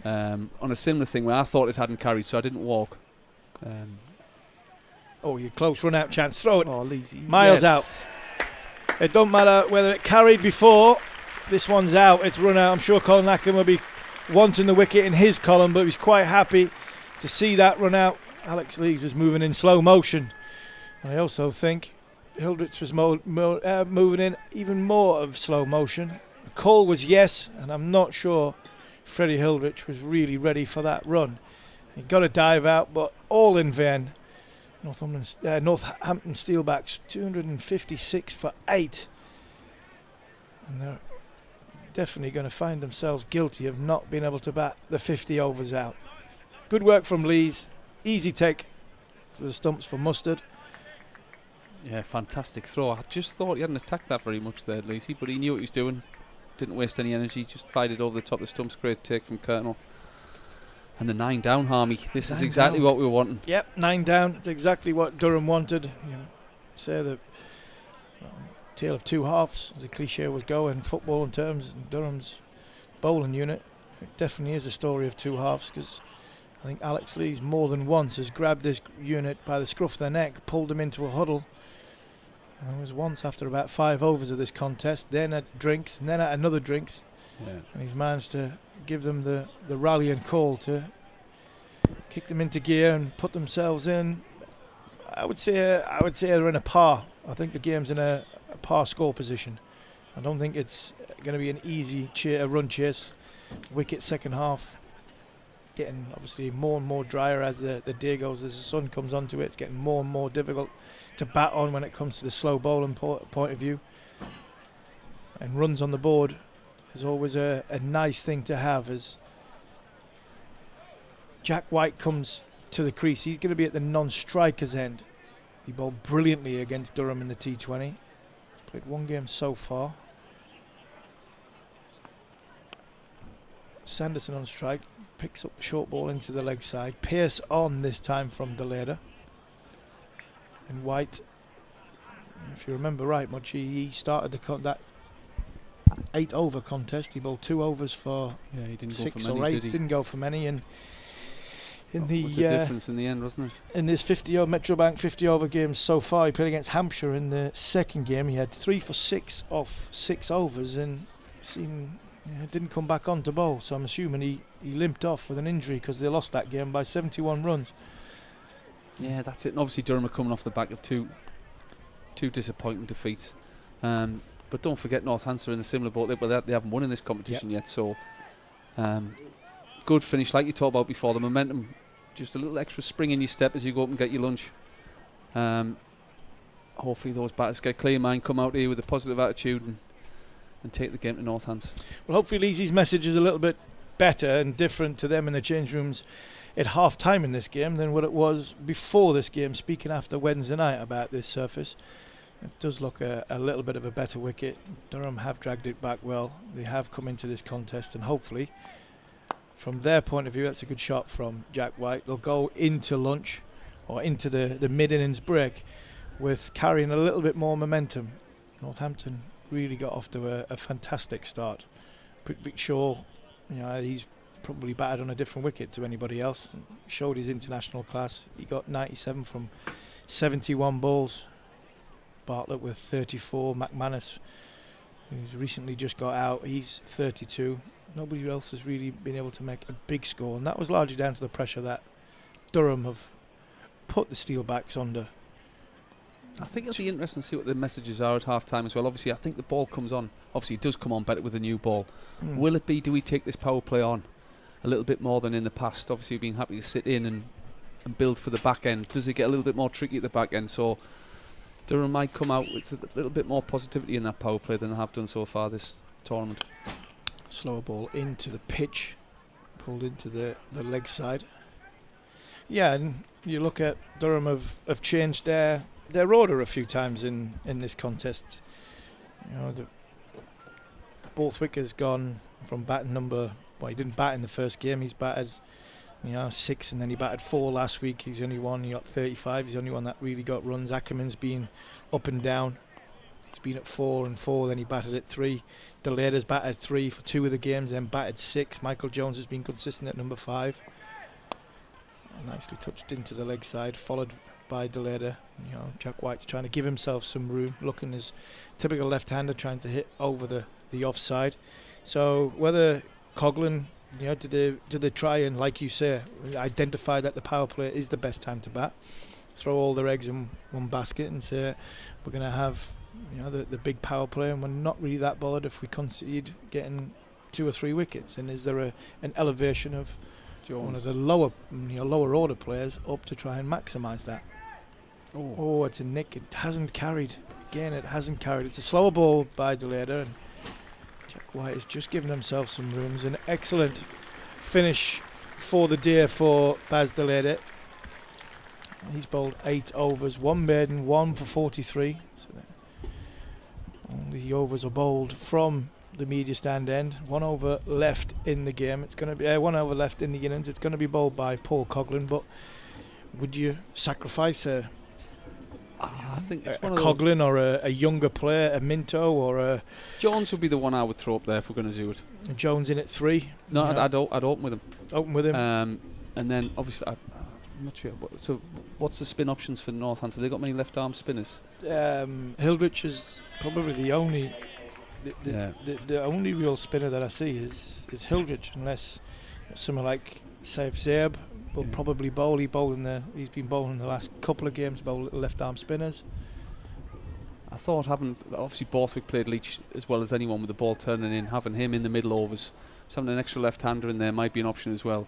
But if I'm being honest, I think they'll stick with what they've had. Yeah. We're just throwing things out here for things to talk about. It's a possibility though. But I would imagine there's a conversation being had in that dressing room now, both Ryan Campbell and his coach is waiting for Alex Lees to come in to go, do you know what?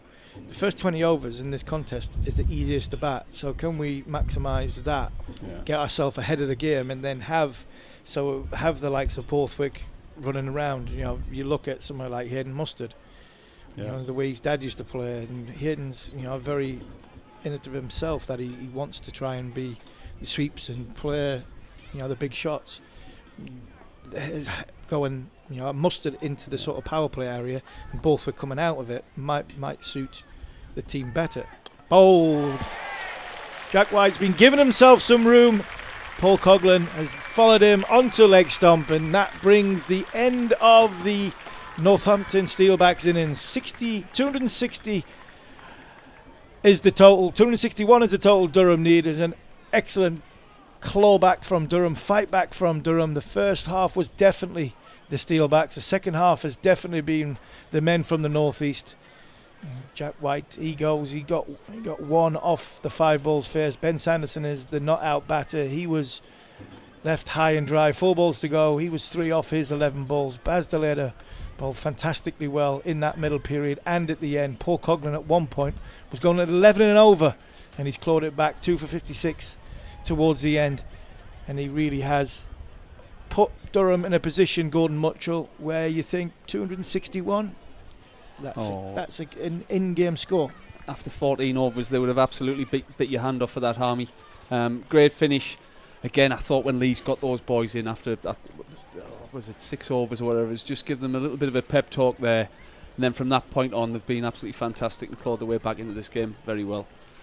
Northampton got 260 off their 49.2 overs. Prithvi Shaw, 97 off his 71. 34 from Bartlett, 32 from McManus. Nobody else really got going in double figures. For Durham, well, Durham started poorly with the ball, but Paul Coghlan 1 for 56 from his 9.2 overs. He's dragged it back. 1 for 43 from Deleda off his 8. 0 for 26 and 0 for 25 from the 2 young guns. 3 overs each from Minto and Colleen. Excellent experience shown by the Red Bull captain Scott Borthwick. 2 for 42 off his 10. George Drizzle with 1 for 22 and probably would have come back off his 6 overs and would have definitely come back if Colin Ackerman hadn't bowled as well as he did. He showed his experience as well. 2 for 38 off his 10. So we hand you back to the Dafferbet News studio to Andy Sixsmith, knowing that Durham need 261 to win this Metrobank 50 over one-day cup game. Muchie, Harmy, thank you very, very much. Excellent effort there from Durham, like Harmy was saying, to claw themselves back into this contest. Give themselves a real fighting chance of picking up their first home win of the Metrobank One Day Cup. Now, we're back here in Daft News studio, and, well, I invited him into the studio pre-match, and he uttered 3 words. So we thought, you know what? We'll invite Ash Thorpe back in again. I can guarantee, Thorpe, you're going to utter more than 3 words here, surely. Yeah, let's start with that now. I thought you were just going to say yes there and I'm done with it. No, I'm not that kind of guy. What are your thoughts on that? Because, you know, at the start, we were looking a little bit worried when they were tattling along a 10 and over. Yeah, there's all this talk about the pitch and everything pre-match. And then Prithvi Shaw came out there and got them off to a great start. So for Durham, I thought we would be chasing over 300, and they've done very, very well to pull that back. Obviously, the wicket of Shaw was crucial, him going for 97. But yeah, a little bit more happier now than I was after the first 20 overs, that's for sure. I did take a little look into the commentary box, and when they were 53 for naught, I think, there were a couple of concerned faces there. Yeah, none more than Graham Onions, a bowling coach who was in here at the time, so fair play from him. I think Muchie's just I showed him a piece of paper there. I think he's written down "sack the bowling coach" on a piece of paper as well. So, but he'll be really proud of how the guys have pulled that back. The youngsters got a bit of tap today, and that's something for them to learn from and move on. But I thought Paul Coughlin pulled his spell back, and I thought that Scotty Borthwick, who we were begging for him to have a bowl on Wednesday, he did brilliantly. 2 wickets for 42. Driz bowled well, and Colin Ackerman again, was absolutely outstanding. We'll come back to the Durham bowling in a second, but has Prithvi Shaw shown our batters how to bat on this surface today, given the conditions? I mean, he's an exceptional player, don't get me wrong, and it looked like he was a bit of the walking wounded, so he wasn't running many, but he hit the ball as cleanly as we've seen this week, so I think Durham have just got to, listen, just forget about the pitch, let's just face what's in front of us. Yeah. If the ball's there to hit it, let's hit it, and let's get ahead of the game. I think Muchie mentioned there, can we get ahead in the power play and then just maybe ease towards the back end of our innings? But it's going to be a tough chase. 260 is a decent score. Yeah. We saw that 240 was too much for us on Wednesday, but let's hope we can eat into the innings a little bit more with our experienced batters who have got to really stand up today and get us home. We talk a few of the Durham bowlers, and there's quite a few that we could certainly pick out, but Harmy mentioned one name in particular, the Red Bull captain, Scott Borthwick. I mean, he's nicknamed the Badger. He should be nicknamed the Honey Badger, shouldn't he, considering his tenacity out there today. 2 for 42, like, but bowled beautifully throughout. I like that. Every now and again I come up with a decent little gem line. there, a little gem. Once a season, mate. Once a season. Mate, he was excellent. He was desperate for a bowl on Wednesday, like I said, and took his opportunity today. The second wicket that he got was, mate, it was a drag down. Yeah, it was awful. And Safe Zabe will be, absolutely. And you think of all the good balls that you bowl, and Harmy will back me up there, all the absolute jaffers he's bowled in matches and never got a wicket, and sometimes you just get a bit lucky, but they're crucial wickets, and that stopped Northants getting that flow on at the back end of the innings. So that's kept that score manageable, and hopefully from a Durham point of view, like I said, we can eat into that early, but I thought the spinners again today were outstanding. He's obviously out there as Scott Borthwick playing, so he's avoiding, or he thinks he's avoiding, any crack from the studio, from the Daft News studio. He certainly hasn't from Steve Harmison. I mean, I've heard Harmy mention his name a few times in commentary, but is it just fortunate that Scott Borthwick's bowling is better than his dancing? Yeah, that was awful, wasn't it? It was. Yeah, it was. It was dreadful. Fortunately we don't get to see that very often. But yeah, absolutely, his bowling was excellent. And mate, we talk about Scott Minto, that's the footballer, James Minto being 16. Scott Borthwick acts like he's the 16-year-old out there. His energy and that is so infectious. And he was really vital for them in the field as much as he was with the ball today. No one would ever think Scott Borthwick's 47. No, he doesn't look a day over. No, it's incredible. You mentioned James Minto, or Scott Minto, however you want to call him, I suppose. 16. I mean, Wow. Can you even remember when you were 16? What were you up to? It was a bloody long time ago, I know that. We were talking about it earlier, myself and Harmy, and I think I just broke into first grade cricket in Perth at 16, and I thought that was pretty good. And this guy's out here bowling at Prithvi Shaw, who's scored big hundreds in the IPL, played for India, and he's like one of the big fish in white ball cricket in the world, and he's out there having a crack at him, mate, at 16-year-old, and he didn't look for one bit phased, did he? No, I'm not sure he ever changes his facial expression, but he just got on with his business. Today wasn't his best day, but it's something he'll learn from. You were on, obviously, with Bunny on comms, with Graham Onions, the bowling coach. Did you kind of look across at Graham's expressions every now and again when James was bowling, or not? Could you read too much into his expression rather than James's? I tell you what, Bunny doesn't give much away either, to be honest. He used to be the grumpiest man alive, walking around. He actually smiles. Harmy just says he still is. He actually smiles a lot more these days, and that's probably because his back doesn't hurt as much, so he's not having to go out there and bowl. But he'll be a great influence on those guys in the change rooms. He's been there, he's done it, and just to calm them down a little bit and just stick to bowling your best ball. And I don't think we did that at the start. I think the start that they got put us under a bit of pressure, and we went away from our plans a little bit. We had our field split, so we weren't really protecting either side of the ground. But Graham will take a note of all of that, and I'm sure there'll be some feedback given to those youngsters. And to be fair, it wasn't just the youngsters, it was the experienced guys in Bus and Coggers as well. Absolutely. You mentioned James' expression then, the fact that it didn't change. At the age of 16, the tender age of 16, to be that controlled and to be that calm when, let's face it, there's a lot of 16-year-olds out there that are quite emotional, etc. That is probably one, or arguably one of his finest attributes, isn't it? Yeah, and it's got to be as a bowler. I mean, no matter... Saying that, in this game, there's nowhere to hide. And let's be honest, we've got a few extra cameras here now, so there's always going to be a camera here and thereabouts, isn't it? And probably, the better he gets, hopefully there's more and more cameras on him as that career goes on. So... But he's deadpan, isn't he? You wouldn't like to play poker against him. Jeez, no. Like, he's given nothing away there, and he'll have to learn that his body language, and that will become really important. And just putting those, sometimes his good balls are going to get whacked, but today he wasn't at his best. But like I said, he'll learn from that. In terms of the outcome of this game, Thorpe, that S word is going to be big spin, isn't it? In the outcome, obviously, we've seen how we mentioned Scott, but we mentioned Dressel, Aaman. They put the brakes on that Steelbacks innings, and it's easy to look at the Steelbacks team and think there's not too much spin going on there. That could count in our favour. Yeah, and I think, listen, whatever we come up against, we've just got to bat better.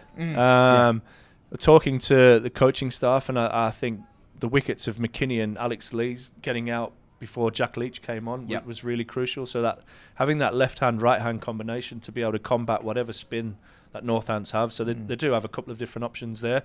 But we need to just make sure, and Ryan Campbell's favourite phrase is problem solving. Can we solve the problem, and can we get to a position where we can win this game? And do you know what it is? I'm pretty confident that we're going to do that today. How much do you think that they have learnt in such a short turnaround from Wednesday? Because like you say, we were chasing 240 against Somerset. Never really looked like we were going to complete that chase. How much do you think we've taken away from Wednesday into today? Well, hopefully they've had a chat, and I'm sure they will have. James Hilditch, the batting coach, what plans are we going to use? Are we going to sweep? Are we going to use our feet? We didn't see any of that. And I'll be honest, Jack Leach bowled really well. But what kind of plans did our batters have in place? So myself and Muchie were talking on Wednesday, I think, and how many batters did we see using their feet? Muchie was a great sweeper and a great player of spin. So I'd like to see us just back ourselves a little bit more. It looked like, from Alex Lees' comments, it looked like our batters thought that we can't win on this pitch, so we're just going to try and survive rather than trying to win the game. Yeah, and you would hope for a little bit more aggression. Harmy and Muchie were talking about it in commentary, weren't they? Possibly even opening with Michael Jones there. What would you do? How would you say? Oh, what would I do? This could be disastrous. I don't think they'll change it.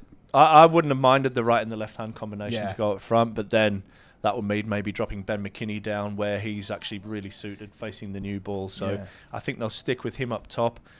Could you put Alex Lees down 1 or 2? But I just think we need to make sure that when those spinners are in play, that we have the right batters in at the right times. And I think, you can put a bit of responsibility on those two openers to get past 10 overs and back beyond the power play and into that spin phase. Because there is aggression in this team, and it's youthful aggression as well. I mean, I remember we were talking about it in the studio on Wednesday, and certainly you guys were mentioning it on commentary. And obviously, you know, young Hayden Mustard, he looked decent in dispatches on Wednesday, but he didn't strike out really like we know he's capable of. Is this the sort of game where if you're Ryan Campbell, you're going to be saying to the young guns like Hayden, you know what? This is an opportunity for you to be striking. Yeah, I think you're probably going to say, well, what's the worst that could happen? Yeah, and that happened the other day. So I don't think we could bat that badly again. Well, touch wood. We know who to come to now, though. This goes south. Express yourself. I just think we need to trust what we do as batters. And like I said before, I don't think we did that on Wednesday. We looked stuck. And like I said, Jack Leach bowled well, but we didn't look like we had a plan. Are we trying to hit strong down the ground? Are we looking to sweep? Even reverse sweep. We saw a young Colonel come in and paddle one over his shoulder, like first ball. You know, that was a plan. Like that's how I can score runs. But we looked a little bit rabbits in the headlights. So hopefully today we can just go out and go, right, actually, let's have that plan. Go out and be clear. These are our boundary options. This is where we're going to score. And can we rotate the strike with left and right-handers? Bearing that in mind, how big are the first, you mentioned the first 10 overs in the power play, but how big are the first 20 overs to sort of really build a foundation to work with? Yeah, I think it's crucial. I think that's the best time to bat with the ball. That'll come onto the bat. And you saw Northampton were able to play really nice shots and fluent shots. The outfield's pretty quick. I just think it's important that we have plenty of wickets in hand and our batters, you know, we have the plan to combat left and right hand as we go along. So we've got options. No matter if it's spinning in or spinning away, we've got batters that can play that. We talk about it being a good ball and good innings for Durham there, good few hours, shall we say. It was a good stint in the commentary booth for you as well, because you were joined by Simon Hughes, and you know, you seem to be having a good time. I mean, it's not like you never seem to have a good time. You always seem to be quite happy in the commentary box, which, considering your my company, is pretty remarkable in itself. But you seem to have a really good time with I was a bit fan-struck there, a bit fangirly. He's obviously one of the... By who? By Simon Hughes or by Muchie Harmy? Harmy, of course. Right, okay, all right. I mean, the good thing is that I'm learning this job as we kind of go along as well, and you've got the likes of Harmy who are doing that for a living, and then somebody like Simon Hughes comes along, and you're just like, wow, this is so cool. That's why I actually said to Sam Black, like, man, this is cool, I really enjoyed the chat with Fothers as well, and having the ex-players here today is something that's pretty special. All of us have gone up there and socialised, probably not as much as Harmy would have liked, but we've started that socialising process, and we'll pop up there later on today as well. But yeah, it's really cool to have those people that are still so passionate about Durham cricket. But yeah, Simon Hughes, man, that was so cool. And it's good news for us, I suppose, as well on Durham Live, the fact there's the former players there, because it just allows us to cherry pick anyone we want on commentary, doesn't it? Yeah, you've got the power, mate. You just go, we'll have him. Yeah, we'll have him. But yeah, it was awesome. And going up there, and you know, Jeff Cook's up there, which is I would love Jeff to do a stint with us, but I'm not sure that'll happen. This is your opportunity. Stare straight down the Jeff camera. Cook, I'm begging you, please. But yeah, that would be amazing. You know, Martin Spate's up there, who's Harry Brooks' coach, so he would be another one who's done a bit of radio stuff as well. So we might try and nab Spatey to have a chat with Harmy after the break. Well, I'll tell you what, if anyone working here at the Seat Unique Riverside is actually watching Durham Live, and hopefully you are, go and grab them. Go and grab anyone you possibly can to launch them on the commentary, all right? We need them this afternoon on Durham Live. Just while we're on the topic of commentary, Thorby, I've always been interested in this, because obviously I just kind of go and sit back and relax and watch the 50 overs or however many overs it takes. Olympics or whatever. Exactly, yeah. That was only for 5 minutes while the swimming heats were on. But I've always been interested in what happens when you're not actually physically commentating. And for you, this is interesting because you're into your amateur photography. I am, aren't you? Yeah, I am. You know, I like to get in behind the scenes a little bit. And I'm not sure if you've seen on my social media, Ashthorpe25 over on the X platform, but I managed to take a picture of a little bit behind the scenes of Gordon Mutchell's massive head, blocking most of the window, but... Yeah, he's a little bit upset with me now, but yeah. So there's a bit of glare coming off my forehead now, but I'm telling you, there's a bit of glare coming off the back of Mel's head as well a little bit earlier. It's an interesting read, your Twitter feed, mate, to be honest with you. It's Yeah, a very, very there's a lot interesting going on. read. Yeah, it's fantastic. Listen, I'll let you head off for a little bit of lunch because we're going to give the viewers a little bit of a break here on Durham Live for now, for the next 10 minutes or so. The players are due back out in around about 15 minutes time or so. So we'll give you 10 minutes and we'll pop straight back to the Daffer News studio for a little bit of a build-up to Durham's reply to this one. Just a reminder, if you are tuning in, they are chasing 2-6-1 for the win today against the Steelbacks. That would be the first home win of the Metrobank One Day Cup. So we'll give you 10 minutes or so for a quick break. Grab yourself some food, grab yourself some refreshments, put your feet up and join us again in 10 minutes when we'll see if Durham can claim that first home win of the season. See you in a bit.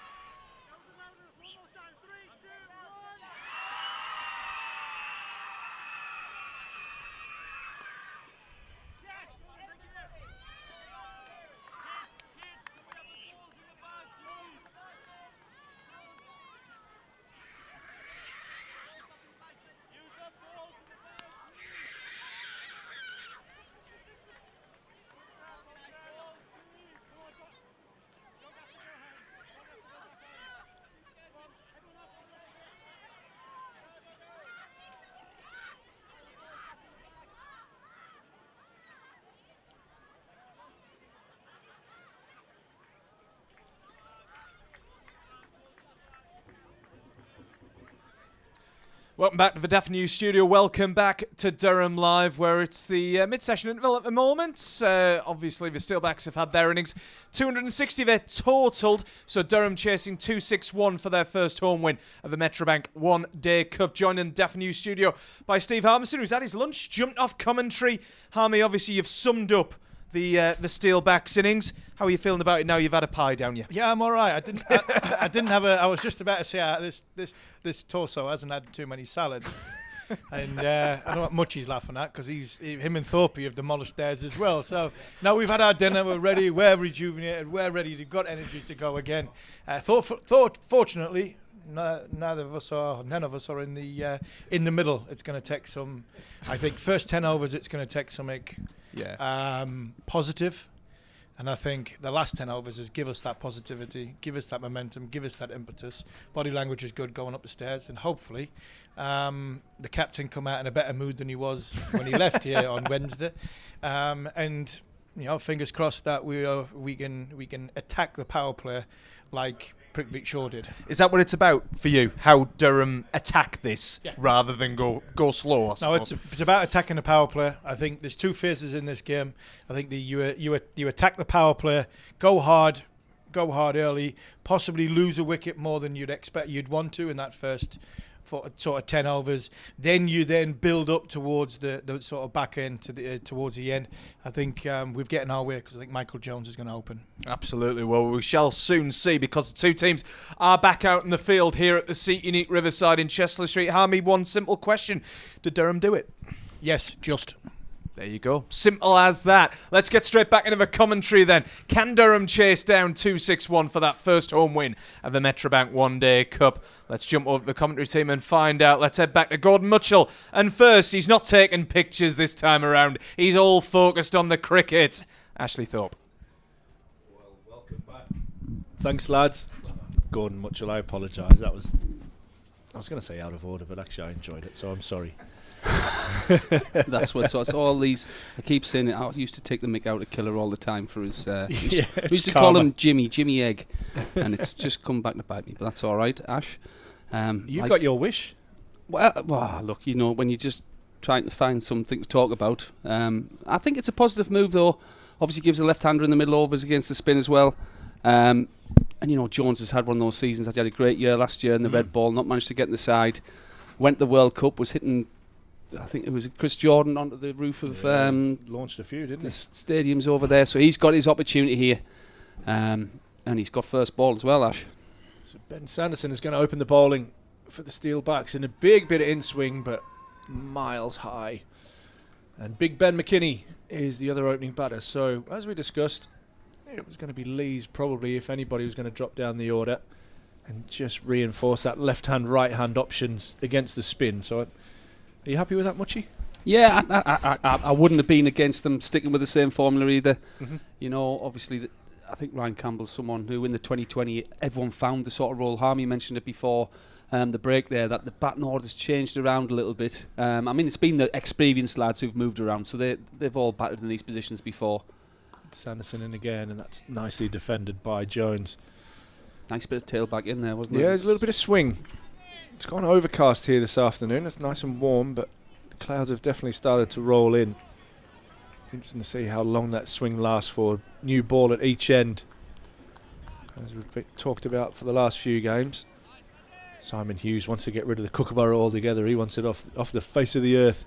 Oh, interesting. Yeah. What was his alternative? Was it the Duke? He wanted a Dukes. He said he didn't work for Dukes, by the way. As that one swings in again and is nicely defended by Jones. That's a great opportunity for Jones. Obviously, he's been sent out there, be positive, but like you said, 50 overs, you have got a long time, so you just get a chance to get a few sighters. He's played a couple of really good innings in the 2020s, coming in at the end and with his death hitting. But hopefully he gets into his rhythm again. Obviously, he's used to doing this for Scotland and Durham in the past. Absolutely. Can we see him make a meaningful contribution out here this afternoon? Ben McKinney for company. Hopefully we'll see them for quite a while from a Durham point of view. And that's driven nicely, and he'll get off the mark with a single to mid-off. As Keogh does the fielding. That will bring Ben McKinney on strike. Sanderson just getting that ball to duck into the right-hander, so that might challenge McKinney as will shape away from him naturally. But he's got 3 starts so far, well, 2 starts, and that 80 down at Worcestershire in that struggle. Yeah, and again, someone I haven't seen an awful lot of. Obviously, you've coached him, Ash. You've got him where he is now. I'm not sure about that. Well, you've played your part, Ash. No, it'd be really good to see him. I've been really impressed with his defence, actually, as well as his attacking play. I'd love to see him impose himself on this game today. Sanderson's in, and that one's short and dies as it goes through to the keeper. And with that in mind, he's bringing up his fine leg and he's going to drop out deep square. Ben does like to pull the ball, and I'm sure they'll have seen footage of him scoring some runs from that shot, but it is also one that has got him out a few times. I think Wednesday was caught mid-on, wasn't he, trying to pull one that maybe didn't bounce as much as he thought. But it's one of those things when it's a productive shot for you, you don't want to put it away. Absolutely. Clear your mind. It's all about playing with that intent and having that clear process. Yeah, I just hope Durham trust themselves in this innings. Trust their skills, and that one has moved away quite significantly off. Bit off the pitch and a bit in the air, and that ends over number 1. Durham 1 without loss. So a nice quiet over. And Durham, as much as we talked about, probably want to try and get ahead within the first 20 overs. What they don't want to do is to fall behind by losing wickets. So 260 is a bit of a tricky score, isn't it? Yeah, that's it. Obviously, it's the killer. The wickets in the power play. You know, as a bowling team, you probably want to target 3, and it's your power play, or even 2 possibly. As a batting team, if you can get sort of 40-50 for no wickets, I think you'd probably take that, wouldn't you? Absolutely. But change, and they've obviously sent Jones out there with this mentality of taking it on a little bit more. So, be interesting to see how they go. So Jack White is going to open the bowling. His last visit to the Riverside was a successful one in the T20 just a few weeks ago, where we watched him bowl pretty much nearly a maiden over, I think it was, to Michael Jones at the start with a lot of swings and misses. He was trying to put them... Was it Clarkey, sorry? It was Graham Clark, wasn't it? Or did they send Jones up at the top? I can't remember. He went out, I'm sure he was swinging himself off his feet, I remember. I do recall Jones going at the top. He's 3 for 6 in his last outing. Only bowled the 6 overs.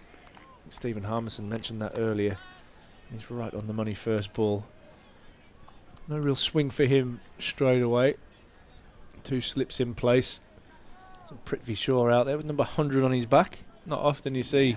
I was wondering whether he was going to come out. Shiving around Shandapur, I've mentioned before, he was the king of batting, and then somehow finding a way of just sitting on that physio bed the second half. But no, he's out there in the armchair right now. It's a skill. Also, sitting in the armchair is a skill that I greatly admire.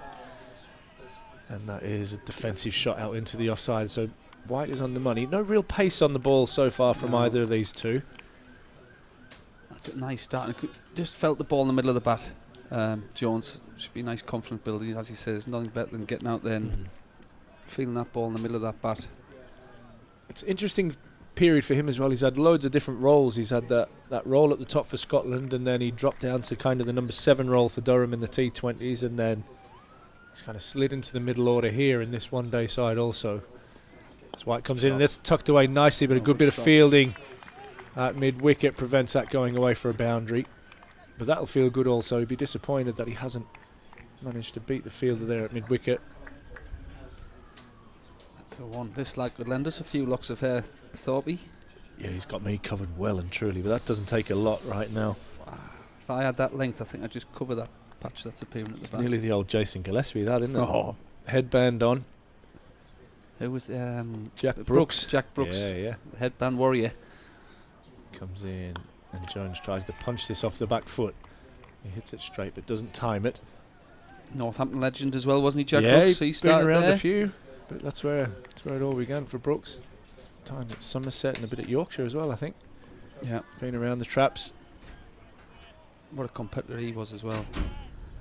Got amongst it, didn't he? He was someone who was always at you when you were batting. You always knew you were in a battle against Brooks. Bit of chirp for you, mate. Oh, light-hearted. Yeah. Water off the ducks back to you, mate, that stuff. And Jones defends. It was either that or was not out there long enough to really... No, the only real one that used to give you a lot of chirp when you first start was Dominic Cork. which was good, you know. Another one who was a fierce competitor, but he used to love getting stuck into the young lads. And then towards the end, ripping into Colonel in his early period. Wow, that was interesting. But he was the first one, if he did well, to come and shake your hand. And you know, I've got a lot of respect for Dominic Cork. Steve Kirby liked to rip in a little bit as well. It's White in again, and that's pushed out into the offside, and a quick single. Allows Jones to pick up another run. He moves on to 2, as do Durham. And that ends over number 2 with just 2 on the board. Lots of 2s there, Muchie. Yeah. Richie Number Benno 2. would have been very happy with that. Your counterparts there, thought we. Actually, speaking of Steve Kirby, Harmy was talking about the story before when Shaw bowled a beamer at him. We were playing a 2020. You might have even been playing. It was just when you sort of walked out the bat. You picked your song you wanted to come out the bat to, and James Wigan was doing the comparing at the time. Was good mates with Nicky Peng, so obviously my head's taking a bit of attention on this box. Pengies. So I've come bouncing down the stairs, getting ready to go and face Steve Kirby, who's steaming in. I'll let you come take this ball. Thanks, mate. Sanderson comes in, and again that just clips the thigh pad and is racing away down there, and a good bit of fielding down in the deep prevents that one going for 4, but it'll be a couple of leg byes. Northamptonshire field is just having a look to see if that might have even been a dead ball, but it's another 2 to the total. And so I've come bouncing down the stairs, ready for battle, you know, young lads, music's on. James Wigan comes on the commentary box, and here he comes, number 24, the sniper's dream, Gordon Marshall. Nicky Peng was batting in the middle, and I could see his teeth from the boundary. He was absolutely creasing himself. And that one again thuds into the thigh pad. So in any case, Kirby comes in, first ball, bouncer. Don't you worry about the snipers, you worry about Tango's dream. I'm coming for that head. I like it. I was like, oh, that's at this point, story. Pengy's lying on the floor laughing. I was like, oh my word. The mighty Tango. Oh, he was crazy. He sort of, I think Harmy went in the academy with him that year. Did they pull him off a building site and he sort of just started playing? He was a fantastic bowler. He won Yorkshire that championship one year as well, didn't he? Second half of the season, I think he took 65 wickets or something ridiculous like that. Steve Kirby. And McKinney's solid in defence. He's on the coaching staff. Is he at Somerset on the coaching staff? Down there, yeah. Saw him the other day, actually.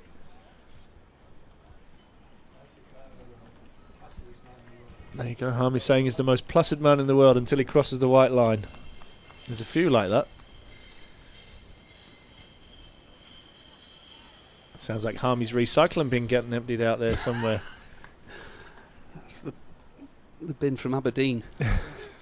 Still a few more to go. McKinney again defends. So Durham quite happy to sit in here. Maybe with the instructions of we need to build partnerships. I think it was Shaw he just got on top of everything. Every time Durham gave him a little bit of width or it got too straight, he didn't come out and take the game necessarily to Durham. He just took what was on offer there. It looks like that's what McKinney and Jones are going to do here. Standerson started very well. Yeah, it was an outstanding 97 for Prithvi Shaw. Durham 5 without loss. This one is right on the money, and I think what you would say is that so far they've bowled better lines and lengths than Durham have with this new ball. Definitely. As Graham Onions kept on harping back to, you bowl your best ball, set your field to your best ball. And again there, McKinney, like I said, he's obviously got all these attacking shots, but he's rock solid in defence there. Well, he's one that used to block the life out of it, Ben McKinney. So if you talked about anybody from him up to probably the age of 16, he doesn't score quick enough. He spends time out in the middle, and he gets a thick outside edge that runs away, and he'll pick up at least 2 as that goes down towards Lumley Castle. And Jones thinks about a third, but don't want to run out early doors having changed this system up. So McKinney's off the mark with 2. Jones has 2, and Durham move on to 7 without loss after 3 overs.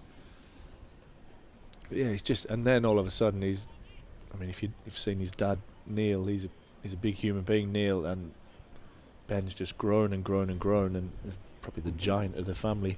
Well, I think Harmy even said that he's a big lad, and if Harmy's saying he's a big lad, well, yeah, he's starting to go from tall to being actually physically big as well. Yeah. So he's Just filling He's out. actually Growing into his body. hitting the gym a little bit and working hard, which is good.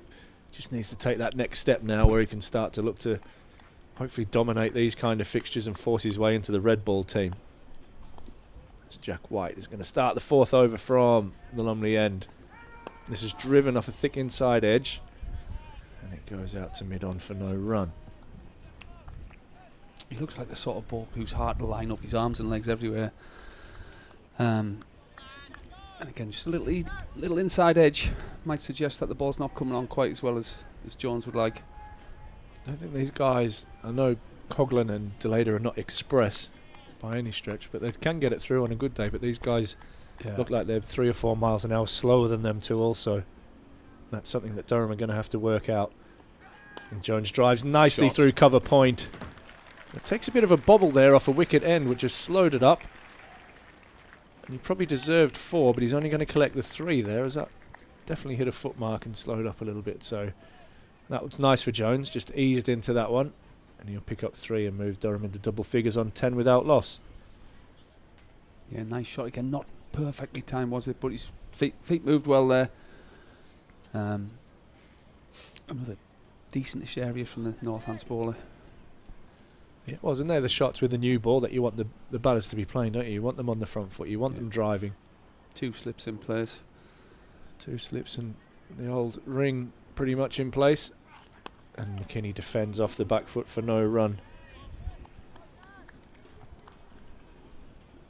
Just taking his time. 2 from 6. Jones is 5 from 14. And I think Durham, if you'd asked them after 20 overs, Mucci would have been quite happy chasing 260 for victory. Oh, definitely. I mean, the way Shaw was going, I think Army bought up an innings he had last year where he got 200 and odd. He was looking if he's well on the way there. Did he not score 1,000 as a kid or something stupid? In a schoolboy game. Yeah. That story rings a bell. And McKinney tries to pull. That one doesn't get up as much as he thought. He's probably quite lucky he hasn't just got a bottom edge and dragged that one onto his stumps. Do a bit of Googling, I think. Check out that. That's it. It's not a strong leg side. Like you said, they had the deep square leg out for Sanderson. There's just the mid-wicket there. Fine leg. So I think Ben might be sweating on anything short to try and take advantage of that leg side. But as you said, just kept a little bit low. What would you say is strong shots were Thorpe, having coached Ben? He does drive the ball nicely, although I think he could, being critical, transfer his weight a little bit more into the ball, and that was a nothing shot, that one, as he tries to run that to third man. 2 slips in place would have been the hungry hippos back in my day, waiting for that one to run off the face of the bat. But yeah, he does drive the ball, and he should do. He picks up length really well. He can dominate spin, and I'd love to see him get through this phase and get into that next phase of the game where he can bat. And is that a possibility? Maybe further down the line he could bat in the middle overs, or do you think I don't think he's an out-and-out opener. I think he's more than capable of doing it, but I don't think he could be like shoved in that pigeonhole of that is the only job he can do. And he punches that beautifully off the back foot. And the timing on that is incredible, as that's run away for 4. It was nothing more really than a back foot push. And it's gone to the longest part of the ground for 4. What a shot. It was interesting. He just got across his stumps a little bit there. Possibly trying to target that leg side, but that's beautifully timed through the extra cover region off the back foot. And that was always something I admired of Ben Stokes. Oh, yeah. It's a great shot, isn't it? Whereas he just punches it. And even against the spin, when there's no pace, the way he can hit 4s off that back foot drive, I was quite envious of that. So normally I'd punch it and I'd be looking to get 2. It's one for a left-hander, isn't it? I think you get a lot of balls where you can create that angle a little bit if it's going across you. And it wasn't Prithvi Shaw, it was Pranav Dhanawade who scored 1,009 not out in a school game. But not bad. I think that was our figures if we're bowling at Bedders. Yeah. Like wow. Andy was talking about there. I wasn't sure where to go with that question. Yeah. We've got a no ball here, have we? Just having a look at the umpire. That would be nice. He's signalling something. He's then just pointed to his watch, so it might not be a no ball, but he's not happy with something going on out there. And there's nothing better as a batter getting a free hit early in the innings. Oh, Or at any point, I to be can't fair. slog, so I would have been rubbish on free hits. Goffey blocked one once. It was great to see it. Caught up with him after the game on Wednesday. Oh. Oi, that's a leave, and I was waiting for stumps to go everywhere, but it was, I guess, on length. It's gone over the top. A little bit of movement back into the right-hander, as he's done quite a few times so far today, Sanderson. I played against him when he always used to swing the ball out. That's what I in his thought. early Yeah. days. Don't know whether this is something conscious that he's just not looking to give width to the right-handed Jones, but he's definitely trying to get that ball to run back in at him and doing it pretty successfully at the moment. The wind seems to have picked up. It's coming across the ground, isn't it? Favouring that in swing, and that is again just punched away for thick inside edge out into the leg side. Yeah, coming across the ground from the members' pavilion across towards Lumley Castle, so coming from the west. Hopefully that sun comes back out, because it's been a beautiful day so far here today for Community Day. Seen various charities and the likes presented around the ground at half time. And obviously the ex-players are up there chatting away. There wasn't much cricket watching going on when I was up there, but definitely a lot of socialising and catching up on some good old times. And Jones punches this one again out into the offside. Did you manage to catch up with anybody while you were across there? I had a good 15, 20 minutes with Jeff, which is always a pleasure. Nice. Yeah, absolutely. And Spadey as well. Mm-hmm. So I think we're hopefully trying to get a couple of those guys over at some point during this innings. But again, it was about 40, 50 old Durham players in there. It was fantastic to see. Caught with Darren Blenkiron walking into the ground. He seems to be well. Says Lorimer's is going well. Out in Bishop Auckland, anyone looking for a cricket bat, get down to Lorimer's. He's doing very well. And these young fellas just starting to come through as well. I saw that. The Blenkiron in the system. Blenkiron. And who's it? There's someone else's son's playing the same side, isn't it? It'll come to us. But I was hoping to come back with a good story about Colonel's misfortunes on Wednesday morning with the Ubers about young Rory playing in Allendale. But unfortunately, it's not a bad story. It's not great for Rory. Well, I know, but unfortunately, the poor lad got run out backing up without facing the ball. Wearing pads probably 3 times too big for him. He had his dad's pads on. I'd love to have seen that, actually. Sorry, Rory, if you're listening. That's Jones inside edges, but will pick up a boundary. Some of the things we didn't see the other day was just a little bit of luck from the Durham batters, and Jones shrugs his shoulders and says, yeah, well bowled, but I'll take the 4. The score moves on to 18 without loss after 5. That's it, and that's the key as a batter, isn't it? Putting that out of your mind. Yeah, absolutely. Keep getting those feet moving positively. I mean, as you say, Northant so far have been right on the money. They've not given us much to work with. But 18 for none's a good start. Yeah, going back to Rory, he's only a real little fella, Rory. And even normal-sized men's pads would be huge for him. Oh, no. It was interesting, Campbell talking about how the youngest sibling was normally the best. There's a man sat not too far away from us who would maybe make a good argument that wasn't always the case. Although Ben was a fantastic player. I think Ben's still looking for his wallet. As Jack White round the wicket to McKinney, who defends out in the offside. We're up at Ashington in a couple of weeks, and I've already warned him that to start looking for his wallet, because his brother, and I'll give Harmy his due, one of the most generous men to ever buy you a beer. Like it's never an issue, because then he gets to have one himself. But Ben, man, if you're listening, mate, you are the tightest. You are the tightest. But I look forward to seeing you in a couple of weeks. If he's not playing football at that stage, has he gone to North Shields, I think, for his football? Across with Sean McCafferty, the sheep, part of the coaching staff there. As Jack White comes in again, and McKinney looks to repeat that punch, but doesn't time it as well out into the offside. Yeah, we came up against him. I think he was playing for Newcastle Blue Star last year, and I do a bit of work with Chesley Street United, who were based just out of here at the Riverside. And he had a tussle with Michael Nelson, who was a former Hartlepool player, and he's part of our coaching setup at the school and plays for the lads on a Saturday, and them two got stuck into each other, which was good to watch. And Ben still didn't buy a beer. His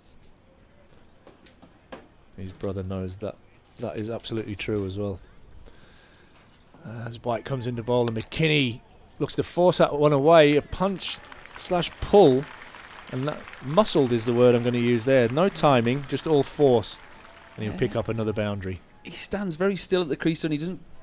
I think we're talking about transferring that weight there. He's sort of all hands there. He didn't seem to move at all.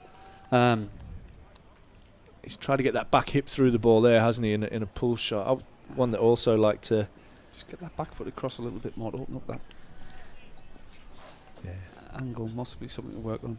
Yeah, it is. I think you can just... There's some runs there to be had. I think if you can just get into the ball. It's tucked away nicely, but can't beat the field. Stephen's just reminded me that battle with Michael Nelson. Ben played for him at Blythe Spartans, and I think Michael released him out of his playing duties there. Excellent.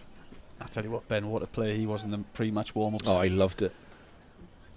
He used to cover the ground very well. You think you're away, and then all of a sudden he's took the ball off you and pinged it and got a 1-2 and was up the other end before you knew it. He's a handful, playing up front with long limbs, definitely sharp elbows. You use what you got, don't you? Use what Mama gave you. Another dot there from Jack White. 22 on the board. Another man with a nice pair of gnashes. Him and Pengy would have been a good... I'll tell you what, though, it's like Harmy. Same size? Is Ben taller than you? Ben's a bit taller. I was going to say, I never saw Harmy with like flood pants. I've never seen Ben have a pair of trousers that fit him. Never, ever. Never, ever. And McKinney gets width, and he drags that one to the leg side with a thick inside edge. And that will end over number 6. 22 without loss. Michael Jones on 9, Ben McKinney on 10. It's easy. I'm shooting all sorts out here. I can't get my shot back out yet. I'm sure that will happen. It'll be on the X.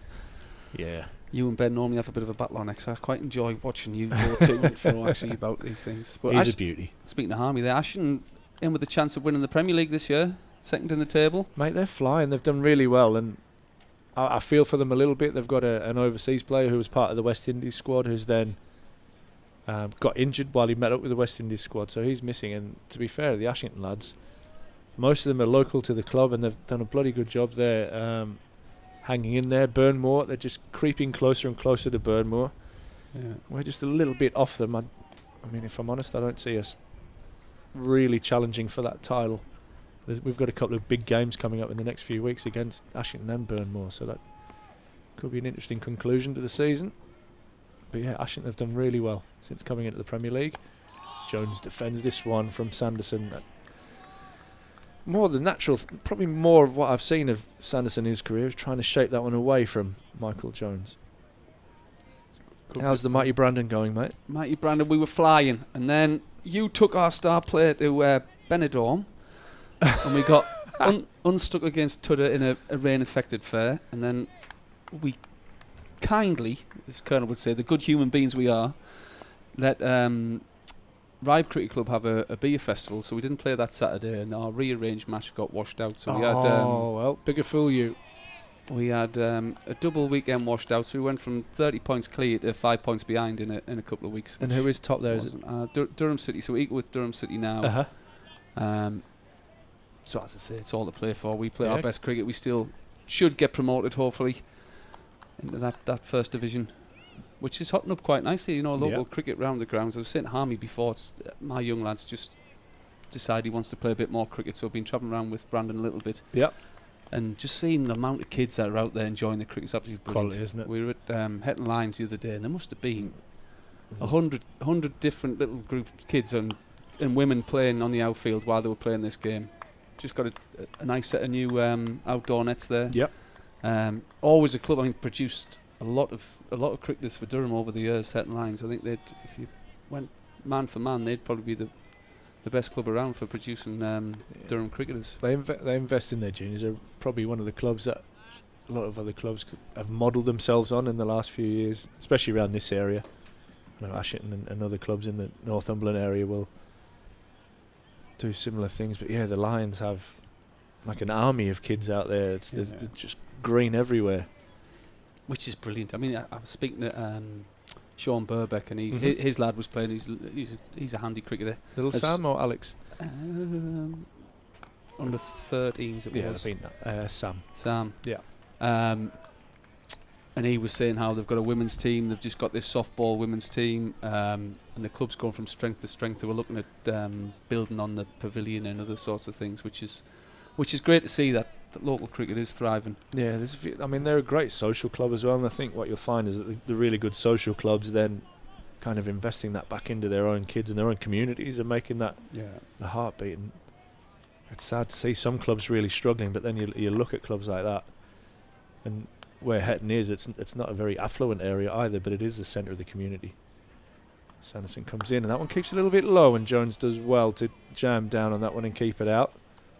Yes, and you need those people in your clubs, don't you? Give up the time. In Brandon, we're really lucky. We've got Ian Johnson, who spends endless hours on the ground. Ex-Durham player who also does the ground. Steve Chapman. Yeah. And you know what makes it so enjoyable to go and play on a good wicket with a fast outfield. And then you've got the guys beneath taking the junior sides. Paul Curry's doing a fantastic job, along with a few others. And you know, these are the unsung heroes, aren't they? Oh, there's so many of them. In fact, today there's a ceremony at the Oscars, they call them. And Oh, that has that's a bowled great him. ball. He can celebrate that, Ben Sanderson, and that one comes back in between bat and pad and rattles the off stump. And Durham are 1 down for 22 on the board after 7. We're just talking about the unsung heroes in the local game, and Sanderson has been a good servant to Northamptonshire for a long period of time, and he's probably one of those county cricketers that does go under the radar, but he's a bit of an unsung hero of the Steelbacks, and he's picked up his first wicket here today. Yeah, fantastic. It was a young Yorkshire lad who at the time it was hard to break into that Yorkshire side. A bit like Ben Rain, really. He's gone away and he's turned himself into a fantastic first-class cricketer with a really good career. And again, he swung it a little bit both ways, and that's another good ball. Unfortunately, that's got one of our Durham batsmen out. And obviously Jones has been sent out there with a bit of a change of plan. Unfortunately, he's not come off today. But he's a big part if Durham are going to play well in the white ball 2020 quarter-final and the rest of this cup. Durham need him firing. So Jones is on his way, bowled by Sanderson for 9, and Captain Alex Lees strides out to the pitch to join Ben McKinney. So the two left-handers are reunited after the loss of the first wicket. But yeah, full credit. Northants have been right on the money. They've given very, very little to hit so far. They've picked up an early reward with Jones going on the last ball of over number 7. Johnny Bushnell going away to have a hit with Jimmy Hilditch in the net, the batting coach. And Bushy missing out on today's 11. I'm going to have a change in the bowling as Broad comes into the attack from the Lumley end. This is it. And he's going to start around the wicket to the left-handed McKinney. Still a slip in place. I think we'll find it hard to get Shaw out of that position, I think, today. He'll be telling the captain it's just nippling enough just so he can stand there for as long as he possibly can. Just the wave. I'm in the game, I'm in the game. I'm staying. And Broad right on the money first ball. So McKinney defends down to mid-on. Yeah, well, he's got the right man to talk to because the skipper's got the gloves on. Yeah, well, actually, I suppose he can't fool the skipper there. Yeah.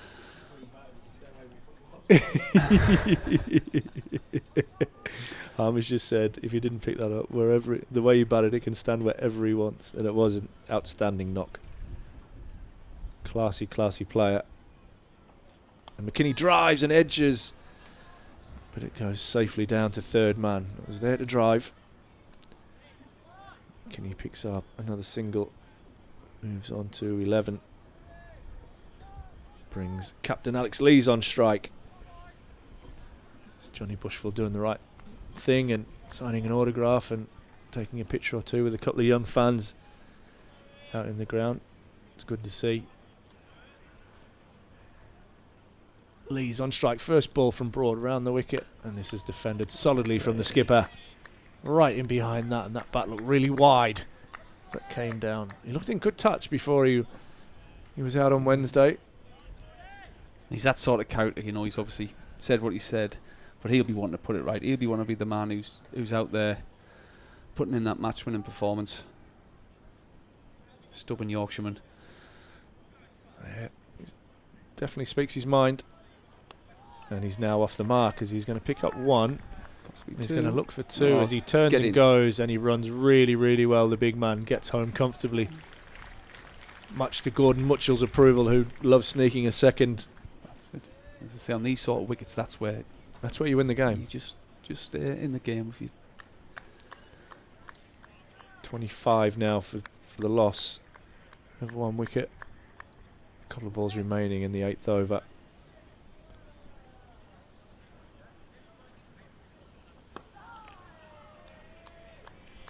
That one defended nicely by Lees out.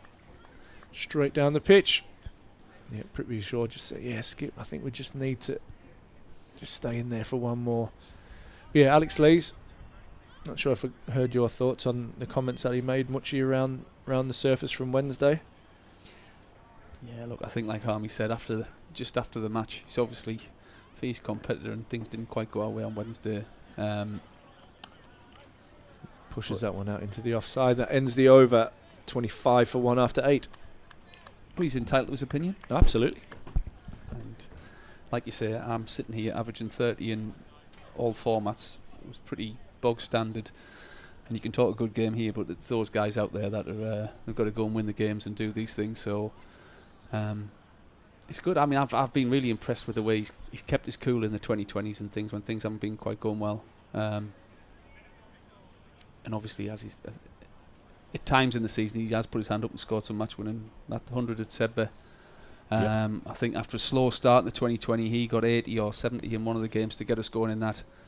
And he's been a fantastic signing for Durham. When he came here on the back of a couple of poor seasons for Yorkshire, with the point to prove, and I think he's done that. He's obviously got international call-up and did reasonably well when he played for England, didn't he? He's a quality player. And McKinney tries to flick that one away into the leg side, but it's another dot ball. Yeah, he's been a great addition to Durham. He's got that grit and that resolve. Apart from all that, he's really good quality. And often it's a funny one, isn't it? We're having a bit of a go at him for what he said, but often you'll criticise players for being, I guess, vanilla and not really speaking their minds. Harmy was probably not one of those guys, but it's actually quite refreshing to see people say what they think rather than giving the generic answers that we normally get. Yeah. And sometimes they cop a bit of flack for it, but he's big enough and strong enough, bigger shoulders to be able to handle that and move on and hopefully produce a match-winning knock here for Durham today. It's McKinney rock solid in defence. Defends that one. It's lovely soft hands. It's just Gothic-like, isn't he? Where he just sort of got that line for his bat to come through. He just transfers that way, doesn't he? I'm not sure he's figured all that out yet, and that, like I said, and you mentioned that I've coached him. It's a funny thing. How many 6'7" left-handed batters are there in the world? Like he's pretty much unique in what he does. So he needs to work out his angles and his lines and how he transfers 6'7" onto the front foot or onto the back foot. So he's growing as well. He's put weight on, and I'm not saying he's put fat on. He's put a lot of muscle on as well. So his body mass is now changing. So while we're wanting results, it's a results business, and we're wanting to see that as early as possible. It might take him a couple of years to figure out how this all works for such a big human being. You see with the ballers, obviously, sometimes when they have a growth spurt, it just puts you off kilter a little bit, doesn't it? Absolutely. And he stands up on that one and pushes out into the leg side. I know he's got a lot of admirers around. Speaking of some of the people who've seen him score hundreds in the second team, and obviously England under-19 captain, highly thought of, played in, I'm not sure, there was some sort of select side, didn't he play against? Yeah, he played against the West Indies, like a county select 11. Which he's obviously shown a hell of a lot of potential. Yeah, he is. And he's played some good innings so far in this competition, hasn't he? He's made some contributions. Last year he got a couple of opportunities and didn't. And that was really grabbed that, and that it just died as it went through the keeper. But you just saw there the balance. He wasn't balanced as he's tried to hit that.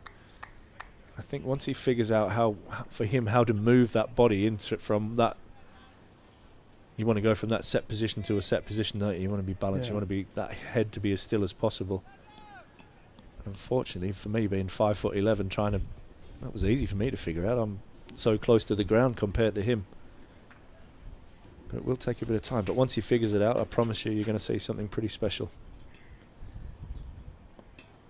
And he edges that one down to third man. What I've enjoyed actually about his innings so far is his defence. And I know that sounds really... he loves red ball cricket. So his defence has been a big part of what he's trying to do. So I think he's looked really solid in his defence. And the only time he's really struggled is when he's looked to hit the ball probably too hard. And again, that's all part of his learning process. As Lee just says, I'll change my stick. There's 3 bats on show for Alex Lees, Harmy. 2 more than you had for the last 5 years of your career. You'd have been a bat maker's dream, you. Steve Harmison, Gunnar Moore. We only need to give him a pair of pads, 2 pairs of gloves and a bat for the next 3 years. Job done. Broad comes in, and McKinney with that pull shot has flicked it up in the air. It's a leading edge, and he's gone in a similar way to the way that he went on Wednesday. And it's a softie, and he goes for 12 off 25 balls. And Broad picks up the wicket, and Durham are now 26 for 2. What a shame, like you say, he's battled hard there to hopefully get a bit of time and go. He's not managed to do it again today. Again, it was almost a carbon copy, wasn't it, from Wednesday? Yeah, I think as a youngster, and I mean this absolutely experience, you start to figure these things out pretty much when you're retired. Unfortunately, is that you realise the longer you bat, the easier it gets, and you can't make any runs sitting watching everybody else.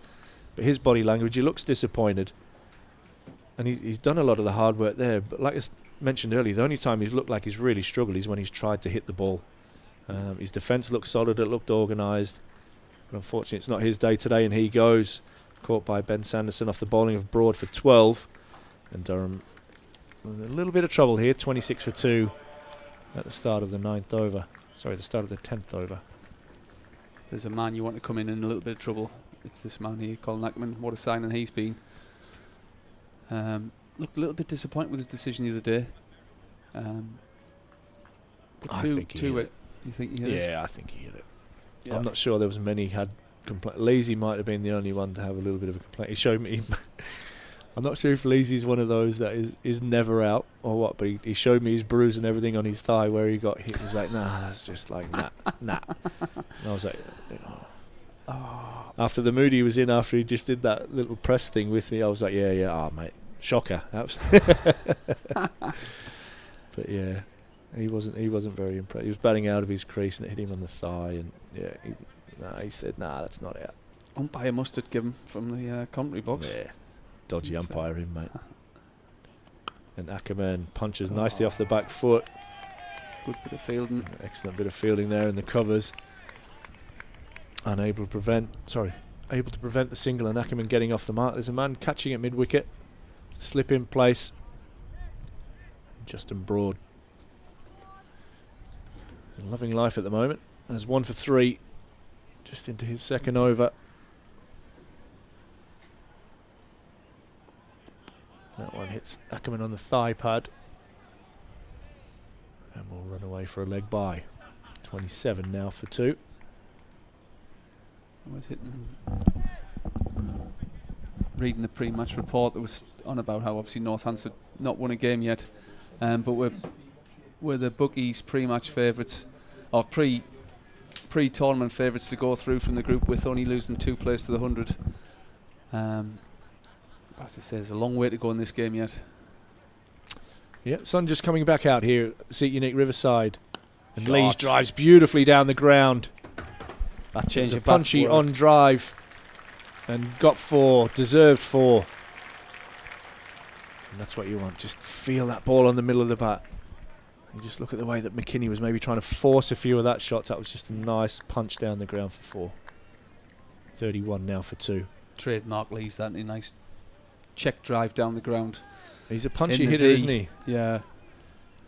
Even that pull Hands shot, I in mean, I tight. love a pull shot as much as anybody, and that pull shot he hit the other day, it was, I love it. Saying there, my first ever net with Durham, and made the mistake of pulling Harmy. That was the only ball I got to pull in the rest of the net, and No, it struck that's him on the not out. pad. And for me, it looked like it was going down. It was a very, very confident shout from everybody in teal in the Northant squad, but to me, that around the wicket, that's got to do a lot of straightening to be out. He would have been a justified Ooh. grumpy Yorkshireman there if he'd been given there, I think, Thorpe. Sliding down for me. I might have given the after-game interview a miss there if it was me and him then. I thought you only did that just so you didn't have to buy the first round in at the bar. Mate, I'd love to buy you a beer. You disappear every week. Go on. That's a lie. Cut it out. And these drives. Doesn't get all of that, He but does gets get enough. As that runs away for 4 out towards the members' pavilion, and the old boys up on the balcony cheering on. Picks up his second boundary in the over and moves on to 10, and the score on to 35 for 2. Gordon, you're going to keep Harmy company for a little while as the big man comes in for me.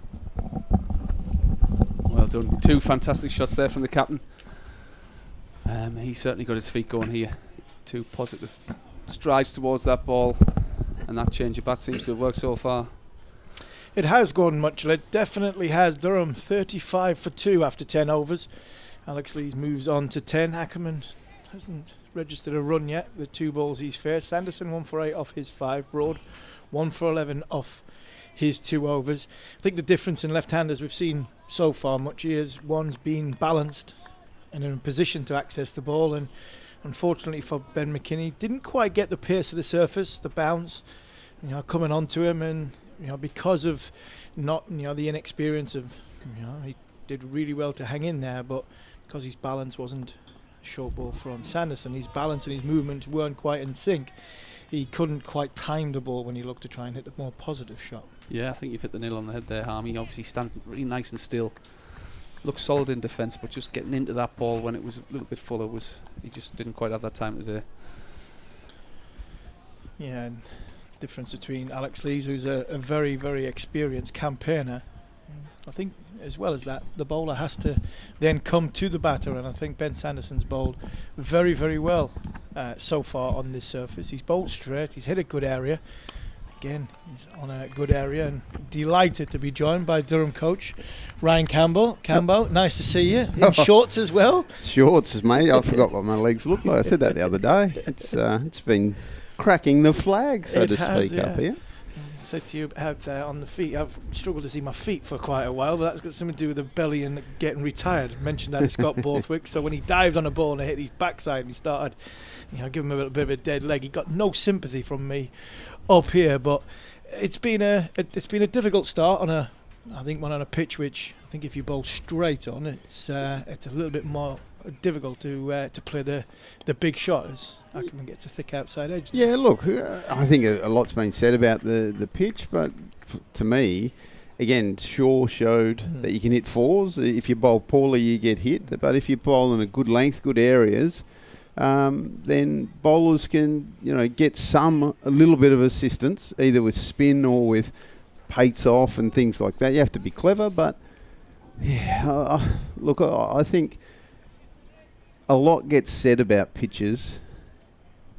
Do we want to get it to the point where it's just so flat that no one stands a chance? I think it's boring, to be honest. Yeah, absolutely. I'm 100% agree with you. I've just been in India on the England-India series, and what used to annoy me is when people have to have a go at Essex and Taunton at the back end of a summer when it was dry, and Leach would take wickets and Harmer would take wickets, and it's like, hold on, we're trying to build the all-round cricketer, and if the all-round cricketer can't play on spinning wickets, it's not the pitch that's the problem. Surely it's the cricketer's got to have some sort of accountability as well. 100%. I think, sadly, we are in an era where people expect high-scoring T20 games, for instance, and players think that every wicket should be as flat and docile as ever, and they should be able to bat. And you still got a bloke bowling 145 kilometres an hour with a brand new ball. He should be able to beat the bat occasionally. Absolutely. I think when I looked at the IPL, I actually thought a lot of the IPL started to get a bit so one-sided. Yeah, look, I love 4s and 6s as much as the next bloke, but I want a contest more importantly. 100%, and I'm not obviously everybody knows I'm not a massive fan of the 100 competition, not for the actual product itself. It's more for what it's done for the rest of the cricket. As the 11th over comes to the end, Durham are 37 for 2, Lee's 11, Aaman 1. And I enjoyed last year's 100 a bit more because the overseas that were on show, there was more pace in it. There was more quick bowlers in it. So whenever there's, we've just seen Mark Wood bowl. I stood in the press box watching that, and I'm like, that just wasn't pleasant. Yeah. If I was 22 yards away from that, I was just talking to Stokesy before the game and going, it wasn't the one that was going to hit me on the toe, because I reckon I could play for that. Yeah. As an average, not a bad number 10, a very, very good number 11, but the one that was going to go at your head. You throw the sort of nose and toes thing in as well. I'm sorry, Pearce just, it was a big shout, just going down leg side a bit high, but Pearce. At that level, and I come back the 100 last year, I think it was better because there was pace involved. When you've got quick bowlers in the game, I think it's a different contest. I think there is something so romantic about watching a genuine fast bowler. And I sort of describe, and again, I'm sorry, I go in kilometres an hour as an Aussie, but, I think there are a lot of bowlers in Australia that 140, 145, and they're quick. A good shot, and they're quick, and it's solid, and the pace is there, but then there's the 150 plus guy that comes along, and you're alive. Yeah. And again, in my time, I played in an era where I had to face Brett Lee and Shoaib Akhtar and these sort of guys, and it was Sean Tate. There was a difference. It was you're alive when they're flying past your nose. Yeah, it wasn't pleasant facing Brett anywhere, but I had the displeasure of facing Brett Lee. The next ball after Alex Tudor got hit in Perth. Oh, yeah, okay. That wasn't very good. Yeah. Glenn McGrath was bowling at the other end, and so was Jason Gillespie, and I thought they were bowling backwards compared to Brett. You had downwind, fast wicket at 95, 96 mile an hour. There's just, you should be able to retire. You should be able to declare if your number 11 can't really see what's going on. It wasn't the best experience. But Pearce, there's something special about Pearce. The one thing about, talking about Pearce bowlers, we had Graham Onions on for the first 10 overs of this contest. We have had a long list, and you see up in the high part of the pavilion on the other side of the ground, some of the past players days, community day here at Seat Unique Riverside. Jeff Cook, somebody who I think this ground should be named after because of what he's done for this cricket club.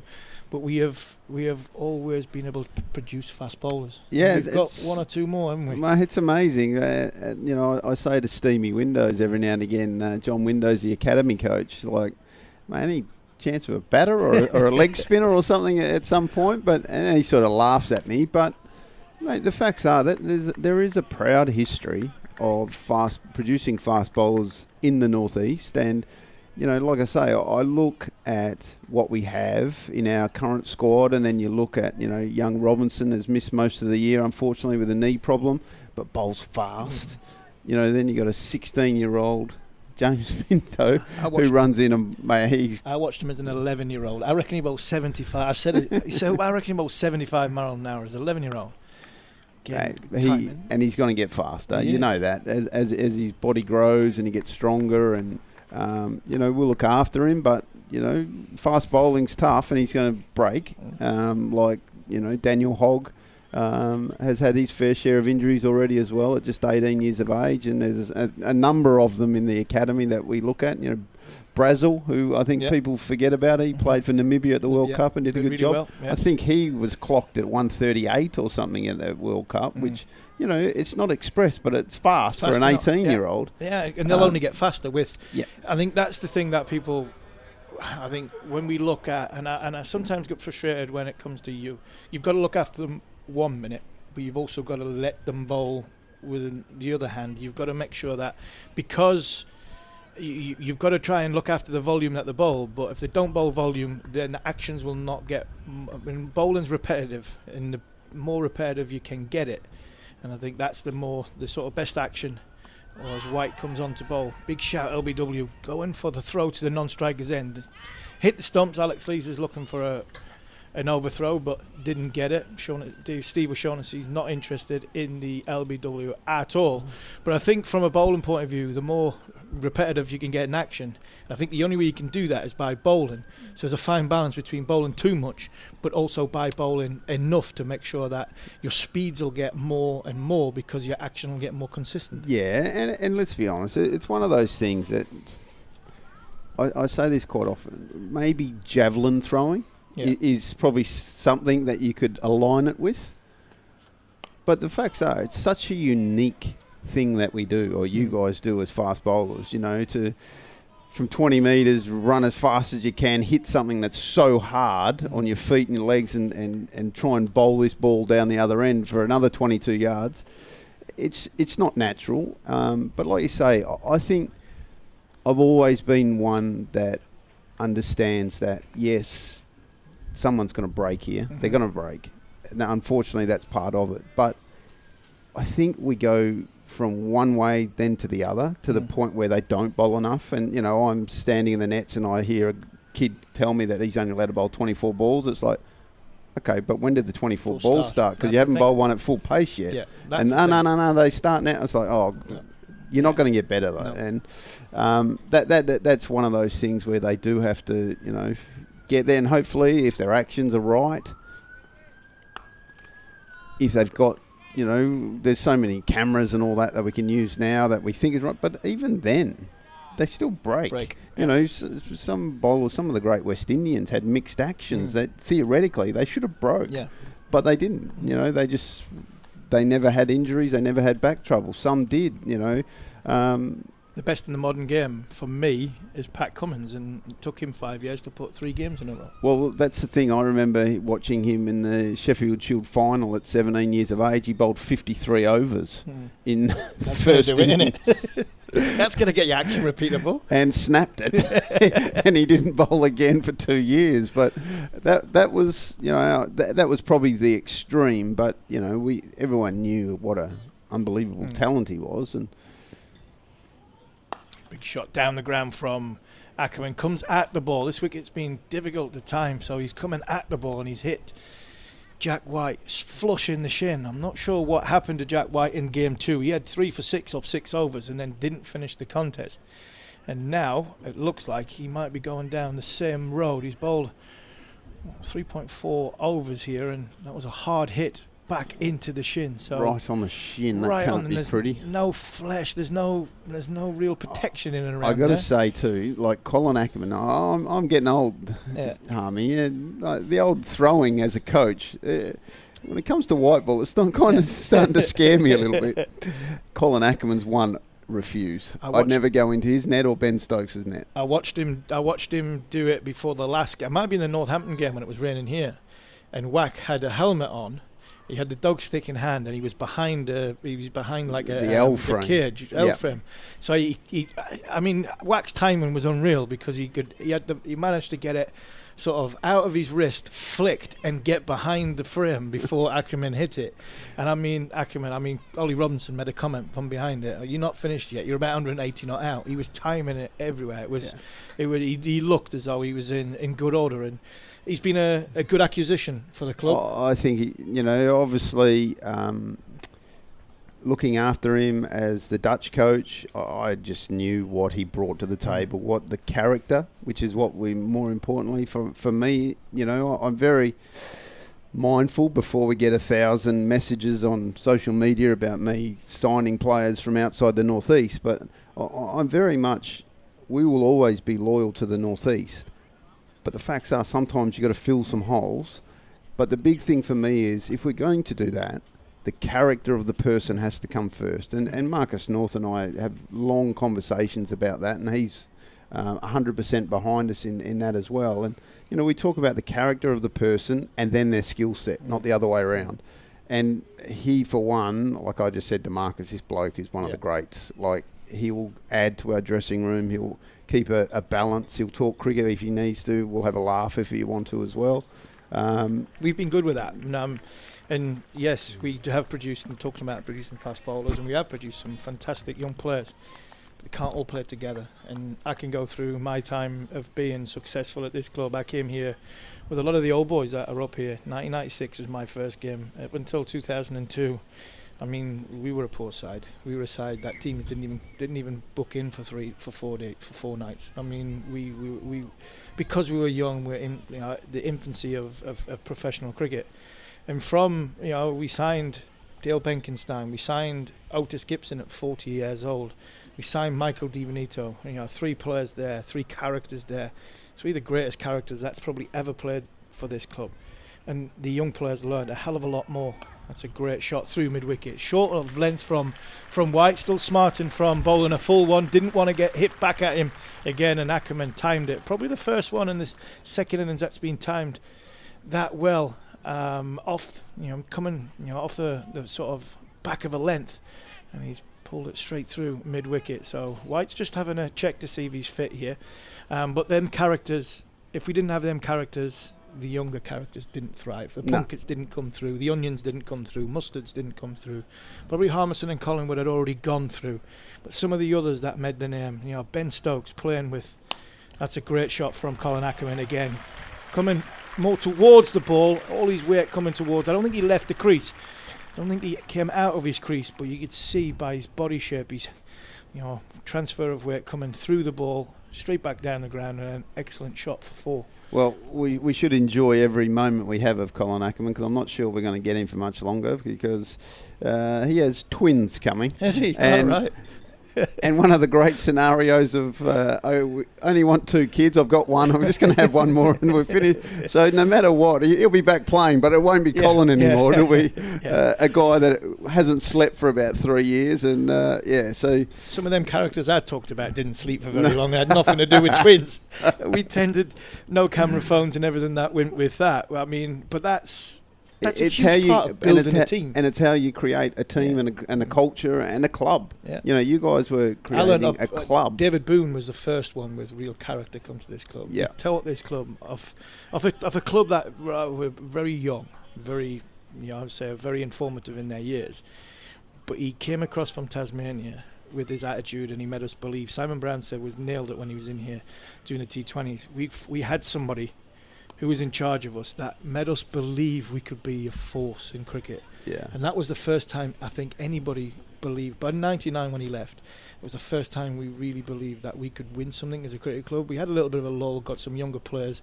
All the younger players in one pot didn't work, and then we brought some of the experienced players in. Players with character, like Alex Lees, Colin Ackerman, and the young players all just they thrived off it. The blueprint, I'm not sure you can ever buy it off a shelf, but as a coach, my personal belief, and this is, my time wherever I've been in associate worlds, in the Dutch, in full member cricket, and my day as a player, and I hate saying that, my day, but the great clubs, the great teams had younger players coming in, but they were always slotted around senior heads who knew how to do it.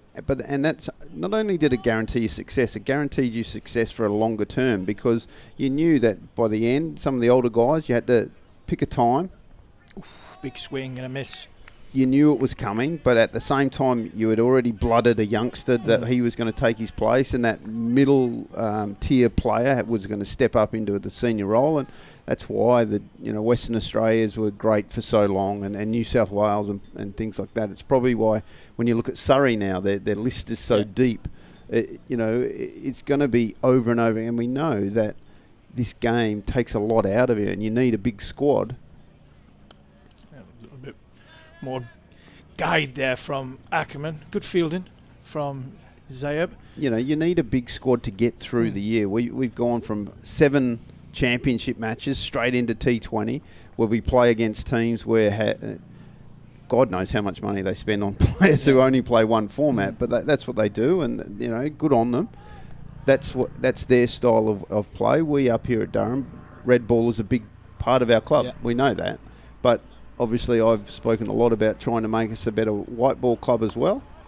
but that takes players and it takes a lot, because if the same team keeps rocking up every week, at some point you're going to run out of puff. And is it so important that you make sure that you get the right youngsters, you blood the right youngsters in this format to look further down the line? Because I would imagine what you're describing there, as a county coach, these franchise tournaments throwing in there is making the job even harder. It is indeed. But yeah,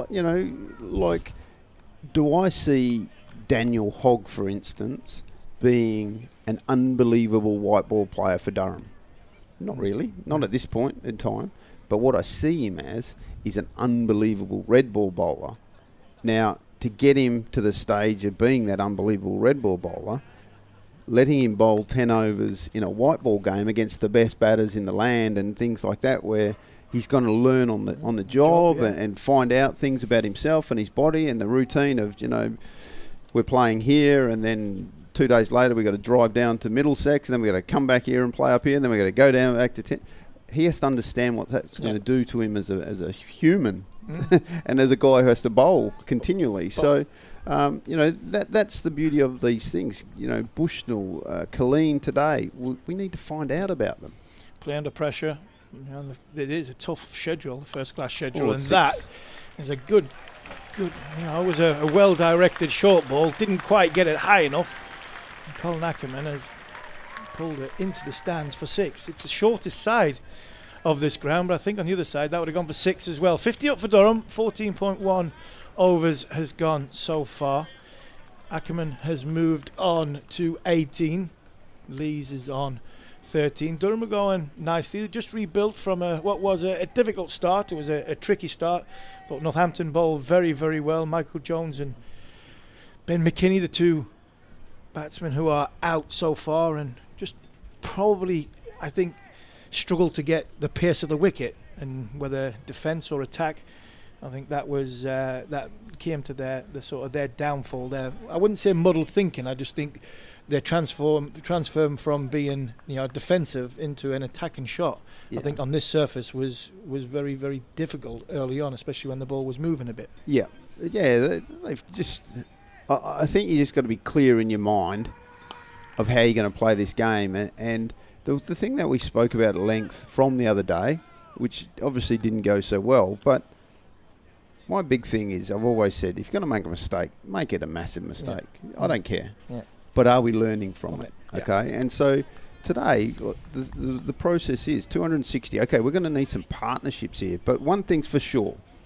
If the two guys are in the middle struggling, it's bloody going to be 10 times harder for the next one who comes in. So how about those two just got to stick in there and hang in there?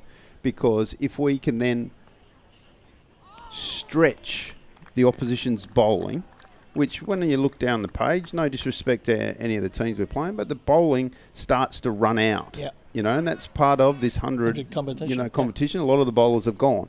So we got to stretch. We need to play. Ben Sanderson is obviously their number one. He has to bowl 10 overs. Mm-hmm. We have to be facing him with batters in his overs number 8, 9 and 10. Then you can start to put pressure on a guy like White who, takes some wickets but can go at a rate of knots at times. We haven't seen the spin yet. They've got a very good leg spinner, left arm leggy, who's something different. Mm.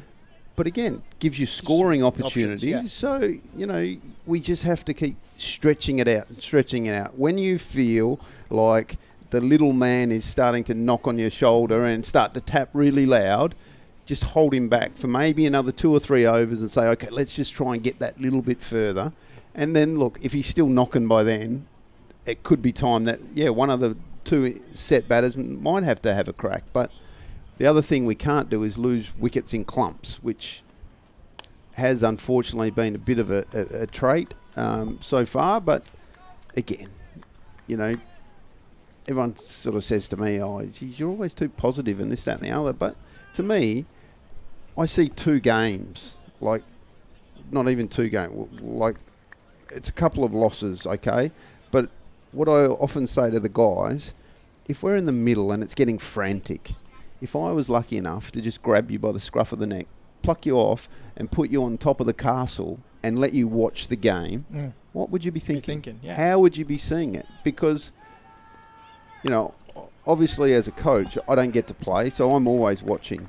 But I'm not just watching this guy. Like I said, I'm sort of watching for a whole season, picture, the bigger picture stuff. So, you know, if it is Colleen batting at number 5, for instance, may not go.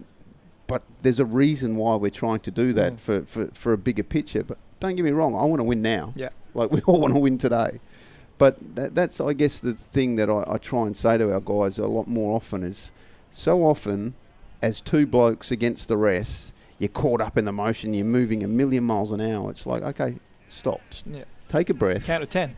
Count to 10 and try and look at it as if you're sitting on the castle wall. What's going on there? Oh, okay, yeah. Like, he's spinning it a bit. Do I need to sweep more? Do I need to get the left-hander on strike to him? You know, the little things that seem easy for us because we're watching, but it's bloody hard in the middle. It's hard, it is. It's very, very hard in the middle. Durham 55 for 2 off 15 overs. Northampton are just probably ahead at this moment in time, but two more experienced characters are in the middle.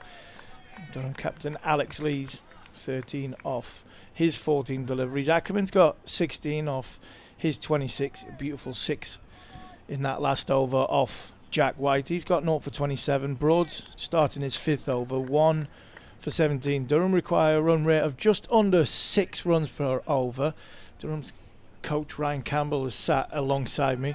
He's talking about Durham and their season, their white ball season so far. Quarterfinals of the Blast. You know, that was exciting, a little bit exciting, but a little bit like what this has been. It's a little been, you know, you win one, you lose one, and you've got to learn. You've seen, you know, some young players coming in. We've seen Neil Wagner having a ball before, a 16-year-old James Minto. You've got to be excited about what's happened this season. It is. It's like, I'm just, again, sorry if I'm sounding too simplistic, but my job here, when I walked in the door, is to make Durham the best county in England. That's my job. Okay, you can say to me, "Oh, I've got to produce England players." Yes, I do. That's part of my job. I feel that we're a foundation stone of English cricket. So is that not? You say you've got to produce England players, but if you produce the best county in England, that's the thing. It's a short ball from a drag down. I think that was from Broad, and Ackerman just waited on it a second, and he's straight pulled it. I don't think there was enough pace on it to get the full way around, so I think bounced on him and just sat in the surface. But is that not the objective? If we have got the best, because we're producing some good young players, and our 16s are, we've got players in under 19s. You know, Ben McKinney went and played the select 11. If we are one of the best clubs in the country, then surely we are producing the best players. And so to do that, I need us to be the best team, or one of the best teams in every competition, not just red ball, not just white ball, everything. And to do that, I also need to understand, and everyone else needs to understand, that we need to produce all-round cricketers. Yeah. We're not a county that will just sign white ball players or just sign red ball players. We generally, you know, when our recruiting, we're looking at trying to play them in all. And can I turn that player into maybe another format and give us another option, all that? But if we become successful, and this is just my opinion, if you're a successful team, everyone starts looking at you.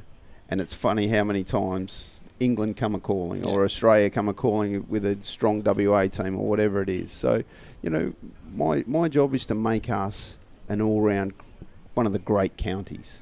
And and I take that very seriously. And people might think, "Oh, mate, you're kidding yourself," but you know, I look at it and I go, "Okay, well, we've had 5, 6 blokes get picked for the 100, and we're supposed to be the little county up here.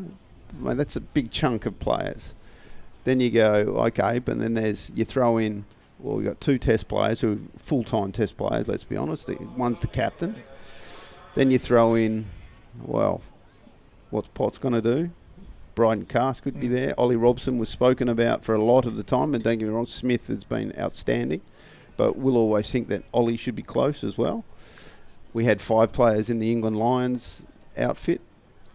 we win Division 2. Now we've got to show it in Division 1, and we've had an okay start of the year. We probably should have been better in a couple of games, should have beaten Worcester, could have been.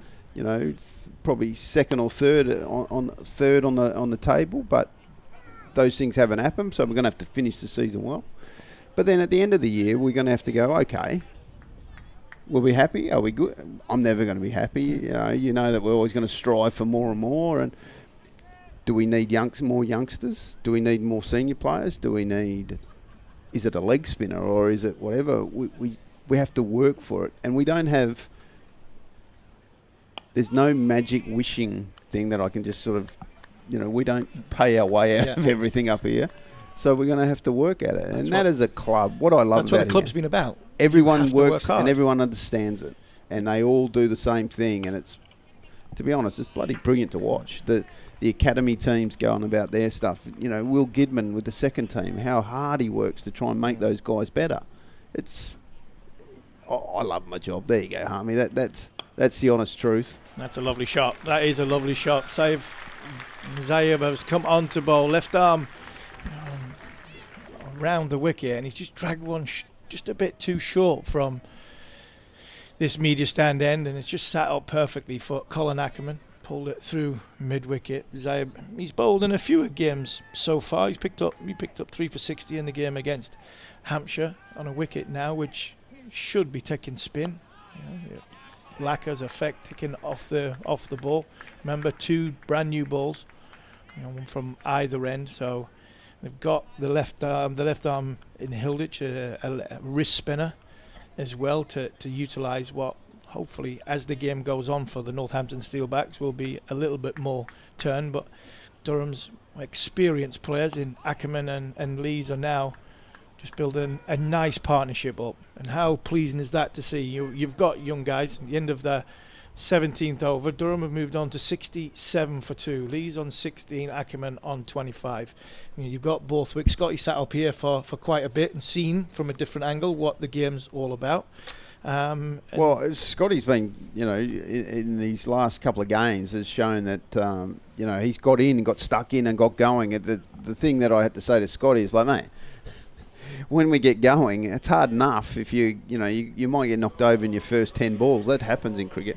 But once you get to 20 or 30, you've been out to a rank half volley that you hit to cover, and then you hit a half tracker to mid wicket. It's like, come on, man, hit him for 6 or hit him for but take that on. But it shows that he's getting into some good rhythm, good form, and we need him to win games for us. Those senior players. But you look at our batting lineup. There's a lot of batting to come, given if they get themselves. These two obviously have to set the tone and take it deep. And again, the longer a partnership goes, the more pressure Northants are going to feel that their bowling attack. Yeah. Oh, we're not getting wickets. We thought the spin would have worked here. Maybe if you have 10 overs and you don't take a wicket with spin, gee, we've got to go back to the medium paces. What are we going to do here? That's a big key point, because we've got Rob Keogh, who come into the side for Emilio Gay, who dropped out of this side, and there's a contract dispute going on there. There's rumours of where Gay goes at the start of next season. Durham's been mentioned, Warwickshire's been mentioned. He's not in the side. Keogh's in the side, and he's a part-time bowler. And Lewis McManus has decided to go with the part-time off-spinner. Very tall in stature. Oh, a big shout for a stumping. McManus he's adamant that Colin Ackerman has just dragged his foot. Steve O'Shaughnessy is having none of it. Good ball, bit flight, just drifted a touch. But your case in point, Ryan Campbell, the Durham coach, that they're going into their part-time bowlers because Durham have put a partnership together. Yeah, and we just got to push. We got to keep making sure that they're dipping into their bag a lot. This young lad. Again, that's a great shot. That's a great shot. It's a great sweep shot, and it's one of the points we brought up about. No, I didn't see one sweep shot played the other night against Leach. There was, I think, Mustard played a bit of a, almost like a ramp. But that's deliberate because 45's inside the circle, deep square's out. Yep. But it looks as though Colin Ackerman's going. He's trying to get it a little bit finer, but he's going aerial because he needs to get it past the man. Yeah, for sure. And blokes that sweep. It's something that, in all honesty, in England, it's quite noticeable for me that there's not a lot of guys sweep. I think in today's world, a lot of players just think, I'm just going to stand there and, to be honest, I'm just going to bang it for 6, which, okay, I get that. But I think it's one of the great things of taking spinners away from their comfort zone. If you can sweep and you sweep well, and then obviously now the blokes reverse sweep as well, mate, suddenly your field changes a lot and you think, geez, where am I getting at? And you're only allowed 4 out of the circle up until the 40th over. It makes things hard. And Keogh bowls quite slow. So he's one that I don't think it will spin a lot on, to be honest. It's a player that we might be able to take a look at a little bit later. You mentioned the sweep and reverse sweep, and Gordon Mutchell was talking in that first half when Northampton were batting, because of where the fields are and the restrictions, the big pockets, he was expecting them to possibly use their feet and go over the top.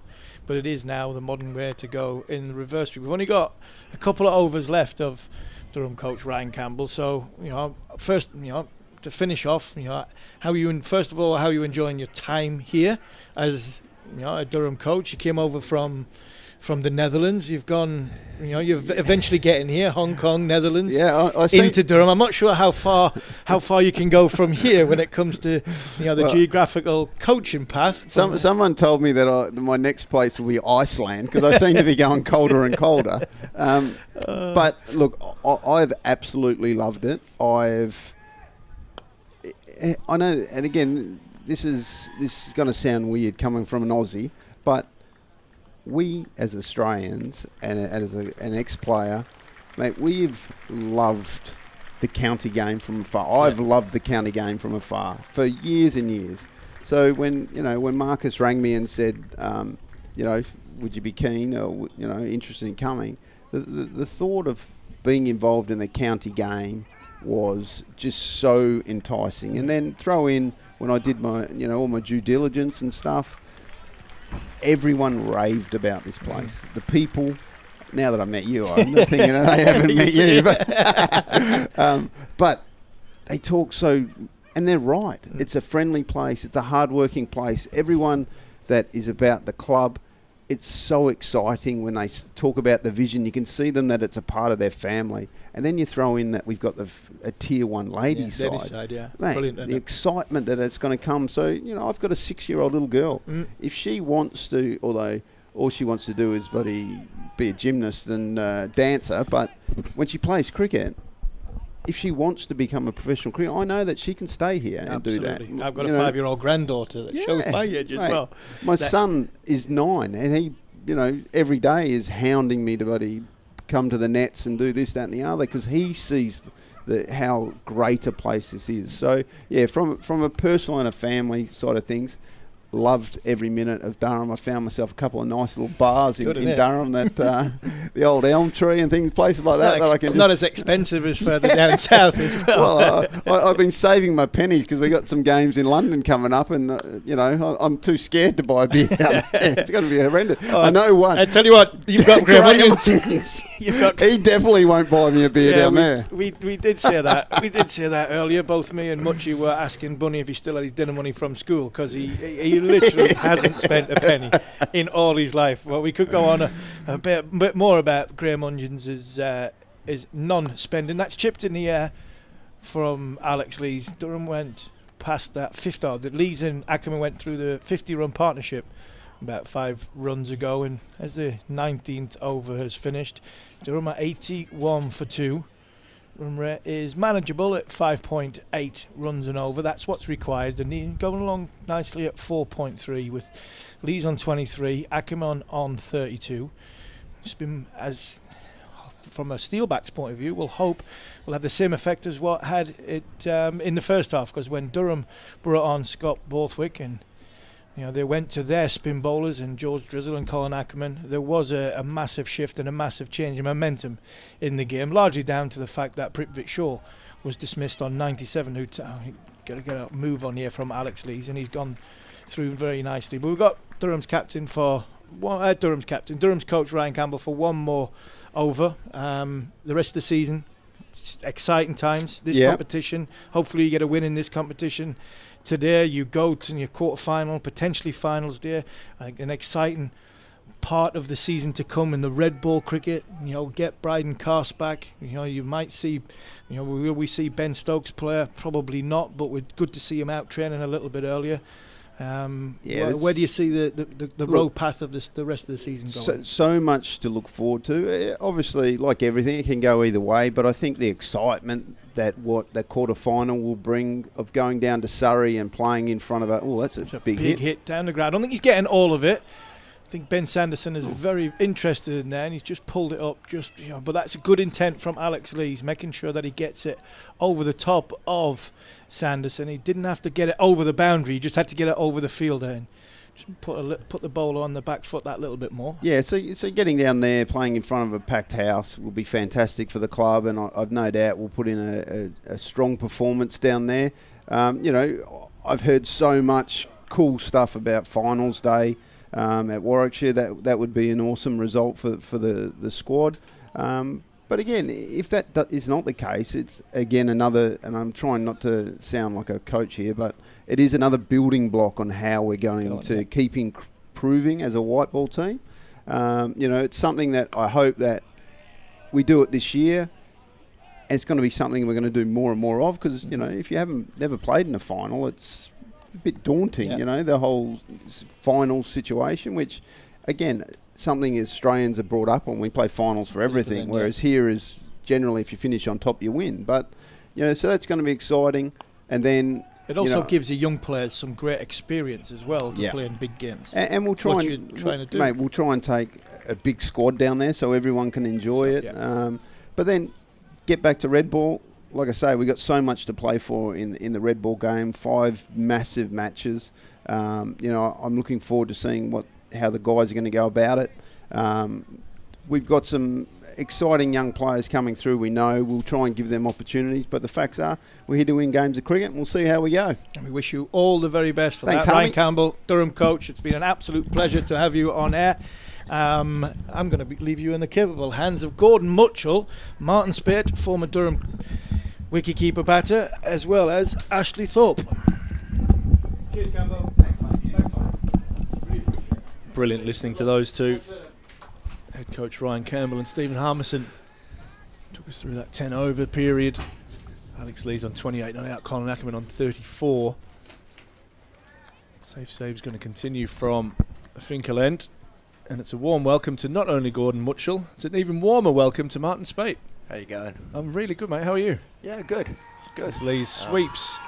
Good to be here. Reverse Been a while sweeps. since I've been back here, so Yeah, excellent to nice have you back. Busy few years since you've been in the northeast, been over at Sedbergh and now at Repton. Now, moved to Repton at Christmas. Yeah. Similar job, director of cricket down there, and trying to produce some good cricketers, teach them how to play the game, and hopefully produce some that will go on and play county cricket and maybe above. Absolutely outstanding. And we'll touch on one of your proteges who's making, I was not going to say ripples, making huge waves in world cricket at the moment. Somebody who I really enjoy watching play is Zabe comes in and around the wicket and defended out there. So people might not know that you can have Harry Brook in your stables as a former Sedbergh student. And mate, how well's he going? He's one hell of a player. The great thing about him, though, he's so grounded. He keeps the game so simple. When you watch him, just transfers his weight, pretty fearless, and the old adage, just back yourself, watch the ball. Yes. Oh, and that was nearly held onto by Ricardo Vasconcelos as he runs around and dives full length away to his left. And my heart was in my mouth. I was trying to watch the monitor and look at you, Martin, as you were speaking there. Yeah, he looked like he was going to get it, didn't he? He did. He didn't quite... I think he might have got his hands on it. Didn't quite get there. Just checking if that was a 4 or a 6 from a... It was definitely a 4. Yeah, I'm with you. Watching that. It's interesting, though, isn't it, just watching Ackerman there. I think he probably knows the pitch isn't the easiest against spinners. Looks like there's a bit of turn. They're bowling it quite slowly. He's desperately tried to go in and out, hasn't he? Get it over extra cover more to that gap. And it is 4 confirmed there. Gordon Mutchell, nothing wrong with your eyes, mate. No, that's it. I've been really impressed with the way he's moved his feet and not necessarily took the same guard every ball. When he's trying to open up the offside, he's stayed a little bit leg side of it, and against the off spinner he's got even past off stump, I think, sometimes when the off spinner's been bowled, which has been really good to see. And I think the way he's put the pressure back on the spinner, something we didn't quite manage to do on Wednesday. So he probably took the words out of my mouth there. It seems that these two especially, I mean, they are the most experienced batters in the lineup along with Scott Borthwick, but there seems to be a specific plan as to where they're going to go. They're sweeping hard, or Lees has played a couple of reverse sweeps as well. It's also really noticeable. I see this a lot. So Brookie's the same, George Hill, all the lads I've worked with. Off spinner comes on immediately. Toes are just outside off stump. You know, they're trying to create angles for themselves. Or if it's pretty flat, you see a lot of them will stand on leg stump and stay on leg stump and open up the whole of the offside. And again, a nice hard sweep there from Aaman. And is that something you teach Spade? Is that something they've worked out themselves? No, we talk about it. Yeah. And you know, you watch people now, really good players of spin, they're virtually playing length balls on the back foot. Yeah. And whatever you're doing, you've got to have a bat path to the ball. So keep your legs out the way. Have a bat pass. First person I ever saw it, I think Army was playing. We were playing Yorkshire here. I think Vaughan got about 180 in the first dig. And we played pretty well. We had them struggling in the second innings, and Darren Lehman came out and stood about a foot outside leg stump to Nicky Phillips on a turner wicket. And he just kept whacking it through the covers, and I was keeping wicket thinking, well, he's got to miss one. Yeah. You can't play like this. Nowhere near it. Just cut length balls that were turning through point for 4, and you're going, well, how's he doing that? You know, whereas now, that's commonplace. Absolutely. It's Keogh in, and Lees is back and pulls this one firmly, but along the ground and straight out to the sweeper on the leg side. Picks up another single. The score moves on to 98 for 2.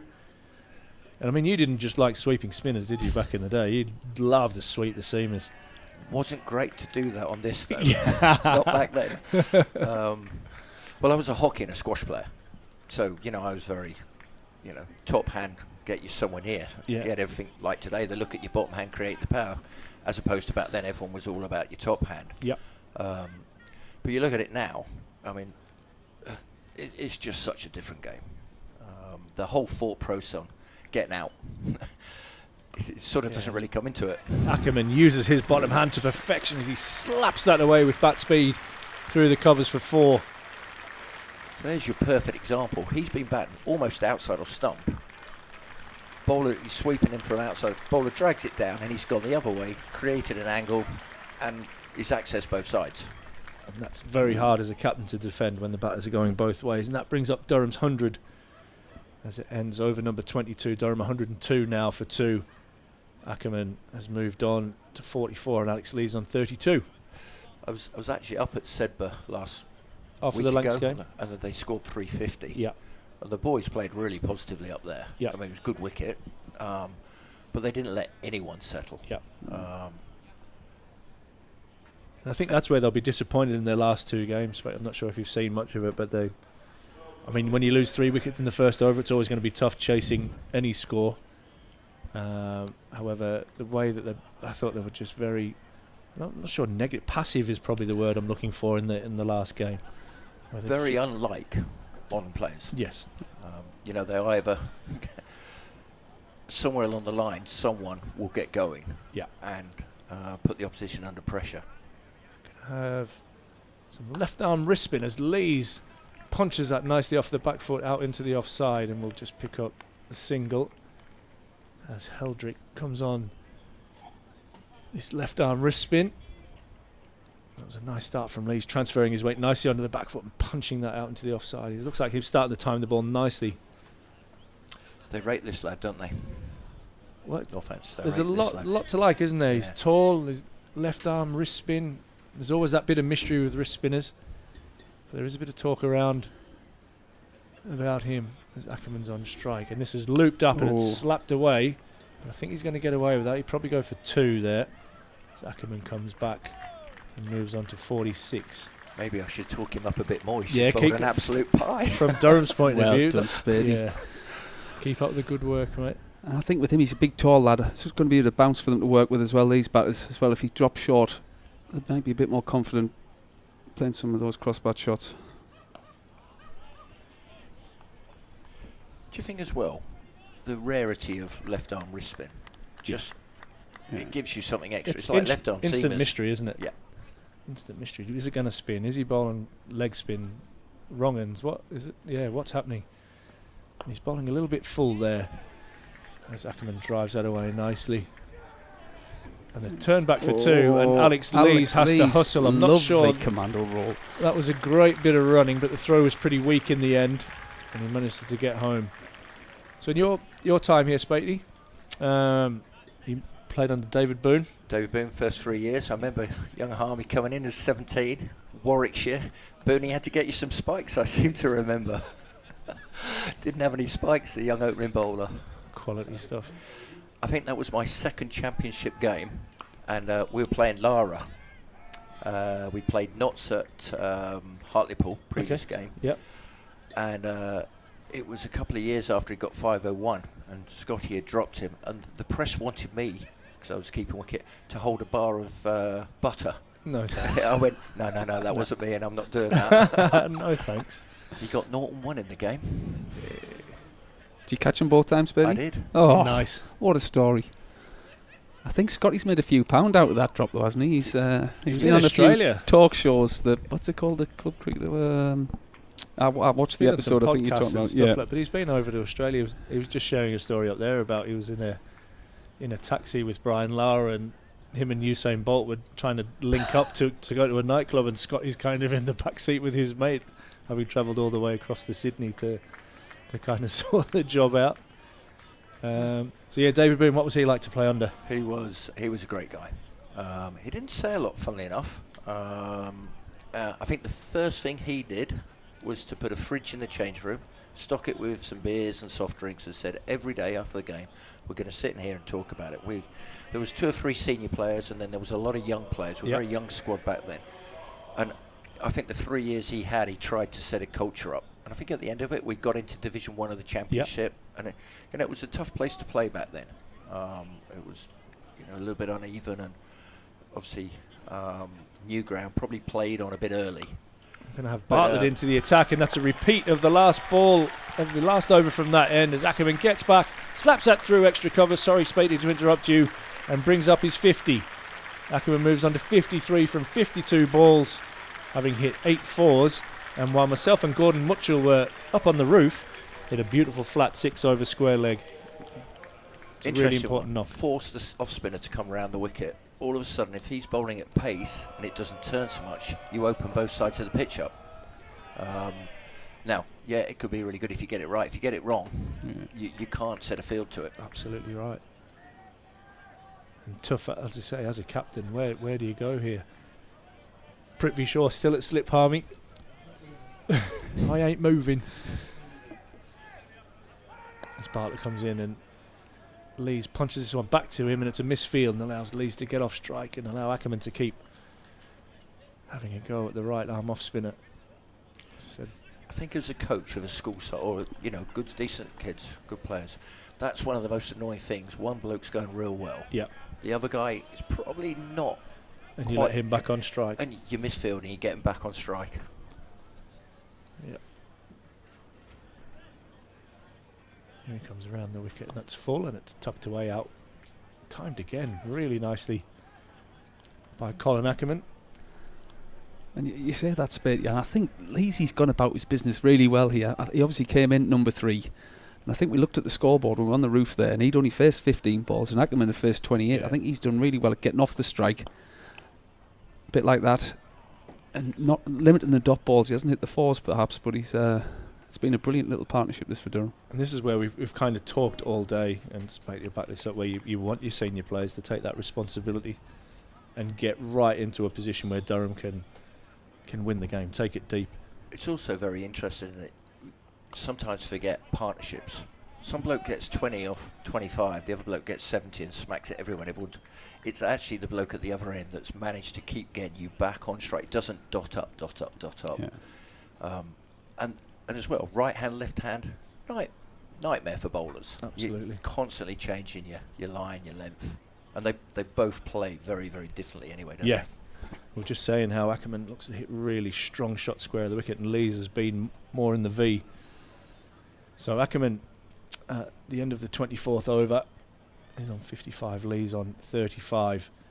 Durham 116 for 2.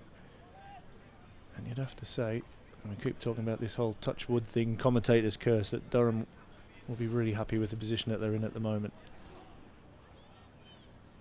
So we see more left arm wrist spin, and that would have been your fault, Muchie, not mine at all. I'm touching the wood, mate. No, I think the other thing is the way Leesy's ran between the wickets. Obviously, he's not in the shape of some of the other lads, but he's bustled and dove in there with his little commando rolls and turned a lot of ones into twos, actually, which has been really good. And he's got a full toss there, and he Hit gets the his gap reward view. as he sweeps it away for 4. And that's what you want as a batter, to get that bad ball and put it away. Alex Lees is good enough to do that. Moves on to a run of ball 39. So even if you look at that, it's just no risk.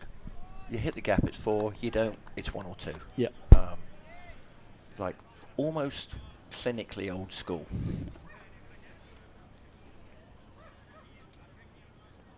And is that a rinse and repeat moment? Not that I have hair, but I'm sure that's what Pete will do with hair. Rinse and repeat. And that goes away for another boundary. 2 in 2 for Lees. Score moves on to 124 now for 2. 2 full tosses, 2 beautiful sweeps splitting the gap out at deep square leg. And that instantly puts pressure on the fielder. They had a catcher in place. He now goes out into the ring. It's good batting from the Durham captain. Oh. He tries to sweep again. This one strikes the pad, but is well outside the line of leg stump. So obviously I don't watch a huge amount of cricket these days, other than with the school and some of the people I coach. Why is Lees coming in at 3 as opposed to top order? That's a really good question. We just thought that the left-hand, right-hand combination, we talked about that, and I think that's the reason why they've changed it up. In the last game, they basically left all their right-handers exposed to Jack Leach. Yep. And I think that's, as a consequence, they've just had a little bit of a tinker. Michael Jones, more than capable opening batsman. Yep. And just for Lees to be in when the spin's on. Personally, that's what I think. What about you, Yeah, Muchie? yeah, no, and I think the Mebs identified at the start of their innings they've got to wait a bit of a fly with the new balls. Maybe it's Jones trying to impose himself a bit more on the ball. And there's the other line of thinking, but I think, like you say, I think that's more of it. As I say, it's worked out quite well so far. 125 for 5. Sorry, for 2. Durham didn't want to frighten anybody there for 5. And Aaman pushes this one out into the offside and probably could have got through for a single, but will take one on the misfield anyway. And that brings up the 100 partnership off just 95 balls. And that will bring drinks out on here to the Seat Unique Riverside. Alex Lees 42, his contribution to that. He's on 44 not out. Colin Aaman on 55 not out. So yeah, just talk to us a little bit in the drinks break about your relationship with Harry Brook. I'm sure you don't get sick of talking about it. No, he's it's an interesting one when you look back at his sort of start. First saw him at 13.5, 14. Richard Dams, who was the Yorkshire Academy coach, great guy, got in touch with the school and said, we've got this young lad, he's a super talented player. Home life wasn't that easy. Really little, fat, tubby kid, could not say a word. Really? And he said, his one comment to me was, could you help him out of the school? Could we, we need to get him out of the environment he is. He came to Sedbergh. I never forget the headmaster. He got a big bursary to come, and the headmaster turned up at the boarding house on the first day lunchtime to sit with him. Came out after 40 minutes. He said he just sat there and didn't say a word. Worked hard. Wasn't overly keen on his academics. I think would be the right way to say, but he's a class cricketer. Would be up every single minute, 6 o'clock in the morning. It's raining, it's snowing, it's miserable November day. He's in the indoor nets. And he has a mentality that if he knows technically he is set up well, he's balanced, he's in rhythm and he's aligned and everything, he then makes really good decisions.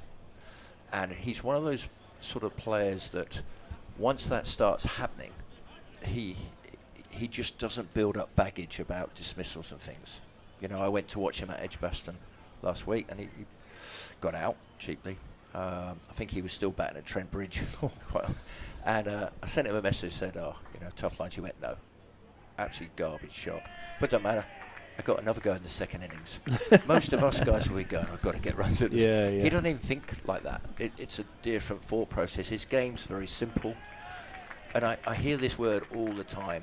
You know, he would say that going to a tough school, you know, boarding, old school type school, with please sir, thank you, expected to look people in the eye. You know, people won't realise he spent 2 years of his life from sort of 15 and 16 with the athletics coach 2 hours a week, learning how to run. And you look at him now, he is a pretty awesome fielder. He is the hardest working kid I've ever had. So you can go on about talent, but it's allied with great mentality, but an incredible, pretty strong work ethic. Yeah. And is that off a program you've put together, or has he gone out and searched that himself and said, look, I need to... No, that was what we put in place from school. Yeah. You know, Richard Dams gave some things. You know, he's got great hands, and he said, whatever you do, don't let him stand at slip and catch it. He'll catch it for you. Yeah. So it was almost like the school team was worse off because we had to have him in the field. But they were looking at his athletic side. Long-term gain, short-term. You know, and everyone talks about him as this all-format player. We lost 7 national schools T20 finals, his age group going up through the ages, because he, you know, I didn't want him slogging it, whacking it. Playing properly. And eventually, the very last year, look, we thumped everyone, and you know, his game then was set to be able to do it. Yeah. But it's a process, build up a process, and he's always got those fundamentals to fall back on. Great advice there from Martin Spate. As Safe Zabes back into the attack, and Colin Ackerman tucks this away out into the leg side. 127 now for 2. That's great. Was there anything that you really... Obviously, you said he's a hard worker. Was there anything that sort of... He picked up length better than other people, or he moved his feet? What was there anything that stood out? You know, you watch him now, he transfers his weight. When he was at school, he moved his feet more, and gradually. It's his approach to the game. So he's sort of set... His whole setup is for quick, bouncing ball. You know, test on good pitches. Went to Lords earlier on in the summer, little green seamer, 70 miles an hour. Couldn't hold his balance long enough, got Norton free. And he rang me up and he said, right, we've got Derby next game in a week's time. They've got a similar, you know, a lot of medium pace seamers. Spent over a week, just hour after hour. Changed his setup, changed the width of his stance so that he didn't lose his balance. Scores 100. Even as good as he is, he didn't say, well, you know, it'll come good. He worked out. Sorry, Spadey Ackerman again thumps that away. That's the 3rd time he's rocked back and hit what you would call a back foot drive with good hand speed. And beats cover to his left and runs away for 4. Very noticeable though. You notice these spinners, how quick they're bowling, because he's been sweeping in and getting them. They're now, and that is opening up the other side of the pitch. Ackerman this time gets a straight ball, probably for the fact that he's put those widths away, and Safe Zabe overcorrects, and he's able to tuck this away into the leg side and pick up another single and moves on to 62. Durham 133 now for 2. So Spatey going back. I mean, this bloke next to me, Harmy, he just smiles every time he comes to the Riverside because he knows how good it was to bowl here.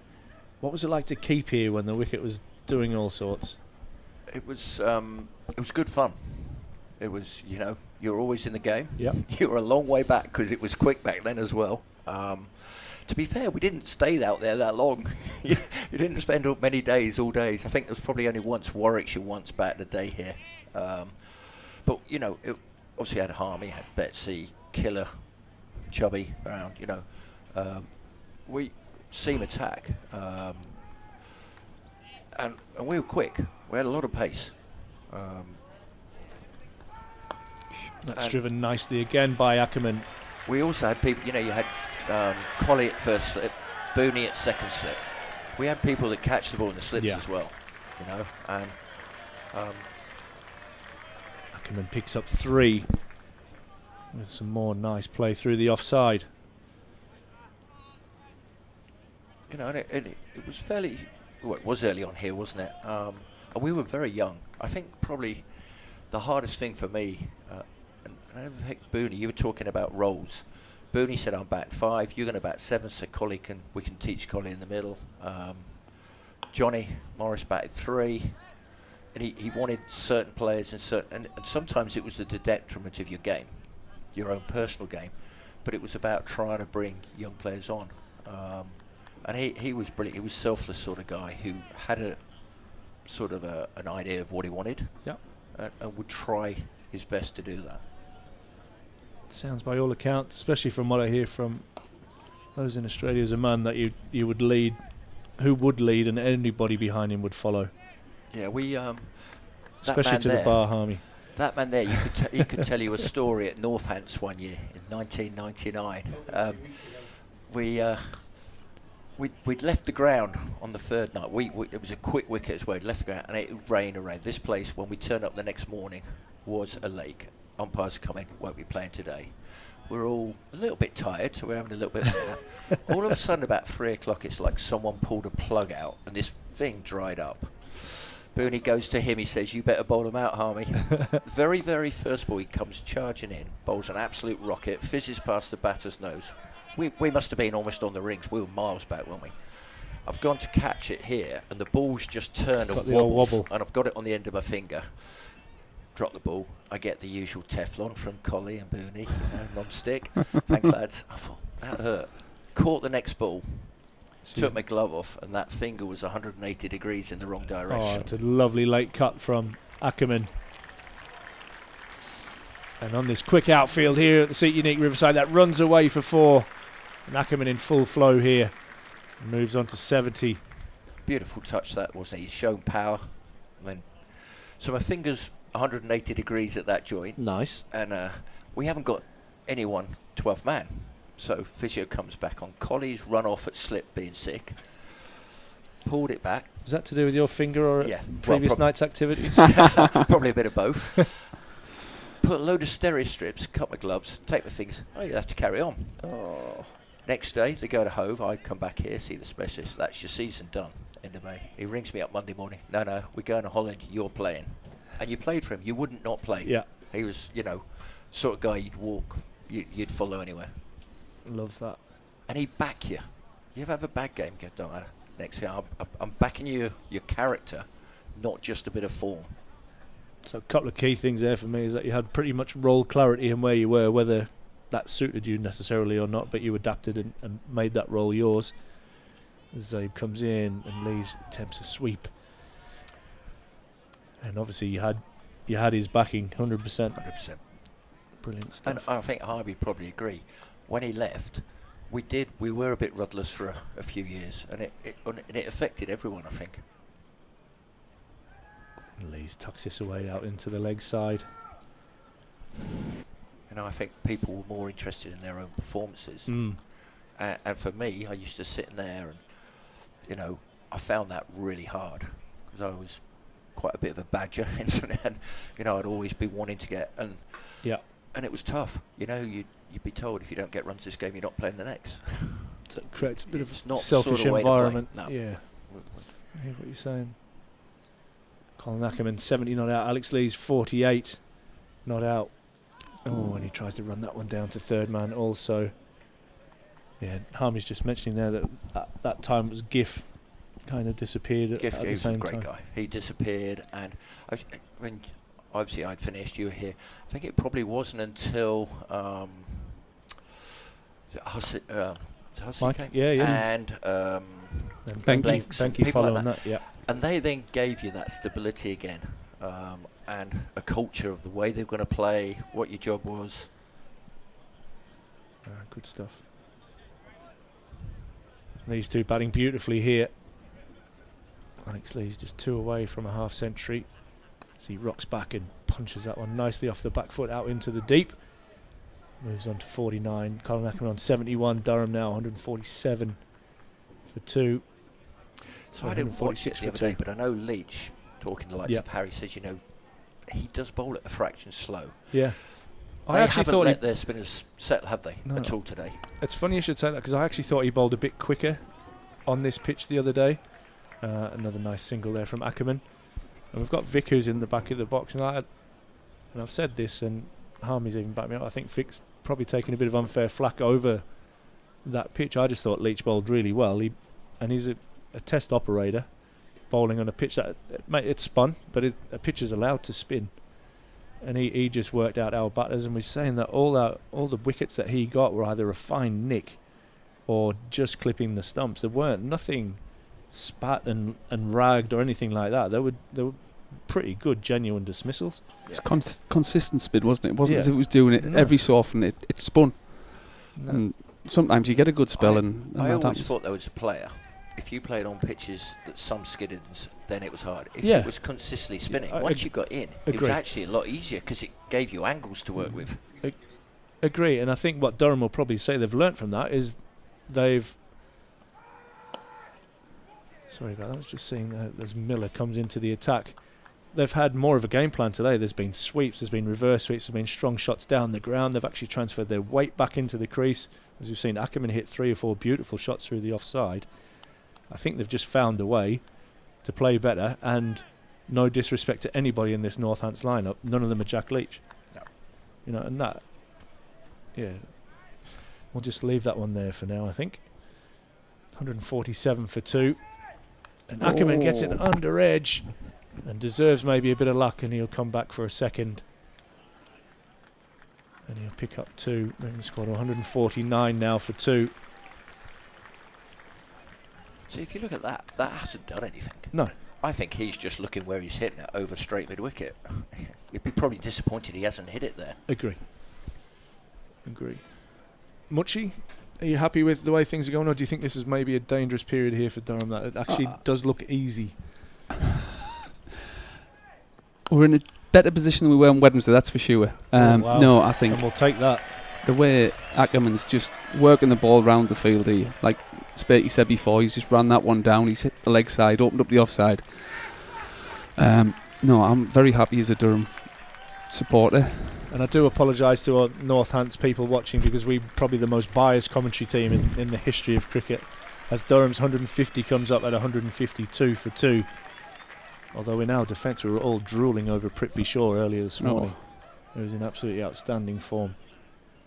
He's a class player, man. Oh, he makes it look easy at times. Yeah, reminds me a bit of Sehwag, doesn't he? Just that bat flow, and as Lee's drives now down the ground for no run. Balance and transfer of weight, was... But his ability and simple power. Yeah, missed. And then I'll just put you through there. It just looked really, really simple. It was quite, I remember a few years ago doing the T20s with Martin Emerson. Carl Hooper was batting, and they had sort of about a third slip in at one point, and he ran it between the two, and it's gone for 4, and Marty's gone, he's edged that. No, he hasn't edged it, he's run it. So he moved him finer, so he put it the other side of him. He's edged again. No, he hasn't edged it. He's... Wow, and a lovely bit of timing from Alex Lees off his hip, brings the up the boundary, and his 50. Brilliant from the Durham skipper. He's come out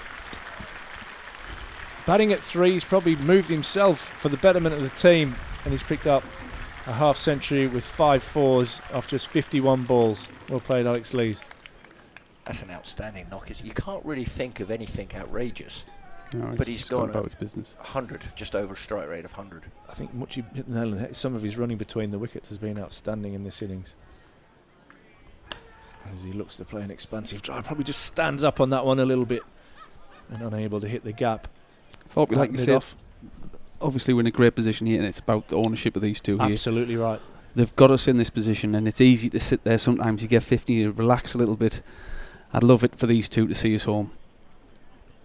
It's a partnership. Some of the things, I mean, with my coaching head on, is you look at match-winning scores and match-winning partnerships, rather than looking at getting that overall total. How do we get there, and how do you as an individual get there?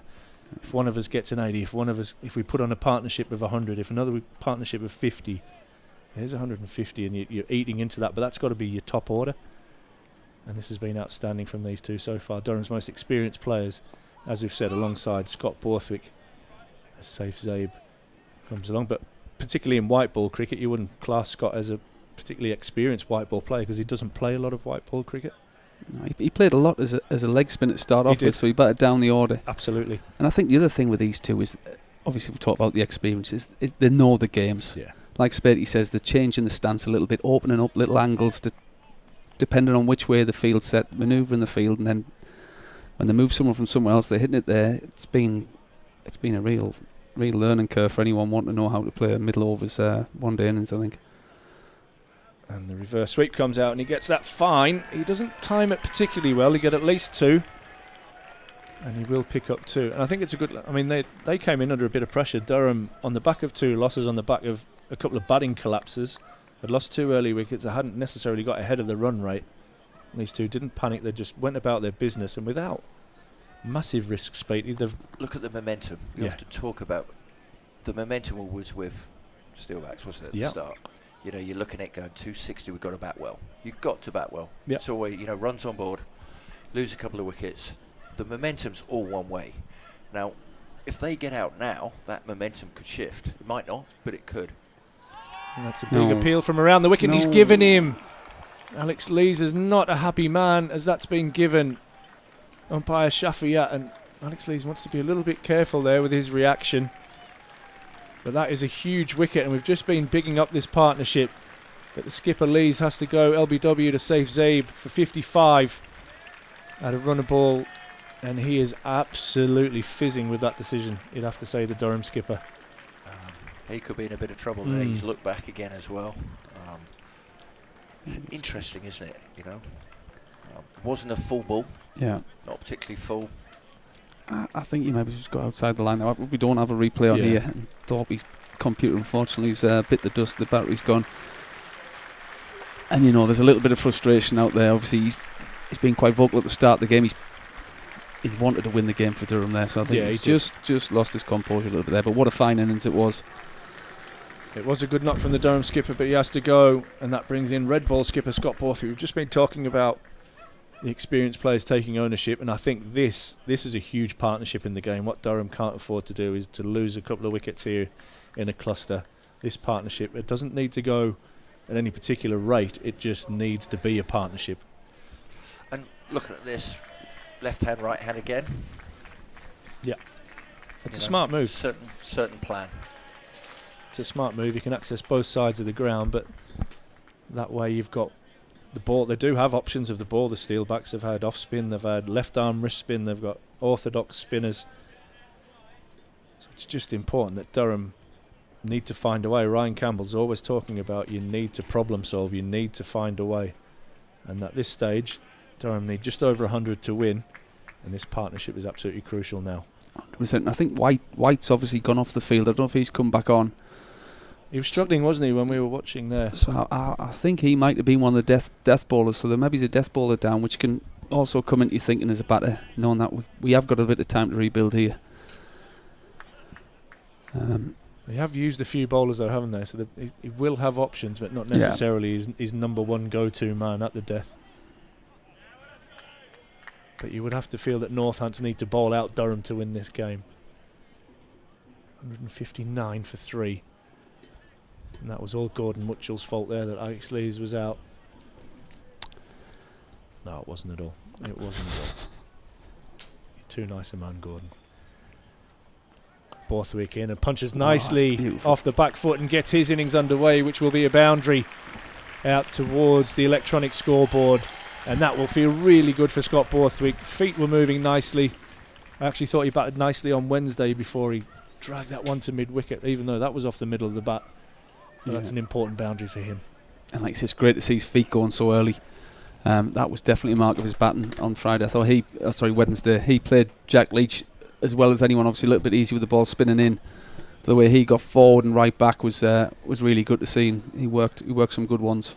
Right, I'm going to bring Steve Harmison in. I've just spilt water all over his number one notebook. So I'm in the bad books. It's definitely my round first up. And with him, Vic, are you going to come and have a natter? It'd be lovely to have you join us, Vic. I'll get some cloths. Cheers, Thorpe. I'm not bothered about my notebook. I'm just got no idea where my arms are going to go on the side of this desk. It's soaking wet. Oh my word, Thorpe! You could see it happening. You just realised that it was time for Thorpe to go. We're not missing anything. There's a little bit of a lull and a break in play. Northampton are trying to work out where they go next. Durham have done. Extra small shirts are coming. Yeah, I was going to say them extra small shirts are going to be very, very handy that Tom Seymour got. That fit absolutely nobody of the coaching retirement team. I'm sorry, the commentary retirement team. But where we're going next is you're going to have Rob Keogh's going to come on from this media stand end. Tall man bowling off spin. Durham need 4.9 runs per over. 20 overs to go. Aaman looking in very, very good form. 78 off 73. Borthwick 4 off the only bowl he's faced. I've got Martin Spitt, former Durham batter wicketkeeper, alongside me, and lads, and just gone through a little polite inquiry to Bill Al-Shafiat for a stumping, but Colin Aaman hasn't moved anywhere. And we've also got Vic. How are you? How do you do? Yeah, I'm good. Good. Better than I was this morning, actually. Better than you were this morning, yeah. That's a good shot strong shot from Aaman. Leesy was probably better than he was this morning as well. How difficult has this last few days been? Because, what was a pitch that turned into the leg side. And straight through. I think it's Hendricks. Hendrick at 45. He's decided which end he was going to throw at and forgot to pick the ball up. Yeah, it's been a tough few days, but the pitch has played. I think the pitch has played very, very well. Do you know? I thought it played all right on Wednesday. I must admit, I didn't think there was a huge problem Wednesday, other than Jack Leach, who is a quality bowler and bowled really well. Like we've seen today, we've got an international class batter on show, and in Prithvik Shaw, and that's what happened in that first 10 overs when he was batting. So, having said that, I think the pitch is probably a little bit better today than it was. It was on Wednesday, but I don't know, so much about building partnerships, isn't it? And partnership gets going, it seems to look so much easier. I don't think the boys played Jack Leach very well the other day, unfortunately. What do you think? What do you think of? Spit, you can come in on this one as well. We talked about the pitch. We talked about English cricket. I mentioned Ryan Campbell earlier. I spent obviously the first 3 test matches out in India, playing on wickets which, rag square. They do rag square. Whenever we get a green seamer in this country, and you had it in the sort of 90s, you get a green seamer 70 mile an hour. It was like Darren Stevens he shouldn't be taking wickets in English cricket. We can't have them, so we've got to produce a fast bowler. We can't have Reg and Bunson's, Jack Leach down at Taunton, Simon Harmer at Chelmsford, dock them 15 points for a poor pitch and stuff like that. But surely that's got to be the fun of the fair of, as Ben Sanderson comes back on, it was across the stumps from Colin Aaman, throw out the stumps. But surely over the course of a 6-month period, 14 first-class matches, however many one-day games and T20s you're playing, surely you've got to be able to play and adapt to be the best all-round cricketer on all different surfaces. If we want to be an awesome team all around the world, and you look at the stats of teams winning test series away from it, I don't think Australia have won in England for 6 series or something. It's quite phenomenal. Then if you play on those pitches, you either see it as a nightmare or you see it as an opportunity for people to learn. But also you've got to bear in mind summer. April, guess what? Damn cold. It's going to do a bit. Later on in the year, guess what? Bit drier. There's every chance, even in this summer, it might just turn. So be it. But also, what about a home team advantage? If you've got Harmer in your side, or if you back in the day, got Shane Warne in your team or whatever, as an overseas player, what are you going to play on? And actually, surely that is a great opportunity for players here in this country to then. Prithvik Shaw just dived over that one. A little under edge from Scott Borthwick and trying to somewhere hide Prithvik Shaw in the field, and they're not doing very well at that. No, they're not doing very well at all at that. And another boundary to the Durham Red Ball captain. But you're right. So the whole point about cricket, it's variable. Batters bat in a different way. Every bowler bowls slightly different way. You look at it, certain processes. So pitches got to vary. Yeah. And you can't do anything about what happens from upstairs. It's hot and it's. Should it not be a contest? It should be the game has to be a contest between bat and ball. If it goes too far one way, and let's take a championship game for example. If the first side scores 700, the second side scores 600, and they shake hands after 4 days, what's that? If Colonel was here, he would swear. So, not realising we're live on TV. But no, there has got to be a contest between bat and ball. And, I mean, that contest doesn't have to be about the ball moving or bouncing or swinging. Look at the IPL this year. Are you playing 20 overs? 250 doesn't win. It hasn't been a great contest. Why don't you just stick a bowling machine up and say, right, who can hit it first? Because one good over in the second half is the game's finished. You get two wickets in an over, the game's finished. That's not exciting. No. Sometimes your best one, there's a couple of the finals in recent years out there, 120 plays 120 for 8 or something. Surely that's more. I'm not saying that, but it was like when the 2019 World Cup was England. The games were great because they played on wickets. They weren't the absolute belters of the previous year. And therefore, a lot of the games went down to the wire. You look at the Lord's final. It's not a 350 plays 345 for 5 or something. It was 220. Well, England won 2 World Cups. England won 2 World Cups. The T20 World Cup in Australia, the T20 World Cup, the 50 over World Cup in England, were both played on what you would say was from a one-day pitch was below an average pitch. But they were great games. Great games. Exactly. You've got great games. That was the thing. Ben Stokes doesn't play. England don't win either games.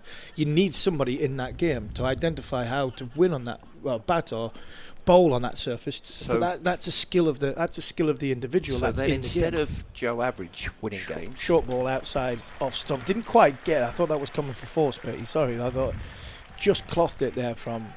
But the point. But then your world-class players, which is what win games. As opposed to everyone coming out and clocking 80 or 40 balls. Yeah. So this game, and the longer I've been involved in coaching, you can teach people how to play. It's how you learn and then how you use that to be able to go and execute your skills and adjust decision making. But also problem solving. But also on the pitch, the narrative comes because of how 22 players play on it. Now, if Durham had got bowled out for 100 again, you blame the pitch. Yeah. Well, don't blame the pitch. You don't make excuses for soft mentalities. What we've had here is 2 guys come in. One came in and both came in together. 25 for 2 when Lees and Ackerman come together. Withstood the pressure that Northampton put on. Seen that Northampton could go into their 5th, 6th, 7th bowler and go, the longer we're here, the easier this pitch will become to play on. It's not that this pitch is a poor pitch. What it is it's a challenging environment because of if you bowl straight on this surface, top of the stumps, there's not as much pace in it, so you're going to have to use your skills and work at it when you first go in. Then the longer you're on it, you can capitalise, and that's what 2 experienced players have done. What Durham didn't do the other night, what I saw from the highlights, was Durham lost wicket after wicket after wicket in clumps. Nobody really took responsibility, and Ryan Campbell has been a big thing for here is about problem solving and taking responsibility. So from that point of view, that's why Durham are in this position now as opposed to where they were 72 hours ago. With a revolving door, that revolving gate, and people not going in. So I'm a big believer that the pitch is only as good as 22 people can play on it, and I think this has been, it's been a lot being talked about the surface, and I'll ask you, Vic, on what's the difference between where it was 2 days ago, 3 days ago, before the last game started, to where it is now. But people have worked out how to bat on it. So therefore, they're better players. Exactly. So you go on all the time, don't you, to young players about learning. So they've learned. They've worked out what have we got to do to be successful today. But if you give them an excuse, they'll make it. So, we say and doesn't that make the better player? The better player not only overcomes the 11 guys he's playing against, he overcomes the conditions, overhead, the pitch, everything. And that makes him that better player who can win the game. I mean, there were days, do you remember that game against Derby here on the second afternoon where it went just over lunchtime? Oh, that's turned. Big call. We're not talking about Derby this year, we're talking about Derby in 1999. And it was, you remember you hit Kassar off a length on it. And I thought I killed him. Yeah. and he was wobbling around. And then Betsy, next ball, he couldn't stand up and got him.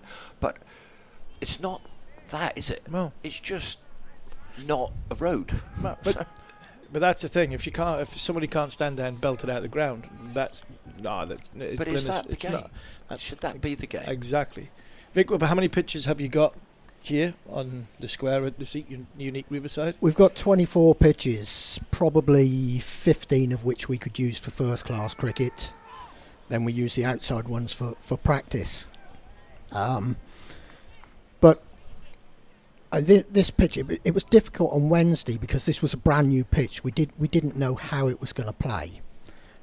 We saw how it played on Wednesday. Nobody was happy with it, nobody at all. We had nothing else. It was always planned that we were going to play these two games on this pitch. We haven't had a game for 2 weeks, so there were no old pitches out there that we could bring back.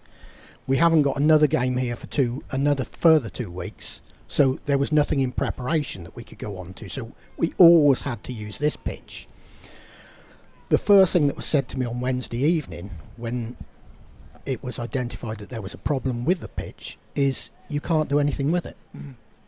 You can't. I couldn't even sweep it up. You can't. Ideally, I wanted to put some water on it there and then, before today's game. Put some water on and roll it in. Can't do anything. Can't do anything until the pitch inspector comes.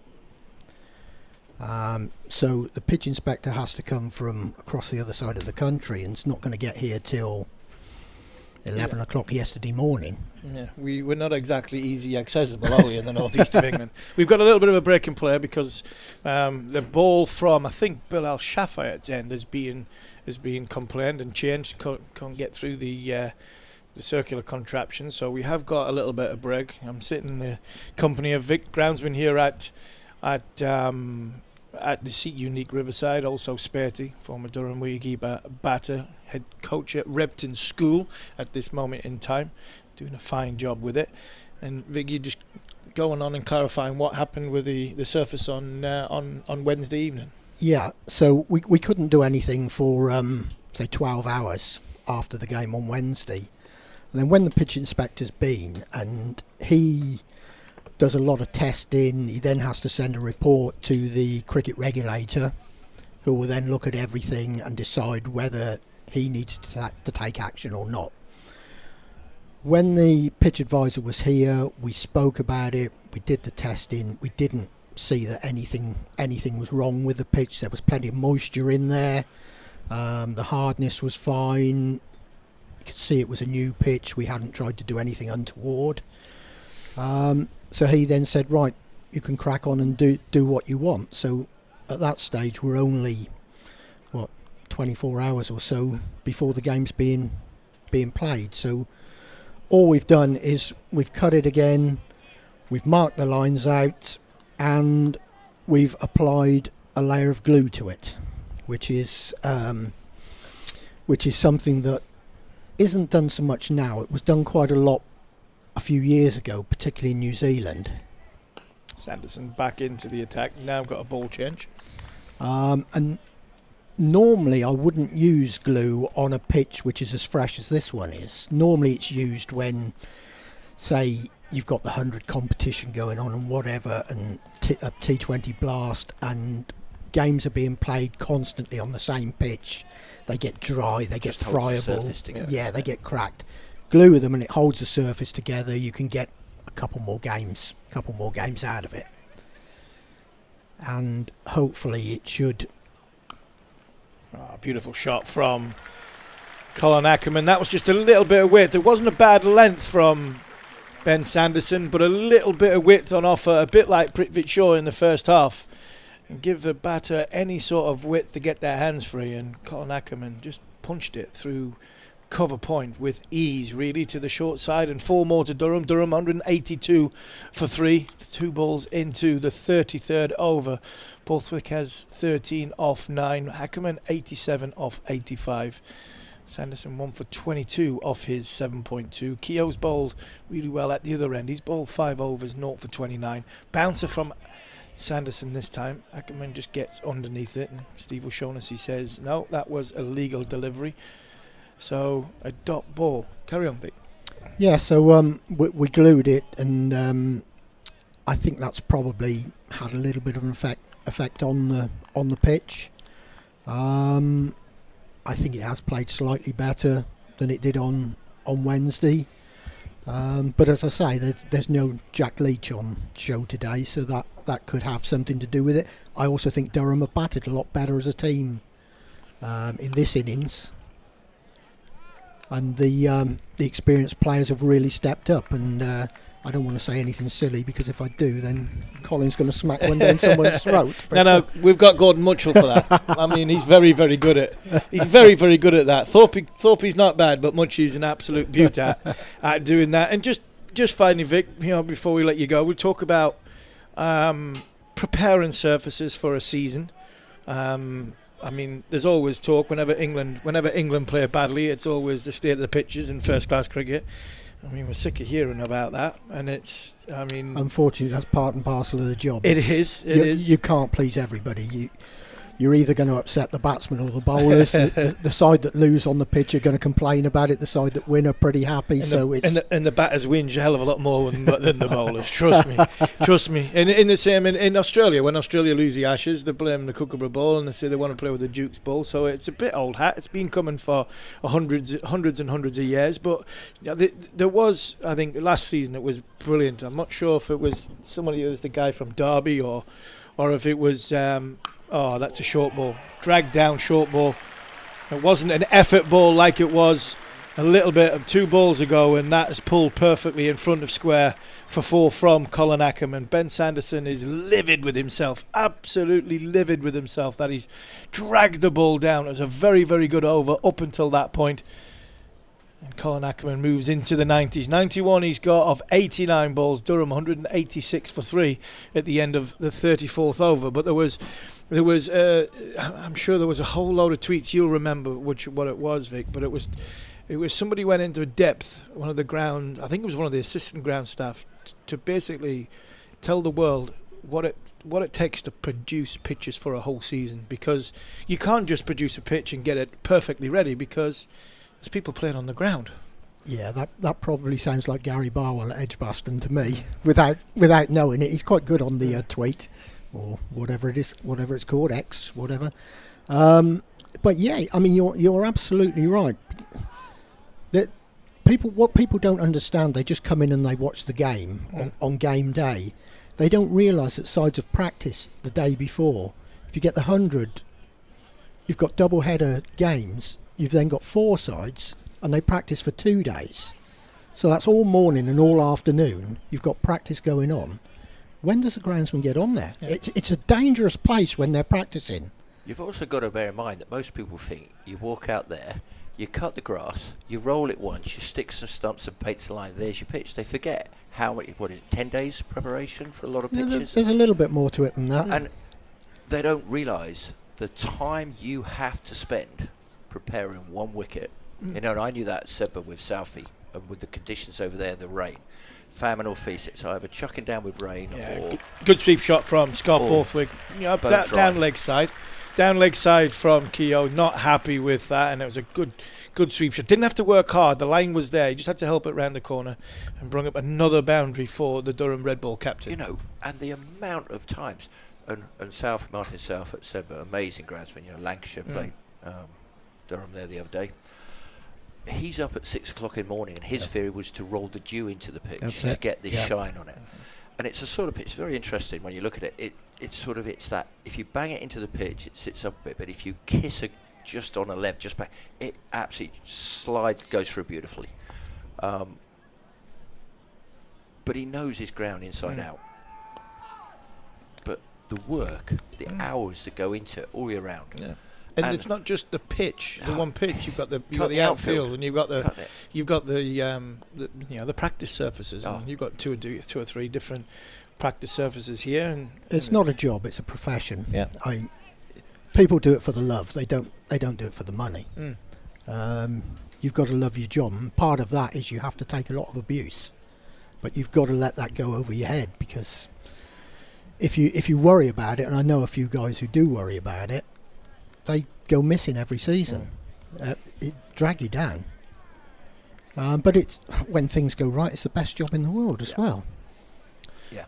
The other talk problem about is, and I know this from Butty at Repton and Southie, your pride in what you produced, you want it to be the best it possibly can, because that's part and parcel of your makeup. Same as cricketers do, it wants to be your best version. So it's not just a job, it's a passion. Yeah. And you do take a lot of personal emotion into it. Nobody goes out to make a bad pitch, and I sit and watch a lot of cricket, and I know what's a bad pitch, I know what's a fair pitch, and it frustrates me when the pitch doesn't do what I want it to do. No one gets more upset than me, but it is a natural living thing, and they're all different. And I have to say that in all the years that I've been doing this job, this season has been the hardest ever that I've known for producing pitches. Is that because of the winter weather and the summers? But you know, we had summer. We haven't had a summer yet. Just Broad back into the attack. 15 overs to go. Durham needs 71 to win. 190 for 3 at this moment in time. Going along nicely. A run rate of 5.4 and over. Ackerman 91. Borthwick 17. Run rate required is a touch under 5. So Durham are cruising at this moment in time.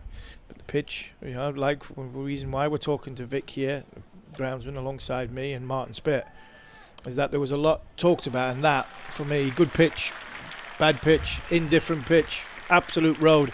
If you give a batter like Colin Ackerman the space and time that Justin Broad has just done, he'll punish that for 4. Look at the ball before. He was, 2 stumps tighter and probably a foot fuller.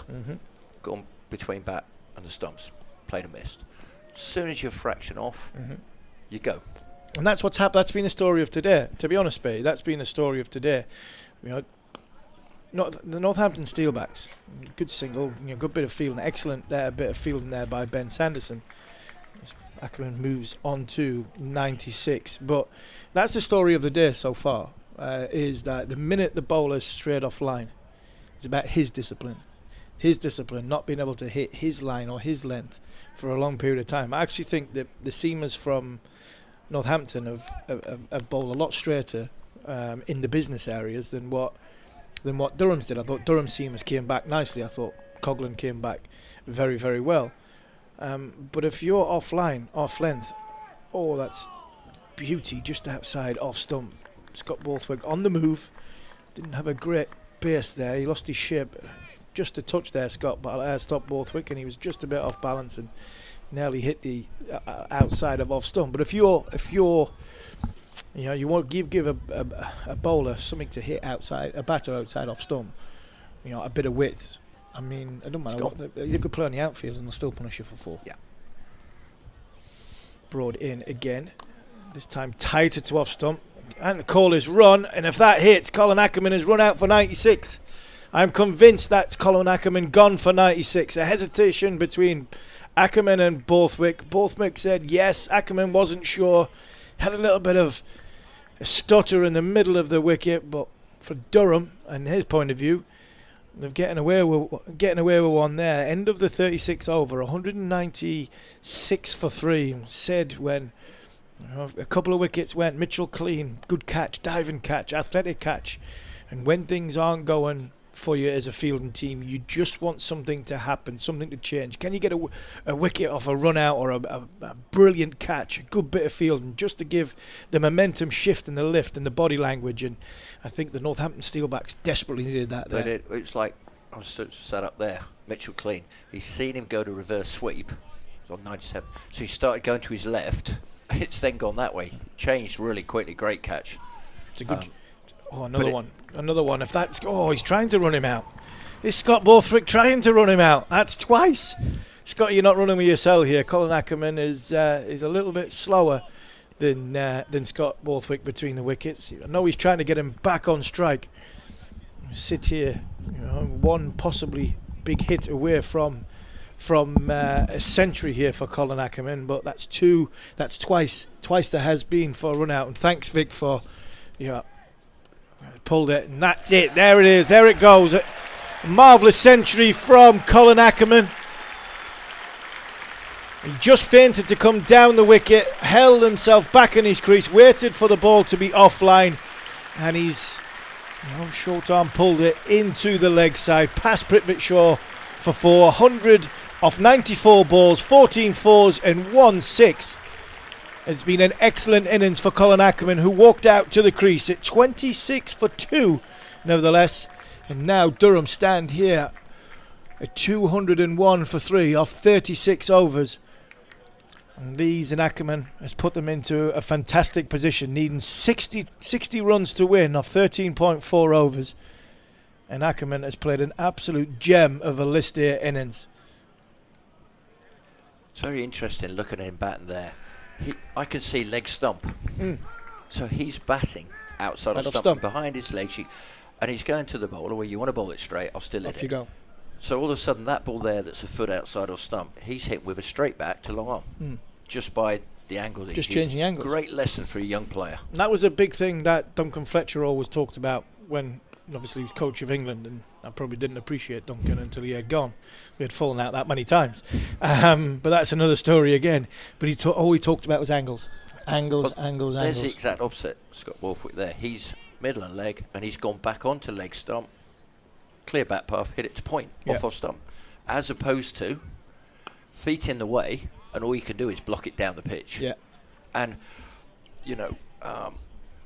I think that's one of the biggest things that's changed in batting in recent years, is how people have played around with angles. Yeah, it's been a brilliant innings from Aaman, and it also takes out bowled and LBW through the gate. Yeah, because you're outside the line, and it's your head position. And all you have to do is back yourself. And again, go back to say Harry Brook. He bats on off stump, and he says, if I miss the straight ball, then I'm an idiot. That's my super strength. But what it does do for him, A, he knows where his off stick is more often than not, and B, it keeps him lining up. Yeah. As soon as you go a bit middle and off, and it goes there, a little bit of width there, and it goes there, and he takes out modes of dismissal. But you're also putting bowlers under pressure, and I think for me one of the biggest strengths of somebody like Harry Brook is he's not only his head position, but the way he keeps his head still. It's ridiculous. End of 37th over, so 37 overs gone. Sorry, Durham 204 for 3. Borthwick has moved on to 20 from his 19 balls. It's been a wonderful innings from Colin Aaman, 102 off 98 balls. Broad is back, he's still going. In the opposite end that we sit in, there's a few grey clouds coming over, but I don't think there's any rain forecast. Still a decent breeze going across the ground. He's got 1 for 24 off his 6. Pulls it into the leg side. Sanderson gets a good hand on it. You mentioned before, when you talk about the anticipation, good catch. Mitchell Colleen's catch off George Drizzle, I think it was, and it just gives it the field a lift. And you mentioned there's no way his dad was getting that. There's nowhere Mitch's dad, Neil Colleen, was getting anywhere he's near actually that. stood still and going, I'll go pick it up from the boards. Yeah. So, but what it does is it gives your team a little bit of a momentum shift. It really does. That's another excellent shot down the ground. It really. This is what Ryan Campbell. We were fortunate to have Ryan Campbell a little bit earlier, talking about Durham County Cricket Club, the season, how he's enjoying being here and working, blooding some youngsters. Talking about Colin Aaman and getting the right characters in. Scott Borthwick needing scores, but also, talking about Scott's competition so far. This is not so much a big innings for Scott Borthwick, because he's obviously experienced enough. He's played a hell of a lot of cricket, but he's had 33 and 35 for an experienced player batting at number 4. You had 35 batting at 4 and 33 batting at 6. Not seeing the game through when you get in them positions. I think that's what Ryan Campbell was trying to sort of say, which would frustrate Scott. But he hasn't had the most sort of fluid season. He hasn't had 100 here or 50 there. He really has battled with himself this year, Scott, and he admitted that when he was in the studio throughout the whole T20 blast, and I think that was the reason why he's played in this competition, to try and get him some runs, and his runs have been, he's got 30s, but he needs to go on and sort of finish the games off. And this is a great chance for Scott to go on. He's now on 20. Batting with Colin Ackerman, excellent running between the wickets. It was interesting only needing 4.5 and over. It's an opportunity. You know, in our day, it would be you'd be more worried about failure. Yeah. He's turned up. My guess, his mentality is this is another opportunity to somehow drag myself into form. Yeah. You'll know. You have your days. You don't always bowl the best, and you get a hatful. Other days, you bowl real well, and they just miss it. Yeah. But Mark Wood at Trent Bridge. Well, he's unbelievable. Trent Bridge to Edgbaston. I mean, the same as a batter, you're playing really well, and decisions go your way, and and everything, and then something happens, because this game always bites you on the backside when you think you're getting there, and it drags you back down, and it's almost just to bring you back down to earth and go, right, get back out there and work and find it, and you have to search for it. But as long as you've got the right attitude, you'll come. Good players will find it. You'll go in and out. But staying level as well, Spitty. How many times have you seen throughout your long career? Because your career was very, very long. Played at Sussex. Played two contrasted places in the world. I mean, you played on the south coast when it was red hot all the time, and it maybe's got below 15 degrees once, to playing a few years up here when it only ever was less than 15 degrees and normally snowing. And you were part of that game here when we should have beat Worcester in the day and a half when it snowed for 2 days, and that's the key thing to all of this, is it's all about staying level, and that is something I don't think you can teach. I think I'm sure there's characters you played with where you're going, actually, you didn't fulfill your career because your emotions took over from your technical ability, where some people you think, well, because they're so flat, they got everything out of their ability because of the way they were emotionally. Yeah, I sort of look at my career, and up until 95, I was averaging over 40, played real well, and I was pretty carefree. Whatever I decided to do, whatever decision I made, it went right. 95, came back from Spain, got food poisoning, lay in bed for a year with ME. After that, never quite saw the ball as well, worked harder, tried harder. The harder I tried, came here, it was hard, it was up, down. Yeah, it was hard. We used to say, get 150 first, we win the game, But then, you get 35 and think your job was done. Yeah. It's a great shot down the ground from Scott Borthwick, just a little bit over pitched from Miller. In the slot, really. It was good. It was a nice, juicy half volley just outside off stump. 50-run partnership there from Borthwick and Ackerman. 25 for Borthwick, 27 for Ackerman. 53 runs has been brought up in 52 balls by the two Durham experienced players, and they're just tottling on nicely. 49 to win now off 11.3 overs. Borthwick 25, Ackerman on 105. And again, that's a beautiful shot through the offside. It really is a beautiful shot. It's going to be stopped. They're only going to get 2. And Spatey, we've only got you for maybe 9 more balls. Muchie and Thorpe will see us home. But how have you enjoyed being back up here? How do you enjoy? I mean, I know I played alongside you. You loved your time being here as a player.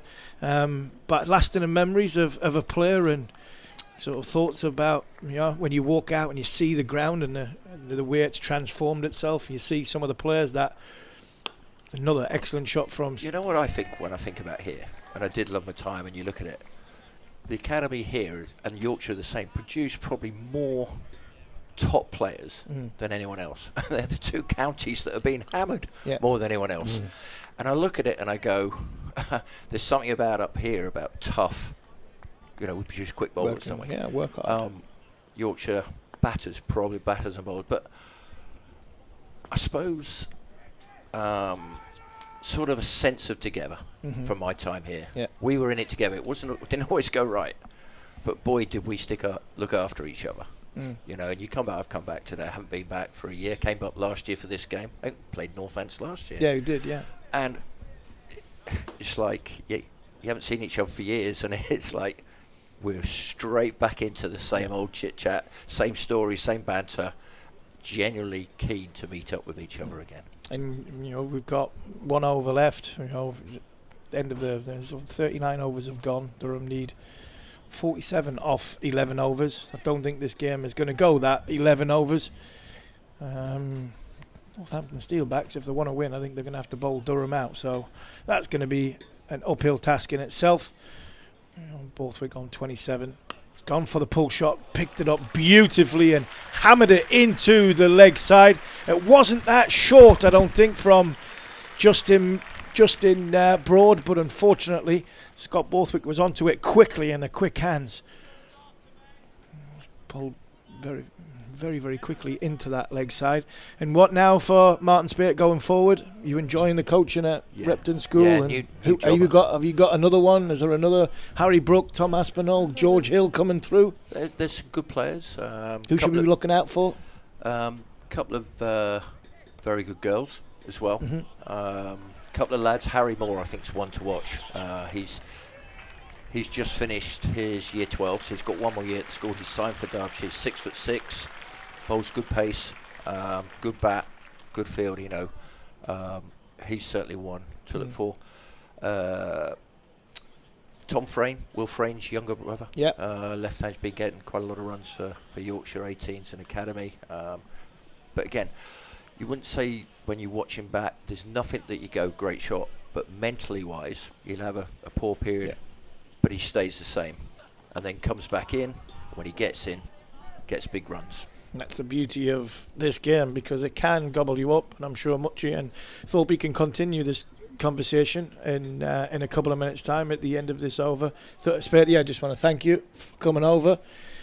We have been one short today. I mean, Simon Brown couldn't join us, and at the last minute we've been helped out by some great people. Vic, listening to him talk about the pitches, Bunny smiling for a change, even when his bowlers were just going to go down the leg side, when his bowlers were having a little bit of a nightmare. First up this morning, Ryan Campbell talked about they give us a great insight to what it takes and the characters of this cricket club and the junior players that have coming on just as the lights come on here at the riverside. They talked about, just said a bit earlier, there's a cloud come over. It did. There's a few coats going up.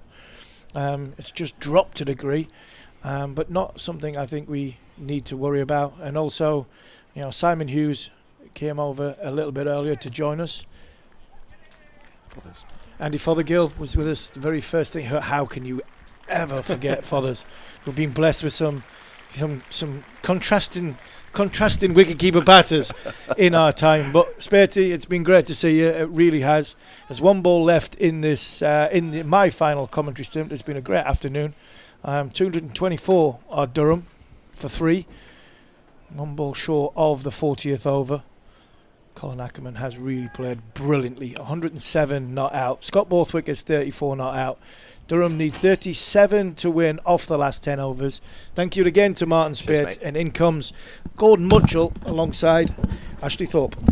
Yeah, huge thanks to Martin, Fothers, Simon Hughes and Vic for joining Harmy, myself and the Melon. Gordon Mutchell, who's back with us. Just as we join in, it was starting to get a little bit gloomy out there and the lights have come on. Durham still need 37 from the last 10 overs, so 37 from 60.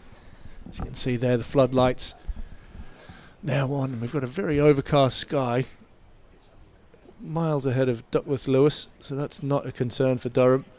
What is a concern for Northants is that they need to bowl Durham out to win this game. And Gordon Mutchell, Harmy's done a pretty good spell there on the I'm on feeling the the pressure after you two sold us down the river, saying that I'm the curse. Hopefully that doesn't continue. Miller into the attack, and Borthwick stands up and slaps that, but straight to the sweeper out in the offside. And Borthwick, I mean, Harmy was mentioning on commentary there, as an opportunity, and Speight, he looks like he's just enjoying his batting out there, just starting to free his hands a little bit, and that pull shot a couple of overs ago was an indication where he looks like he's seeing the ball pretty well. Definitely, and that was the way he got out on Wednesday, wasn't it? So to see him go carefree about his business seems to put that up behind him. And some of those drives, I mean, he's always been an elegant driver, hasn't he, Scotty? And fantastic time with the cricket ball.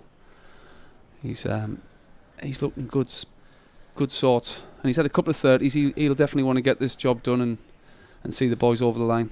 That's Ackerman back on strike, and he gets a short one that he pulls away, but he won't beat the man that long on. He'll come around and collect it. Get your thoughts on Ackerman's innings so far.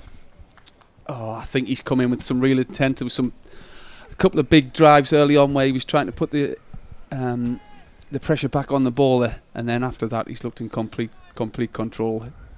Hit all areas of the ground. I haven't seen a wagon wheel of his innings, but I thought the way he's gone about playing the spin and these fast balls been a nice little blueprint. Borthwick helps that around in between deep square leg and deep fine leg for 4 more. Borthwick on a roll, the Badger. Out there, moves on to 39. Durham 230 now for 3, 31 away from victory. And isn't it great to see our little mate out there in the runs, back out where he should be, and just building his confidence in hopefully what's going to be a huge back end of the season for Durham. That's it. I mean, Scotty's looked in fantastic touch. And just his energy at extra cover, the way he bowled. I'm sure Ryan Campbell's asked for a bit of a response from Wednesday. And he's chipped in the air but doesn't manage to carry to the mount at mid-wicket. Sorry to interrupt you there, mate. No, and he's come out with some real intent, like he's done his whole career. That's one thing you can say about Scott Borthwick. When he gets on that field, he absolutely loves being out there and he wants to influence the game. So really good to see, and like you say, he seems to be got a bit of rhythm to his batting as well, which is, as I say, there's not many better people to watch when they're flown than Scott Borthwick. Me being a lefty, I absolutely love watching him bat. And this one's short, and it's a little uppercut down to third man. Well in control.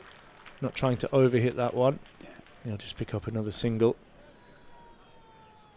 And again, that's just knowing where the fielders are. He didn't panic. He got done a little bit by the slow ball. Knows there's a gap just there. Easy one. Yeah, it was very well played.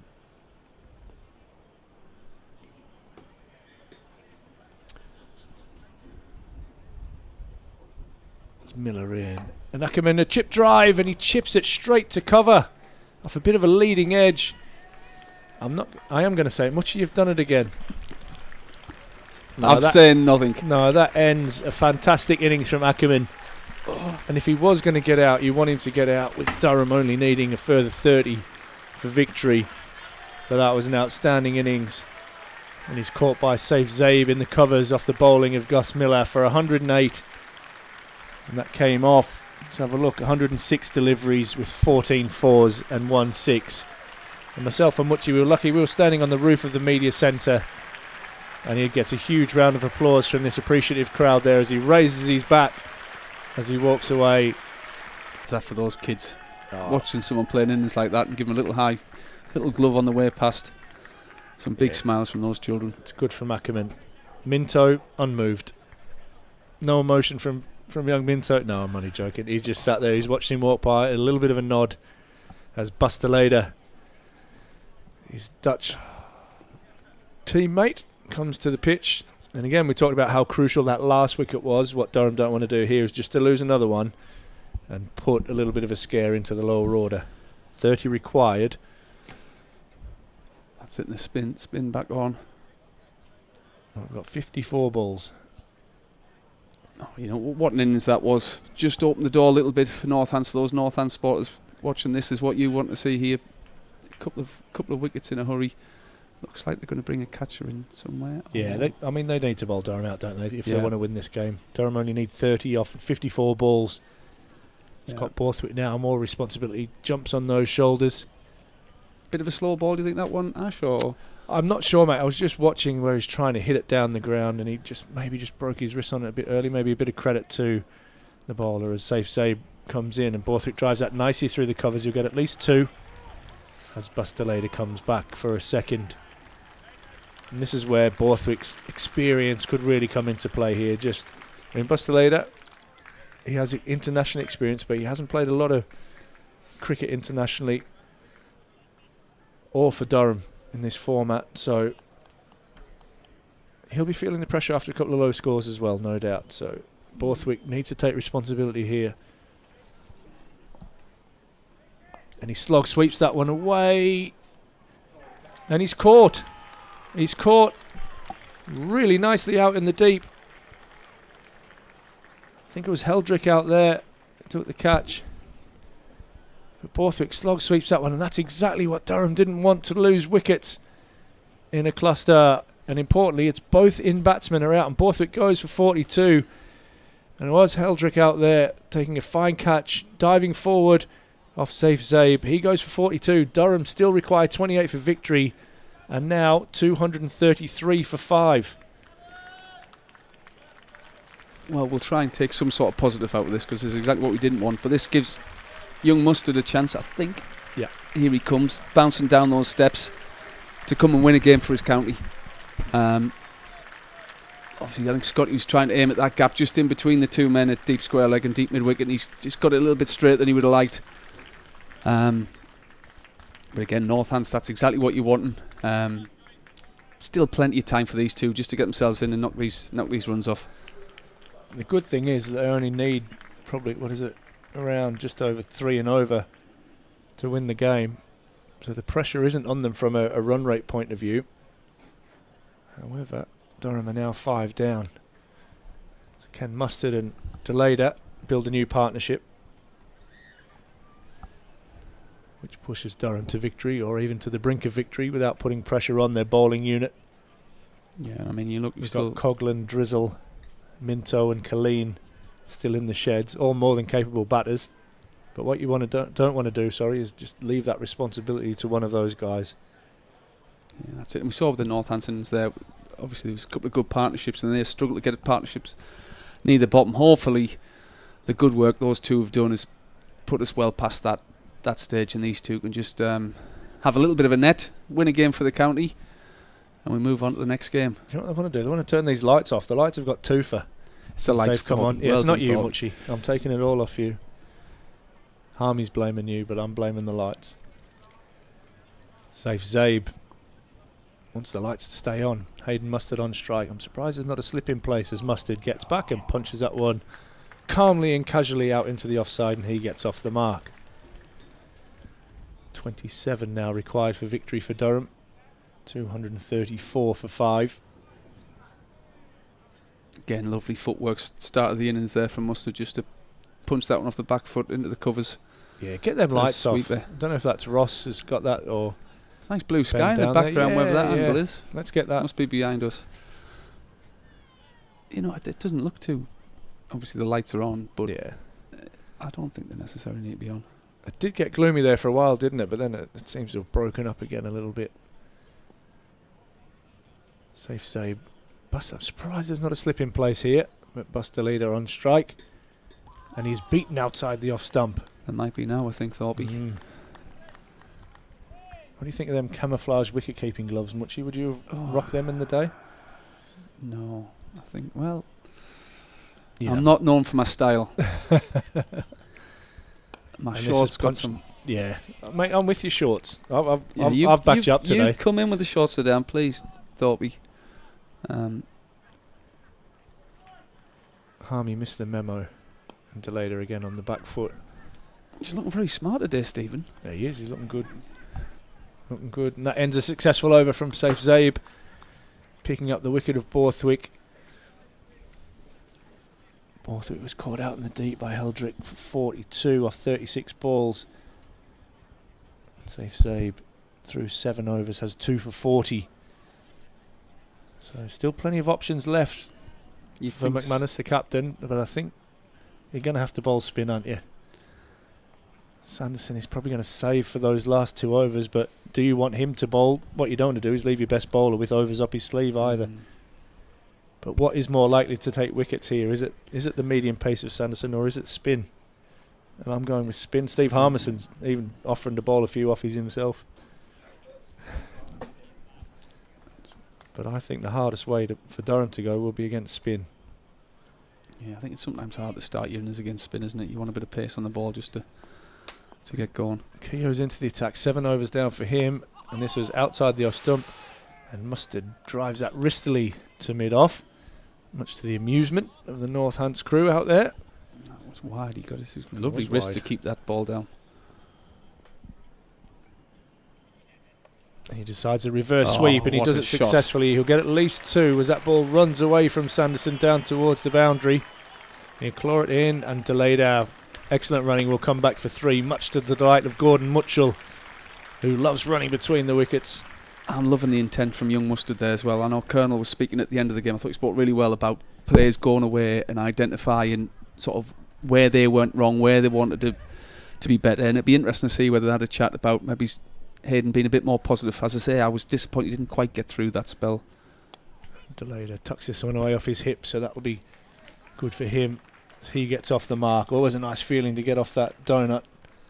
Oh, definitely. That spell against Leach, I thought his game plan was, let's see Leach off and then see where we're at. And he unfortunately got a good one just before, and I think it was his 10th over actually. It was.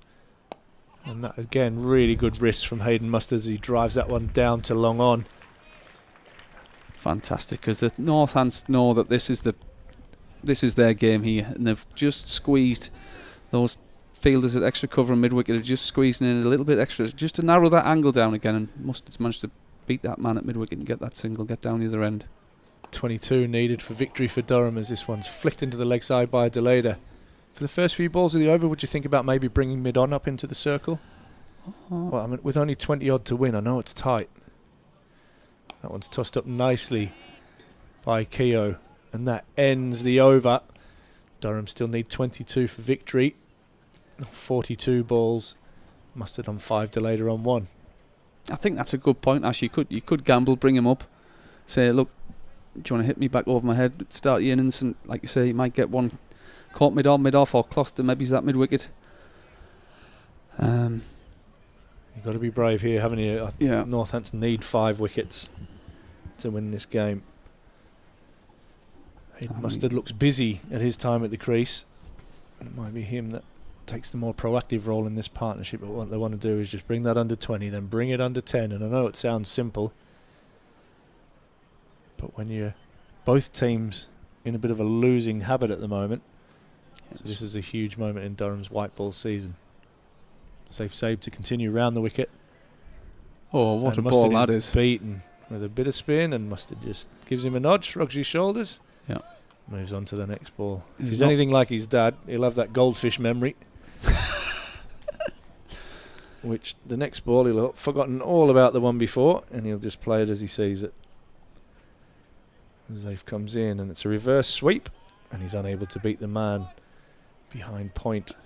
2 men fielding behind point. And it was interesting when Spatey was on, he was talking about the speed the spinners were bowling. And he's just given a little bit more flight this last couple of overs since these 2 new batters have come in, and he's just got a little bit more out of the wicket. A bit of bite there, isn't there, for Zabe? Yeah. I like the way you talk about the biting point, though. Yeah. It's important, I think. Each spinner has that different natural pace that they find the biting point off the pitch. And he reverse sweeps again, and he does it successfully this time. Young Colonel doesn't get all of it, but he'll get at least 2. He'll get 3 with Deleda. And Deleda will get going, Hayden. And you can relax, Gordon, because they're going to get 3 really comfortably. And listen, he's playing to his strengths. He's really good at his wrists and his sweeps, and he's going with that. Oh, 100%. I mean, Deleda just cruises over the ground, doesn't he? Yeah, he's a good athlete. I reckon he's the best footballer by a mile as well.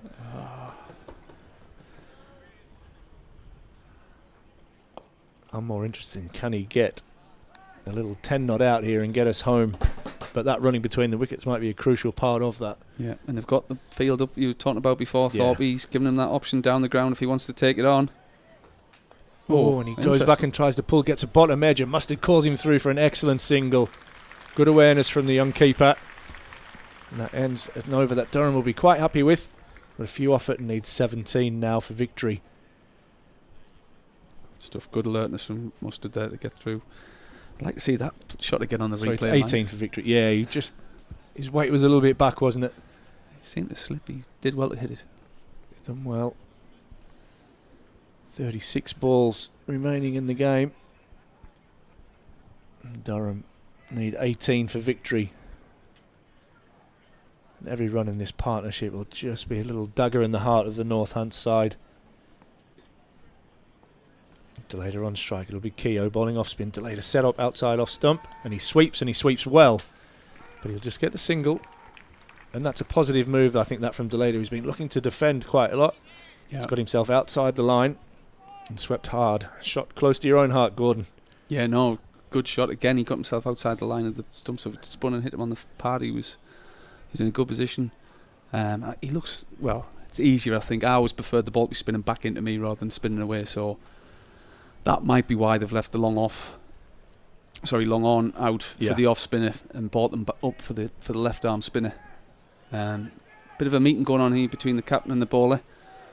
They'll be discussing possibly where do you feel as if you're going to get this lad out? Yeah, how do we get a wicket here? And like, what angles do we need our fielders at? Do we need 2 behind on the offside as Mustard has been reverse sweeping? All those questions. And this is a paddle and he's bowled. Bowled around his legs. Really, really slow, clever bowling. And you've just got to look at the field that Northamptonshire had set there and the value that he would have got for that shot with 45 in the circle. Yeah, it's a little bit of a nothing shot, isn't it, with the field? I mean, they just moved the deep square leg further round, so I don't know whether Hayden was expecting a fast one. Maybe he's at leg stump to try and work with a bit more, and he's just done him with a bit of clever bowling. But no, the way he held the pace back there, even if he hit that, it was going straight to 45, so that was a little bit disappointing. But if he has thought he's going to fire it in at leg stump, they've moved that guy around there, then you can understand why he's done it. But as it was, he's been undone by a good bit of thinking from the off spinner there. 244 for 6, Durham, as Paul Coughlin is the new batsman striding out as a smile. Not sure if that's a nervous smile. And a chat with Basteleda. Was probably sitting there 20 minutes ago thinking, I can put my feet up, get the cigar out because I'm not going to bat today. But now he's out in the thick of the action. 244 for 6, still 17 required for victory. And Paul Coughlin has an important little role here. Cameo required as Steve Harmison flicks through his notes in that magnificent workbook of his. That is, is it dried out yet, Aaman? Wet. It's dried out. She's a bit wavy. She's a bit dishevelled, but so sorry, Stephen. It'd be interesting to see whether Coggers was saying to delayed it. Obviously, they opened the bat and said, "Blimey, now we've got to open the ball and finish the game off." It's what these batters are doing. It's all us. Coughlin on strike to Keogh. This is wide and it's driven. Was that dropped? I think it was dropped by Safe Zabe at cover. Disappointed in the field. It was struck nicely by Coughlin. Well, that's what I was doing at. It was the sort of the timing of the shot. It looked a good shot, but it was aerial. He's bowled an excellent line here, really trying to get out into the rough on this pitch. And this is where when you see sort of Ackerman and those, they're on the off stump, and it's easy to access ones on there. So there, his back foot is on the off stump. Yeah. Front foot is on about leg. And he drives nicely, and he beat mid-off. Oh, it's a slide tackle. Referee, that is a yellow card. That should be penalty runs. Outstanding bit of footwork there. Right, his whole team's... There's a chuckle there. Steve Harmison will approve royally of that slide tackle. Back in the Ashington FC days. Deserved for that shot from Coggers. It was nice. He looks confident. That's what you will say. He looks like he's got a plan. 16 still required. Coughlin off the mark. Basteleda right across his stumps and makes good contact as he just tucks this one comfortably out into the leg side. Moves on to 4. Now 15 required for victory. 246 for 6, but that ends another successful over. Davy Bell listening in. Hope you're well, mate. Davy Bell, you come across him at Durham School yet? The Whitburn legend. Absolute legend of a groundsman. He does all the pitches for the Chorister School, so he's excellent stuff. He can't do enough for you. Nah, he's a good man. Enjoyed my 4 years at Whitburn. Met some great people, Davy being one of them as captain. Didn't always see eye to eye, but that's probably everybody I meet in life, that, to be honest. Safe Zabe's going to continue. Left arm around the wicket. 15 required. But no, love spending my time with Davey and his family at Whitburn. This is a full toss, and it's driven down the ground. Shot. And he's got enough of that to go away for 4. That's a huge boundary, that. As Durham now need just 11, and Safe Zabe will be disappointed. 1, that he's bowled that ball in the full toss. And 2, I'm not sure he made the greatest effort to try and stop that going past him. Was he the one who's just dropped the extra cover? He was indeed, Gordon. 250 now on the board for Durham, as the ground is now in bright sunshine. And that's the ball you want with mid on and mid off up. If you can just hit it risk-free along the floor, just past the ball there. And this one, he rocks back, and his weight's all going back to the leg side, so he's unable to make any serious contact with that ball, Bustelader. It's gripped again, didn't it? It is definitely still gripping. a little bit there for the bowlers. As you don't mind it spinning. Bustelader this time with much better weight distribution into the shot. And unfortunately unable to beat the field.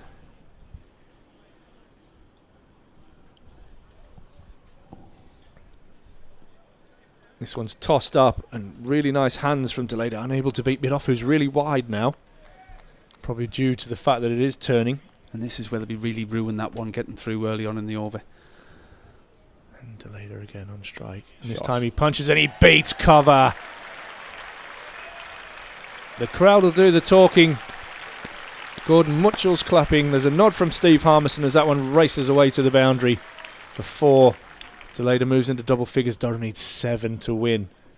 And that's the gap I think he was looking for before, the one that turned earlier on, and he just give himself room to try and open that up and turn and made it reach for a bit more, but that was an absolutely fantastic cricket shot.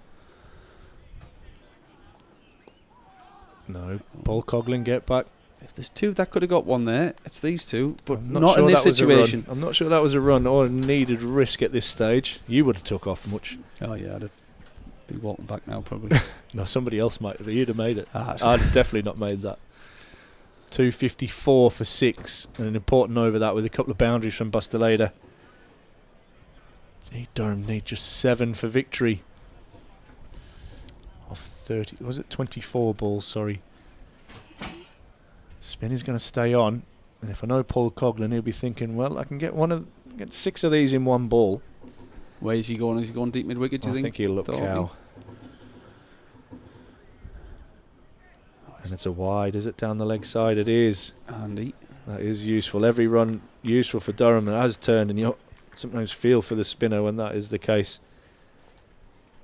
Durham needs 6 now for victory. Oh, it's short and it's dropped. It is punched back off the back foot. Coughlin threw his shot far too early.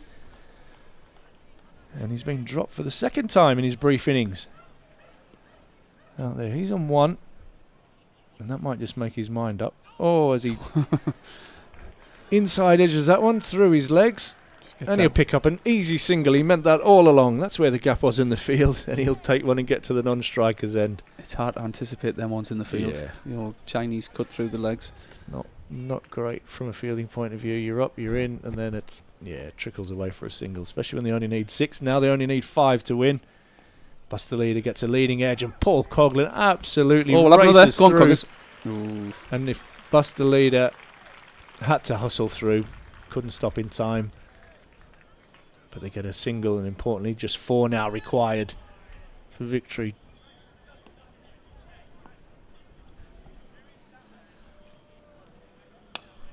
And Coughlin's hit this that badly it hasn't met mid-on. This has been a really interesting few balls from Paul Coughlin. I thought that was game over at the time. It must have come right off the toe of his bat. And thankfully plinked well enough that it was one bounce out to deep long on. 3 to win. Bustelader across his stumps and tucks this away out into the leg side. I say we'll just settle for the 1 here. If I was Coggers, what would you do? If you were Coggers, what would you do? Would you just try and launch this and get this over and done with, or would you just get outside off stump and try and how many balls are left? It? Well, the way he's gone, just block it, Coggers. Let Bustelader do the rest. There's 1 ball left in the over. Oh, and he gets another leading edge and places it beautifully into the gap at point for a single. Well, this has been an incredible little innings from Coughlin, who throws his head back. But scores are level. Durham 260 for 6, needing just 1 to win. Unbelievable. We talk about Aaman accessing all areas of the pitch. Coggers accessed all areas of his bat, I think, today. Using a Toblerone. Other chocolates are available, but he's literally using a Toblerone. He's used the inside edge, the back of the bat, the leading edge, the toe, everything but the middle of the bat right now. But he won't care. He's still there. No. And as if there's a man who needs a bit of luck or why justifies a bit of luck, it's Coggers. Why not? The effort he puts in every time he plays cricket. So 1 to win. The whole field is in no slip in place, which I find a bit weird. But anyway, safe Zabe into Coughlin, who pushes this one away to mid-off. It was very, very close, so no run. I'm going 6 to win, you thought. Yeah. I think Harmy would like to see this one dispatched as well. Safe save comes in, and this one's short and shoveled into the left side. What a bit of fielding. An unbelievable bit of fielding to keep Northants in the game. Poor lad, when he times one, he can't get through the field. What's the point in hitting it out the middle when you can use it all? Vasconcelos, the man in the mid-wicket region. Oh, that is a seed. That is an absolute seed. And Paul Coughlin is having one out there, but he's still there, importantly, for Durham. He's definitely swinging this ball. Yeah, sweep and sweep hard. As he comes in, and he just defends. Well done, Coggers. Defends right off the middle of the bat. Paul Coughlin has this all under control. Safe saving again, and this one's pushed away out into the offside. Coggers, you're doing nothing for my blood pressure right now. I'm going to have a double dose today. Safe save comes in, and this one's short and defended away into the offside, and that is the end of the over and the end of Safe Save's spell. He has 2 for 52, including a maiden there off the last over.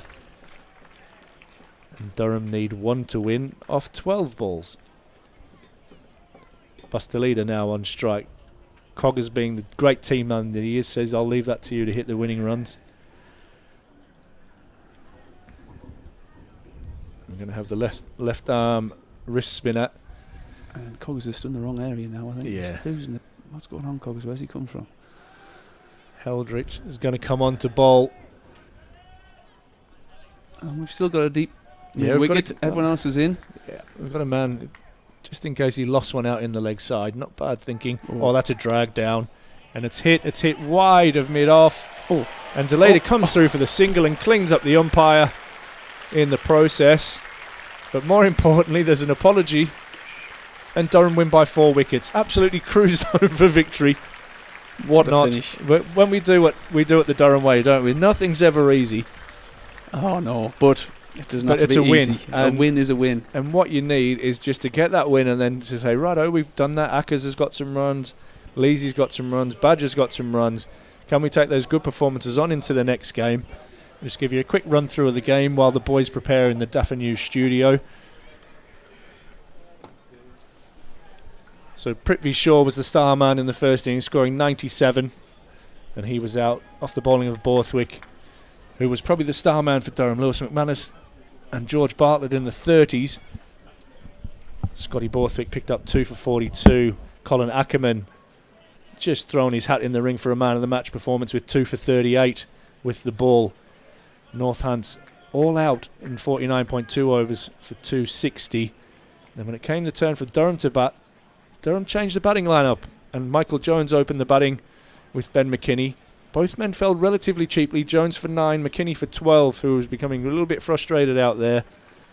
And then Durham needed a partnership, and they got a partnership between Colin Ackerman and skipper Alex Lees. Alex Lees going for 55, and Colin Ackerman brought up his century, scoring 108 from 106 balls with 14 boundaries and a 6. Scotty Borthwick took Durham, what he thought was, to the brink of victory with 42 until he was out and gave Durham a little bit of a nervy ending, especially when Hayden Mustard was bowled round his legs. But Bustalida with 15 not out and Paul Coughlin with the greatest 4 not out you will ever see saw Durham home by 4 wickets. And we'll pass ourselves back to the boys in the Daffabet studio. Lord Mitchell, Ash Thorpe, thank you very much. Even the Thorpe and Muchie curse couldn't quite strike. Durham have their first home win of the Metrobank One Day Cup. And it's come, in the end, rather chaotically, but comfortably, shall we say, over the Steelbacks, joined by Steve Harmison and Daffa News studio. Harmy, deep breath. Got to win at home. Yeah, win at home. Thought I don't think they made it sort of hard for themselves in the end. They had plenty of time. I think if I was Scott Borthwick, I'd kick myself. Getting, especially with the way things have gone, that's 3 times now, 2 30s and a 40. He'll want to have getting his team over the line. Yeah, he played so well as well. He played beautifully along with Alex Lees and obviously Colin Ackerman. They've won the game for Durham, but great win. Senior players stood up. after a disappointing defeat. You always look for your senior players to stand up. Learning curve for a few young lads, which is a great thing for me. I mean, I'll never ever criticise young lads coming into the infancy of their career if they have tough times, as long as they've got senior players to take them. Give them responsibility. Got a fantastic bowling coach who we've talked about and we've spoke to in Graham Onions here. So that, for me, I think it's been a really good day for Durham all round. Young lads have had a game, good experience. They've found it tough. Older lads have took responsibility. One lad's gone on to get 100, and it was a fantastic 100 in that, and the crowd has been royally entertained. So, and the groundsman had a right to reply. So, I don't think we could have had anything more in the commentary team or on the pitch today. I think it's just been a really good day for Durham Cricket Club. Hey, we'll come on to Vic, and we'll come on to the chat that you guys have been having on commentary, because there's been some tremendous characters on commentary all the way through the afternoon. But you mentioned those youngsters and the experience that's helped them through. Of course, Durham were 22 for 1, and then comes in that stand between Alex Lees and Colin Ackerman, but in particular Colin Ackerman. That's a match-winning knock. And it was a beautiful knock, because he didn't time it quite right at the start of that innings, but he just eased himself into it, didn't he? No, but we heard from Ryan Campbell, the Durham coach, and the Durham coach talked about just taking a bit of responsibility, spend a bit of time out there, get the opposition. We've seen, so we've got a 100-ball competition going on at the minute. Every team's been decimated. So their third-choice bowlers, their fourth-choice bowlers, they're not going to be as strong. They're going to be young lads. They're going to be players who don't normally bowl 10 overs. They're going to be players who are trying to forge themselves a career. So put pressure on them by just staying in the game and using your experience. And I thought Lees and Ackerman especially did that brilliantly. I thought Colin Ackerman, along with Prithvi Shaw when he was batting, anything that was just offline. I think a lot of the bowlers' lengths weren't too bad today. They're just, the minute you stray offline on the surface, it's sort of set up to be hit, bang, hit it, put pressure on the bowlers, and like Ryan Campbell said, if you can get the opposition to be bowling their number 5, number 6, and number 7th bowler, it means you're doing your job. It means somebody's taking responsibility. It means they're under pressure. It means we can then cash in. And I think because of the discipline that Ackerman and experience that Ackerman and Lee showed, once it got to decision time for Lewis McManus, I mean, then Durham really cashed in and Ackerman played beautiful. It takes two to make a stand, and obviously Colin Ackerman's innings fantastic. You mentioned Alex Lees there. Obviously, he would have been disappointed with the way he was dismissed, and I think he showed that coming off the pitch. But on reflection, you can look back at that and think, you know what, I'm back amongst the runs. We've got to win today. Move forward till next week. Yeah, irrespective of whether he had a point, whether it was missing the stumps or it was hitting him outside the line. We're not blessed for having TV replays. I actually think the reaction from Lees was of disappointment, possibly because of the decision. But I think it was possibly because of how tough he knows the wicket is, and how much it hit on his onus. The responsibility to see the game through for Durham. They were not in a precarious position. They were in a really good position, but they could have been if they lost a couple of wickets. And I think that's probably what the conversation was out there between the two experienced heads. It's got to be us two. Don't give it to somebody else. Make sure, if it is tough, like Ryan Campbell said, if it's tough for us two out here, can you imagine what it is like for somebody else coming in? Even you've got experience, Scott Borthwick coming in. So I think it was possibly an element of frustration, the reaction to the decision. But I think that it was more of getting out at that point, just after getting 50, putting a good stand on McCall Ackerman and not getting Durham into a position where we're now got cigar time on, home and hosed, and we're ready to sing the team song. And I think that's what drives Leesy on. I think he is a character who would probably look at it from a team point of view, that I didn't get my team in a position to get them over the line or close to over the line, rather than any sort of individual disappointment of a poor decision. He's a winner. He's a true captain at the end of the day, isn't he? And he'll once, like you say, he wanted to get the team over the line, hence the disappointment. Yeah, and I think we've seen two contrasting days from Alex Lees' point of view. The frustration we heard before the game, the interview that he gave talking about the surface, that I don't blame Alex Lees for that. I really don't, because he shows passion, shows that how much it means to play and represent and captain this great cricket club. And I think it also shows that, from his point of view, it's not It's not about experimenting. Yeah. It's not about playing 16-year-old James Minto. It's not about playing 18-year-old Mitchell Claydon and Hayden Mustard. It's about Durham winning. Yeah. And I think you could see that in his voice and his reaction at the end of the game. My team's not been good enough. The pitch has not been good enough. We have not been good enough as a club. We need to improve that. Yeah. Fair play. Absolutely. He's led them very, very well. Thought his bowling changes, his captaincy was excellent in the first half, because I would imagine after giving that interview and losing the toss and going out there first 10 overs, I mean, the roller coaster of emotion must have been going through Alex Ease's head, because his bowling unit didn't back him up for the first 10 overs. But then he got them in a huddle, give them a bit of a rally and crawl, got the drinks out of the way, got the spin bowlers in. He feeling like a demon himself, and then got the bat in his hand and got his team over the line. So, it's been an interesting 72 hours for the Durham captain. And it just goes to show you can lose the toss here at the Seat Unique Riverside in Cheslow Street, and you can still win a game of cricket. So that's always good to know. Colin Ackerman, just one final word on him. How good a signing has he been? Because I know a lot of, and especially here in the Daft News studio, we have talked a lot about David Beddingham in all formats of the game so far this season. But has Colin Ackerman gone a little bit under the radar in terms of the knocks that he's had for Durham? Yeah, I think he has. I think his bowling has been influential as well at times in different formats of the game. I think he's just an all-round good character. Yeah. And I think that's what's been mentioned. The character was a character that was signed. It was probably the character that was needed in the dressing room more than the player. And then you get the player because obviously he's a fine player. Yeah. You don't play at national cricket if you're not a fine player. So I think they've signed the character, understood he would fit in very, very well in the change room, and he looks as though he's been a real positive influence on not just the younger players but the senior players as well. I was fortunate to watch him practice a week ago or 2 weeks ago.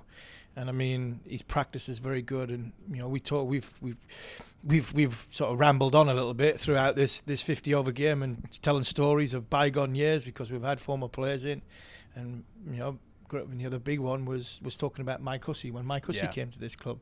You sign a good character, and what does dressing rooms are like a flock of sheep, and if the senior character is doing the right things, the junior lads will do exactly the same thing. And I think having the likes of Graham Onions coaching the team, I think that's made a big difference. Ben Stokes talked to me about that this morning, saying what a difference Bunny's made to his work ethic to where the young lads were from last year to this year when the bowlers. And having somebody like Colin Ackerman in the dressing room who practices well, does the right thing, plays properly, and has got standards, high level of standards, you can't go wrong. It was Ackerman's innings that put Durham in a winning position alongside Scott Borthwick, alongside contribution from Alex Lees. But you need big innings to close games, don't you? And I mean, Paul Coughlin's 4. I mean, it's a huge innings, isn't it, really? It was beautifully timed shots and everything. It was. I mean, reminiscent of I seen a lot of myself out there in Paul Coughlin. It was. I was not a bad number 10. I was an unbelievable number 11. I couldn't hold a bat at number 9, but to play all the shots in the book and to utilise the whole circumference of your bat to get your team over the line, that is a fantastic innings by Paul Coughlin. Joking aside, I tell you what, I mean, after 3 overs, Coggers, where his emotions must have been, because he had 3 overs for 32. He was struggling from line and from length. Teched him off. We talked about it with Bunny when Graham was up here. Captain took him off, moved him out into the field. He fielded very, very well. Got a couple of run-outs, and he contributed more in the game. And then when it came back, I thought his second spell was very good. I thought his last spell was exceptional, and he's come away with figures less than 6 and over off 10 overs. So it just shows you the character. I talked about Ackerman's character, shows about Paul Coughlin's character as well, and his durability, because that's 4 games, 4 lots of 10 overs. Big player for this team, and he flings himself about, doesn't he? I think it was mentioned on commentary at one point, him in the field, he's like a Duracell, but he's constantly around, constantly hurling his body around as well. It's quite a remarkable team effort from Paul Coughlin. It's led to a tremendous win for Durham today. I think you pointed out pre-match, Harmy, we started off slow in the T20s. We've started off relatively slowly in the one days. We saw what happened in the T20s, making the quarterfinals. Do you see this being the start of something in the one days or not? Yeah, I think Durham are not. It's not. This is not Durham. This is across the board. This is 18 counties. You're going to see a lot of games where you think that don't look at teams and go, they should be winning. Yeah. Because of the decimation of what the squads have from the 100. We see at this moment in time Lancashire and Lancashire and Surrey, probably the best two teams in the Blasts in either division. Birmingham might argue with that, but you'd say. White ball cricket, they've dominated in the Blast. They're bottom of both groups. Why the bottom of both groups? Because they've got loads of players away. Yeah. Durham have got some, good key senior figures in right areas. Yeah. That's why I'm encouraged that Durham can go on and really challenge to try and win this competition. Yeah. So I think what you get is when you're playing with some of the younger players, Hoggs played, Stagney McLinden's played, you've got Hayden Mustard, you've got Mitchell Colleen, you've got James Minto.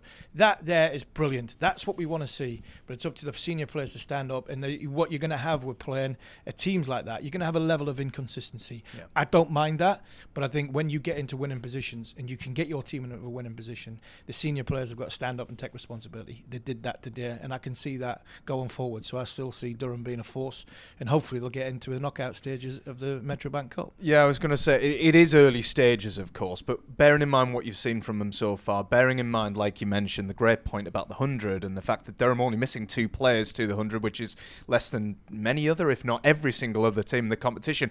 Do you earmark Durham as potential winners of this I think so. I think they've got to see themselves as winners. I think, like I mentioned before, we are giving young players. We've always given young players a game. Yeah. But the senior players have stood up again, and that's the most important thing. And we've got good characters at this cricket club from a seniority player point of view, and that's what encourages me that we can get to the knockout stages, potentially get to a final. And to get to a final, then that's what Ryan Campbell talked about earlier. Can we give them a chance to get to the big stage, put them under pressure? Even some of the young lads to put them under pressure, and that's encouraging. It really is encouraging.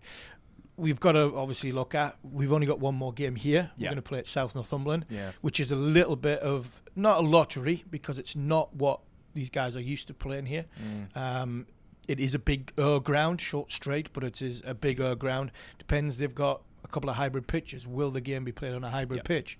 If it is, then that, Durham's always been sort of their white ball team's been quite dominant to spin. Yeah. So then the seamers might come into it. So there might be some different selection dilemmas for that. But that for me brings some of the younger lads into play. Yeah. But that for me, that going into the game again at South Northumberland, I think is another chance to showcase what Durham has got in a different county, and bring the roadshow into Northumberland, because Northumberland have been very, very good to Durham County Cricket Club over the years. So I'm encouraging signs, and if hopefully we sit here in 2 weeks' time when we come back for the last game, if we are in a position to get up to the knockout stages, we've got some good senior players who hopefully will take responsibility. Absolutely. It's only you I'd ask that question too, because given Ash Thorpe and Gordon Mitchell's record, they'd have jinxed it and we wouldn't win another one-day cup game all campaign, unfortunately. Just very, very finally, Harmy, I touched upon it before, but we've had kind of like a conveyor belt of fantastic names, fantastic personalities, fantastic characters. For me, just listening to you guys, being in the same room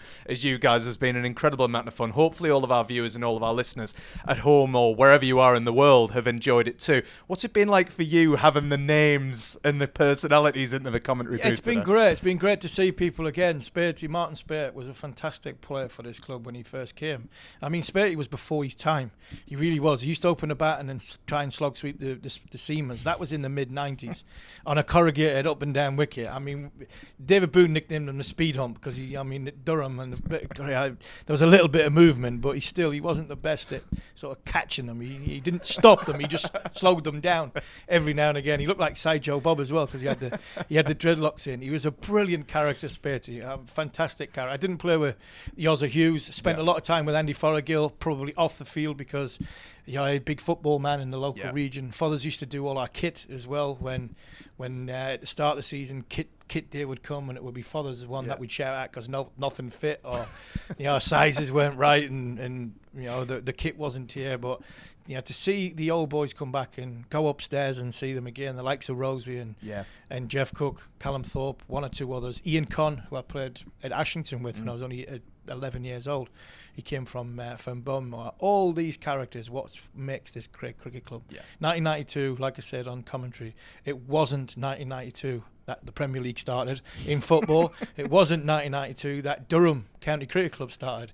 It was a minor counties before that. The characters are up there, and I'm going to join them now because they're a bit further on than what I could be. But I think my drinking powers, maybe not be as quick as what I am, but I'm gasping for a pint, and I'm going to go and join them. Enjoy the rest of my day up there. Well, I'll tell you what, mate. On that note, shall I let you head out of the Daft News studio and let you head off for a pint? Because it's well deserved. You've put in a rare old stint today in terms of commentary. So thank you, Steve Harmison, as ever, Gordon Mutchell and Ash Thorpe as well. And the names, there are too many to mention individually that appeared on Durham Live throughout this afternoon, because it has been an absolutely tremendous day for Durham, both on and off the pitch. Right at the start of this broadcast on Durham Live, I said it was wonderful Wednesday for Team GB in the Paris Olympics. Well, it's fantastic Friday for Durham. We finally have our first home win of the Metrobank One Day Cup. From all of us here on Durham Live and from me, Andy Sixsmith, thank you for watching. We'll see you in a week. Bye for now.